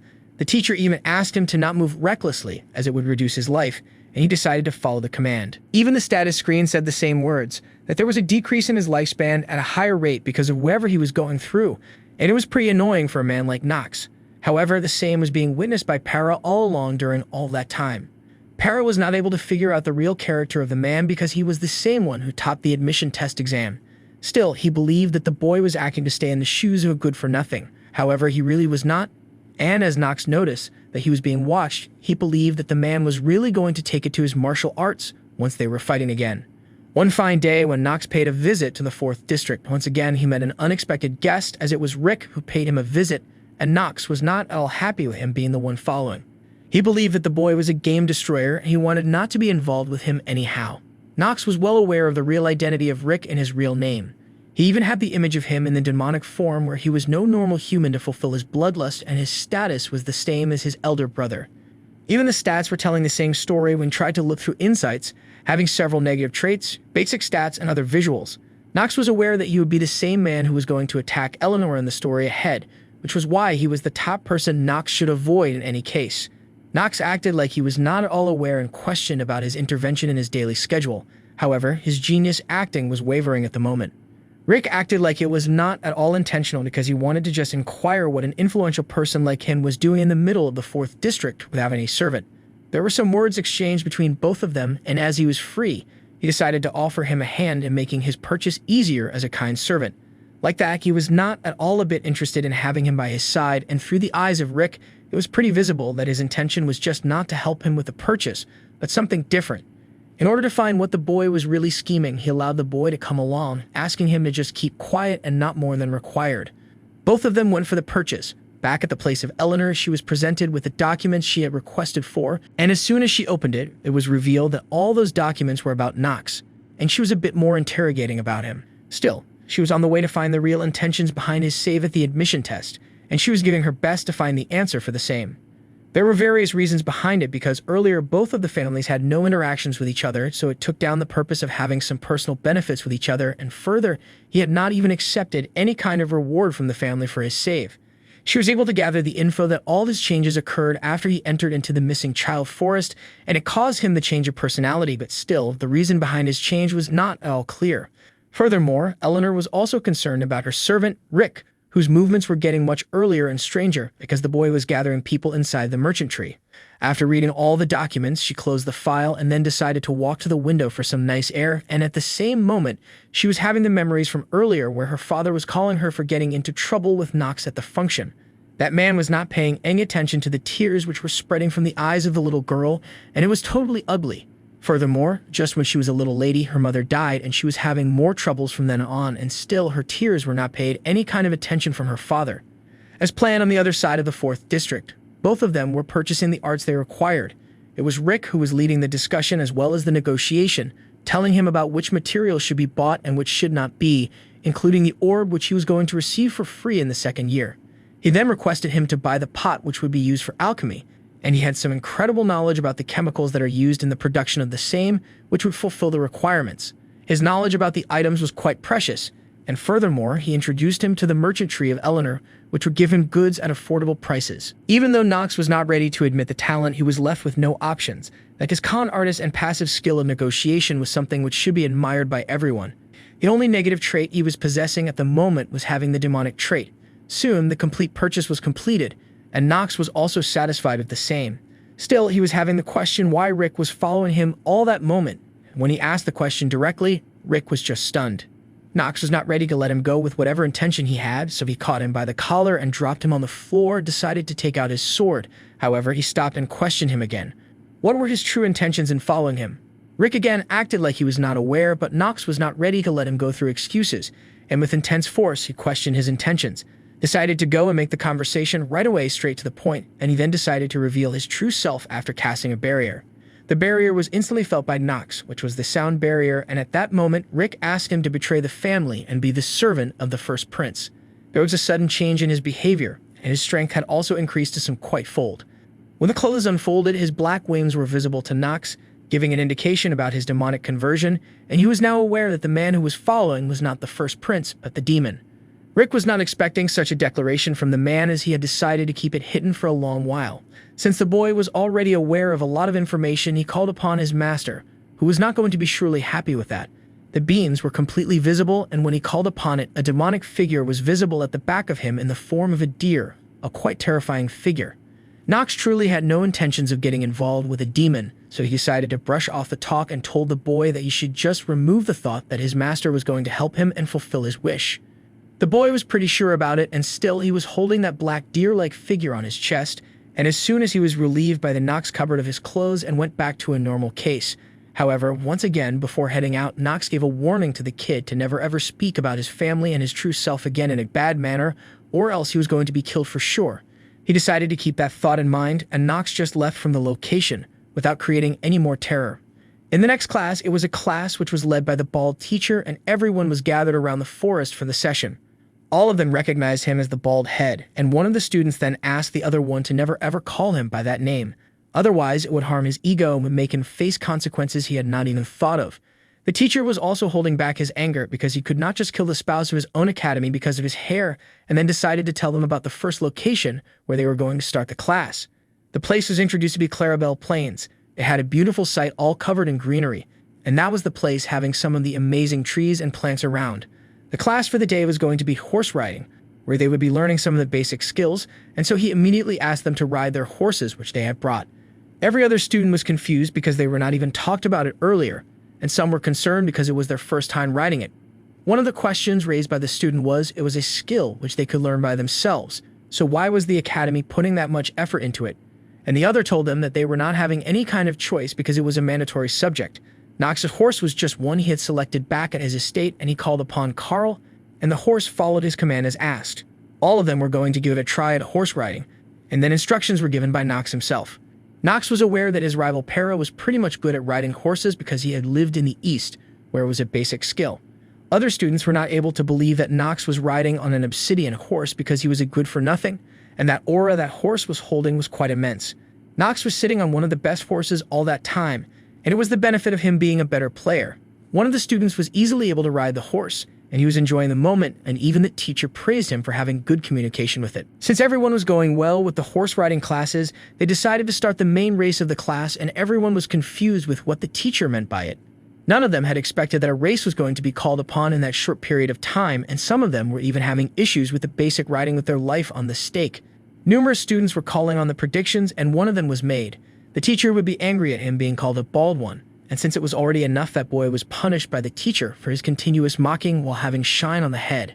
The boy was not even able to move, and it created a problem for everyone while the professor called on the rules where they had to ride their horse to a located place in the nameless forest and then return to it again after riding it. The one to reach first would get the highest points, and since the rules were simple and clear, Nox was not having an issue while the others also were not. Talia tried to interrupt while he was in his thoughts, while Nox decided to go on by himself with no other discussions. He was just concerned because it was the chapter where the demonic human appears for the first time, and he needed to be cautious during the course. In the real story, it was arranged in a manner where Nox was going to meet the demonic human for the first time, and it was Roger who was going to appear in the episode. In the real story, it was Nox who would save the other students from that kind of terror in that nameless forest. However, since there was not going to be any protagonist in the real story, he was just confused about how the true story was going to turn out in the absence of a leader. Everyone's life was at stake, and Nox was aware that he needed to take every step with caution. Talia offered the boy to come alongside her because it was visible through her eyes that she was scared of the forest, and Eleanor tried to mock her for being concerned about the others in a race, which was giving them higher points. Nox acted in his real self and brushed away Eleanor from the sight, and she gently did not like that and decided to go all by herself. Talia understood the same and decided to go on by herself in the race, and she offered him to go ahead as she herself was not good. He told her that the race was not that important, and while she was confused with that declaration, he left without explaining what he really meant by it. The bald teacher called upon the beginning of the race, and everyone decided to get going, with the ones having more skills in riding going up front. Nox was right behind with his horse Carl, and everyone was trying to get faster and faster to win it. Nobles were in the front as they were leading because commoners were not too knowledgeable about riding, and it was pretty clear from the common face. Carl did not like such a mark from the noble, and it somehow raised his anger. It looked like Carl had already understood what was underlining them, and due to the effect of mana sensitivity genius, that complete circle was visible to everyone. Everyone was standing over, and some of them were concerned. If what was that thing interrupting out of nowhere? Nox calmed down to tell them that it was teleportation magic, and they should stay still if they didn't want to die. Winds started to flow from the magic circle, and before they could comprehend the real situation, each one of them was teleported to a different location, vanishing and not leaving even a single trace. The only living being standing in the nameless forest was the demon, who was happy with his appearance as it was time for him to have his revenge. He had 2 horns on his head and was looking quite menacing with his sharp nails and intentions. Nox tried his best to leave from the front, and he was guiding everyone to just stay in because it was the only way. He immediately got down from his horse and then asked him to run away, giving some responsibilities to the soldier. They were still not able to understand what was happening, and their horses were also out of control, not ready to accept any command. As soon as they blinked their eyes, all of them were teleported to a different location, totally unaware. The next moment, when their eyes opened, they found themselves in a forest, not knowing the particular location, and still there were some more students who were on the ground due to having severe headaches, and they were trying to find out their current location. Everyone had different suggestions, including plains or forest. Nox tried to understand what was going on at the moment, and he then just felt a kind of mysterious aura around himself. The boy was particularly aware that it was none other than the teleportation magic. However, it felt really different from the Dean's, and so it was not going to be a test this time for sure. The princess came up front to Nox to inquire about the situation. However, he denied it instantly, giving the confirmation that it was not from the academy professor. Echidna became more worried and was asking for more details in a mean voice, so being a noble, Nox calmed her down in some rude voice, clarifying that he was not responsible for answering her in any situation as per her current position. It was not liked by Echidna. However, she did not have the particular authority to say something. Eleanor reconfirmed whatever Nox said in the meantime and then questioned if what was the reason behind him thinking in that perspective. Even Talia was curious about the same, as she was also considering it to be something from the professors. Nox found both of them quite complicated to understand. His reason to think in that perspective was because he was in a game called Inner Lunatic, one of the most difficult ones. To clarify to the others, he just said that the magic power was unstable, and then immediately activated his genius skill to tell them further about it, stating that the aura that was emitted from it was much more different from what the professors and Dean use. Leon spoke in favor of Nox, as he was also aware that professors would never toss any trouble for the students, as the majority of the students were nobles having higher positions against the professors in the academy. Nox was also selling the clarification of Leon. The formula was really unstable, which was the confirmation that it was an outside influence. The princess even gave it a thought to be something from her brother's smart minds, asking everyone to just get out of there. Leon was not liking the dark mana surrounding them at the moment, but Echidna took that into different regards, asking for proof of whatever he had spoken at the moment. Out of nowhere, the princess came from behind, asking her to stop because she also believed that whatever they were saying was completely true, as in case if they survived, it was for their death. Others were also finding that they were deployed to be different, and all of them started to pay her knowledge of magic because they desired to stay in the eyes of her.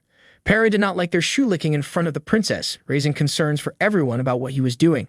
Para caught a kind of blood stench at the moment and immediately told everyone that it was an intermediate rank or even above. Nox was also able to feel the same and wanted to stay. There was something above them, and at the moment when they looked up, one of them was out. They saw a huge monster having the resemblance of a crow with red demonic eyes flying over them. Nox, who was on guard already as soon as he noticed the presence, jumped from the ground and then sliced off both its wings, asking everyone to get ready. With that attack, the demon was not able to survive any longer and fell on the floor mercilessly. Nox came out of nowhere, asking everyone to follow his command. He was much aware of it. However, others started raising questions for the same because in their eyes, he was a good-for-nothing kind of student, not having even particular skills. The princess had a different face this time, and it looked like she had a different opinion, as she was very much impressed with him detecting the presence from above. She was never going to consider him as a good-for-nothing. Everyone had questions in mind about the sudden change in the character of Nox, and at that moment, the crow demon, which just fell from the air, caught on color, a kind of demonic interference. On the other hand, the teacher was waiting for them outside the nameless forest, and he was calling them a totally talentless batch because they had not arrived back even after spending so much time. It was the first record in history, and while he was still waiting for them to arrive, the purple-haired professor arrived while running on the back of his horse, informing him about the trouble, while the bald teacher was pretty confused with his presence as he was not expecting him at the moment. The purple head immediately asked him about the presence of the students, and before he could answer directly, he felt a different kind of presence and feeling, making him unstable on the floor. Upon reconfirming the same, he got to know that the head spotted the man who uses demonic magic 3 hours ago and then told him about the activation. Their main reason to be worried was because the dean was not around, as she would be enough for them to take care of whatever issues were in front of them.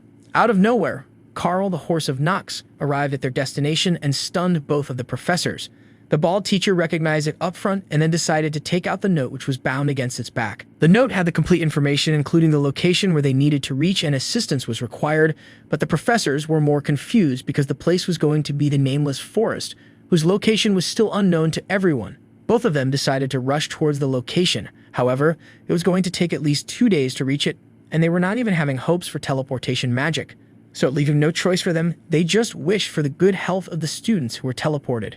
Inside the nameless forest, that monster was already taken down by Nox, and he was then cleaning his sword of blood while everyone was looking at him in total confusion.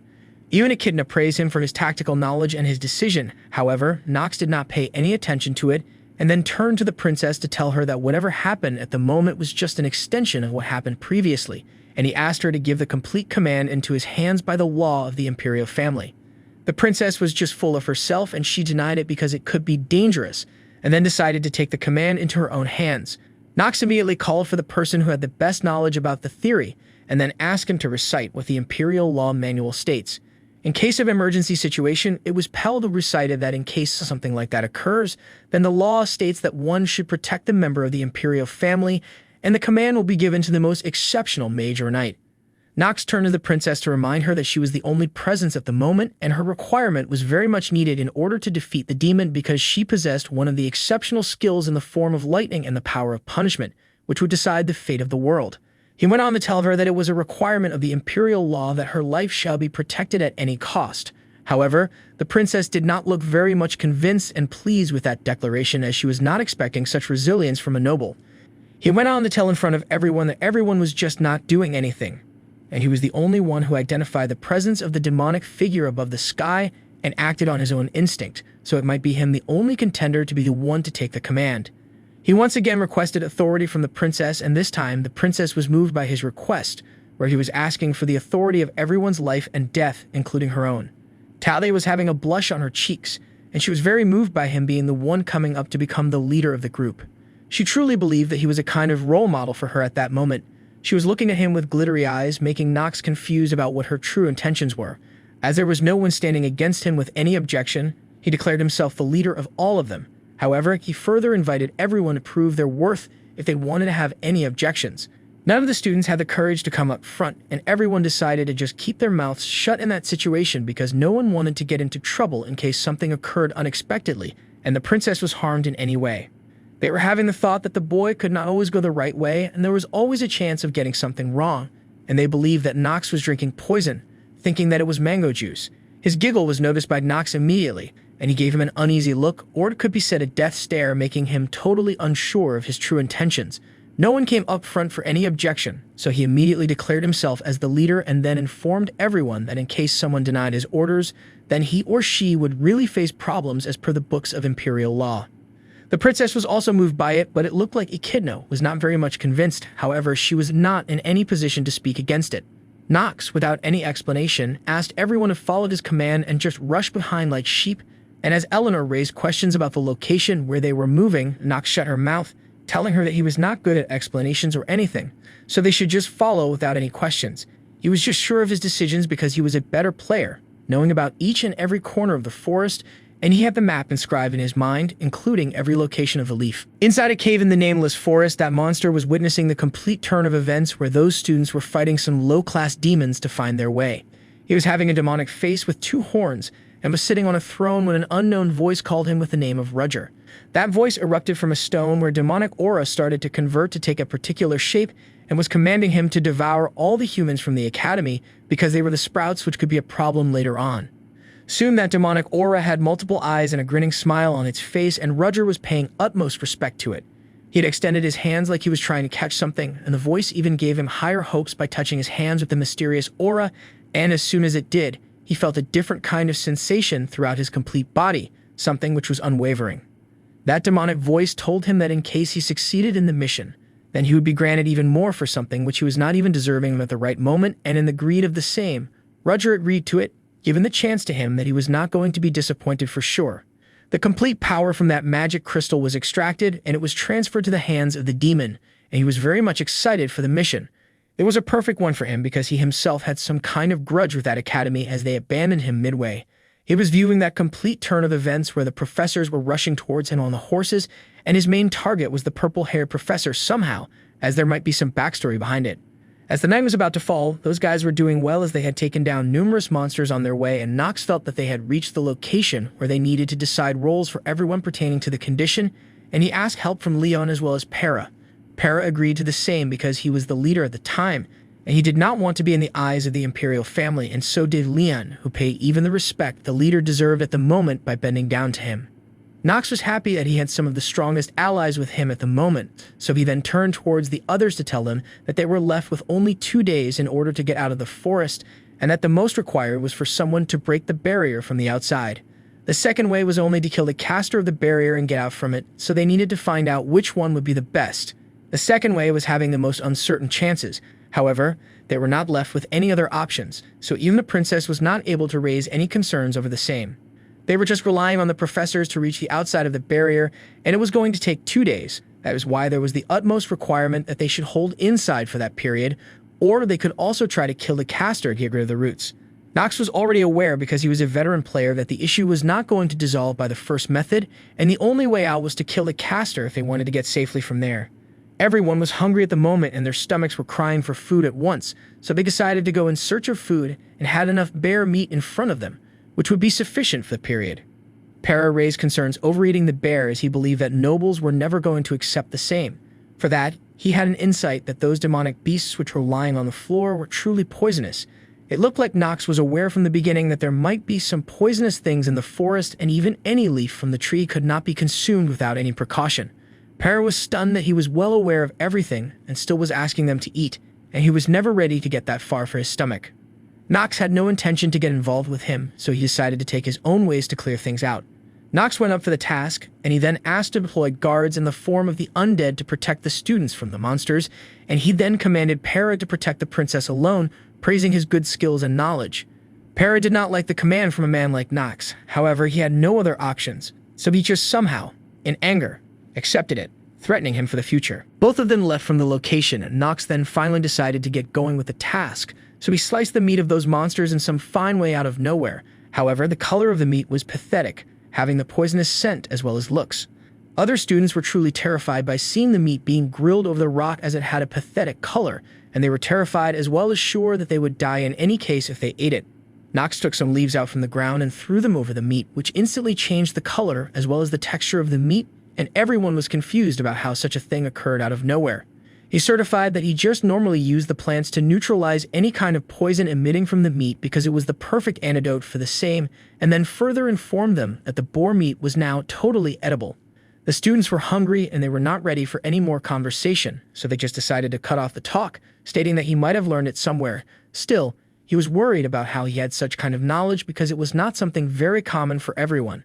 He decided to offer it first to the princess, asking what kind of texture she would like, and he offered her only medium or rare medium, knowing that in the inner lunatic, perfection was never the case. Everyone was drooling after looking at the meat, perfectly textured and being prepared on the fire. Even that boar was looking extravagant at the moment because everybody was hungry, and so the case was the same with the princess, as she even had the intention to eat it all without giving it to someone. Even though both the professors were on their way with their courses, they somehow got into contact with the dean and then informed her about the demonic monster, which they were going to face, telling them about the specification that it might be more than the intermediate rank or above. They'd further informed that he was already on the rescue mission with another professor, and since the other professors were already on their dispatch missions, none of them were present to assist them. At that moment, they heard some munching sound onto the radio, and the bald professor was just confused if he heard it right that the lady was eating. However, he slacks off, thinking that she might not be that ridiculous in her character. Raz was not able to hold back, and he confirmed if she was really having lunch at the moment when they were discussing such an important matter, and with the reply of D, it was pretty clear that she was not paying any much attention to their discussion. And with that, the faces of the professors failed into confusion completely. She, on the other hand, informed both of them that it was not going to be any issues, and they will come without having any problem. However, it looks like that she was having fun, as she was wishing them to be second years. Students have more fun. Bald Professor informed her that they were just the first years with no significant knowledge about battling into war, while the Purple Head was more concerned about them, because they were not even aware about Define's magic in the first place. The radio was disconnected instantly, and they were not able to believe that she hung up right onto their face and left with no option. Both of them decided to just help with whatever they had at their disposal, as they are not going to turn their backs onto their students. He was rushing forward, so Professor Purplehead was also not going to stay because he wanted to protect his apprentice at any cost, the one who had not even accepted to be his best student. Inside the forest at night, everyone had their fill and all of them were resting peacefully around the bonfire like they were on a picnic while Nox was still indulged in some kind of task back then. He was spelling the blood of monsters they had just eradicated, and on being questioned over the same by Leon, Para disclosed that his intention was to get rid of weaker monsters from attacking them because the one whose blood was being spilled was of higher rank, and it was a common practice into the east. Most vulnerable was at night when they were not in their minds while sleeping, and while they were in the middle of the discussion, the princess lady approached Nox and then thanked him for keeping herself as well as the other students safe in that dire situation. It was not the right time for accepting such gratitude from the princess because there was still a long way to go, and he was more concerned about the night, and it was going to be a long one before they could get rid of it. Everybody was looking tired, and some of them were even having a good night's sleep at the moment, while the princess was just happy that none of them had died, and they were surviving till then. It was all thanks to Nox. Her face was telling a completely different story at the moment, and she, with the little one, turned towards Nox and apologized for whatever her subordinate had spoken because she was having hard feelings against the families due to her past. Protagonist was not able to understand why the princess was taking care of such things when the things were concerned to him, so he just asked her to not worry and shall not thank a good-for-nothing student like him because it was not his nice position to be into it. Lead Princess had a different kind of perspective on this thing because she believed that she would even join hands with the demon in case it would be required to save someone's life because it was her duty to set without any hesitation into the position she was currently in. It was a strong line, so he called it up front in front of the princess, and the princess decided to call it off, stating that it was just a joke. He was already aware of her by her full name and her nickname to be the Prince of Kindness, and going forward to the story, it was even known that the lady was going to give up on her own life. Due to the beliefs she believed in, or in simple words, it could be said that her nickname of Princess of Kindness would easily be turned into Cold-Blooded Princess due to her character and turn of events into the future. Then, out of nowhere, he took some clothes from his storage and asked everyone to take a part of it where they were going to be split into teams of 4 to have a decent night that day. Everyone was confused by his knowledge and the storage of things he was keeping in the Dimensional One, and some of them had even started casting proclamations of things that could turn with his family. Those dreamers were very harsh even to the ears of Nox, who was residing into the body of a different individual. Soon the tent was set and everyone was looking tired from the task, and out of nowhere, Nox asked them to be careful, and somehow Talia heard it. However, he refused to answer any questions further, and later on, he divided the duties of late-night rotation for guarding the tents, and he had something planned on his head too. Protagonist was aware that things were going to turn dirty from there on, and their first requirement was to terminate the caster as it would make things much worse in later on scenarios. Since everybody was tired from the tedious tasks they had done throughout the day, many of them were yawning and some of them had already decided to sleep around the bonfire. Protagonist, on the other hand, had already taken out his sword because he was well aware that he himself had to take his first step in order to complete the story and shall kill the image inside the barrier. Later into the night, one of the students woke up out of nowhere, and then after noticing something, he asked everyone to do so. His screams were heard by everyone, and they woke up from their midnight sleep. Princess was among them, and when she inquired about the reason behind the same, the man revealed that a huge number of creatures having strong venom were already surrounding them from all locations. That was even felt by ordinary students now as it was too close at the moment, so Echidna decided to come up front to protect the princess with her guard on. Para was able to feel the same because there were strong monsters in front, even stronger than the one they had taken down. No one was able to understand what their next move should be because Nox was not there to command, and so Liam decided to take his grimoire out to tell that the command was transferred to his hands because the leader had gone on to a different task. Echidna did not like this kind of behavior from Marx because she was more concerned about the princess, so she was even calling him a runner, while Liam was protecting him by clarifying the situation on further questions. He did not answer her, but just informed that the monsters which were surrounding them were much more dangerous, and they should be pretty much concerned about them beforehand. Those monsters included the flying dragons as well as wolves. Eleanor came in front to support Echidna on her saying. However, Leon was not even a bit concerned about it, as he immediately casted his black magic to call onto the Ananda to take care of those monsters. None of them were able to expect such an immense amount of mana coming out of a mere student like him, while Liam was also confused if Nox had done such a thing. Before leaving the place, Nox called upon Leon and handed him over a black magic jewel, giving him some responsibility to take care of the students, and still was not able to understand what the reason behind him was taking such a step. Leon took the command, and then on the name of his family, he was about to declare the judgment to the monsters, and as soon as those monsters tried to attack him into his range, their body was being sliced by undead knights mercilessly, and they were not able to harm anyone.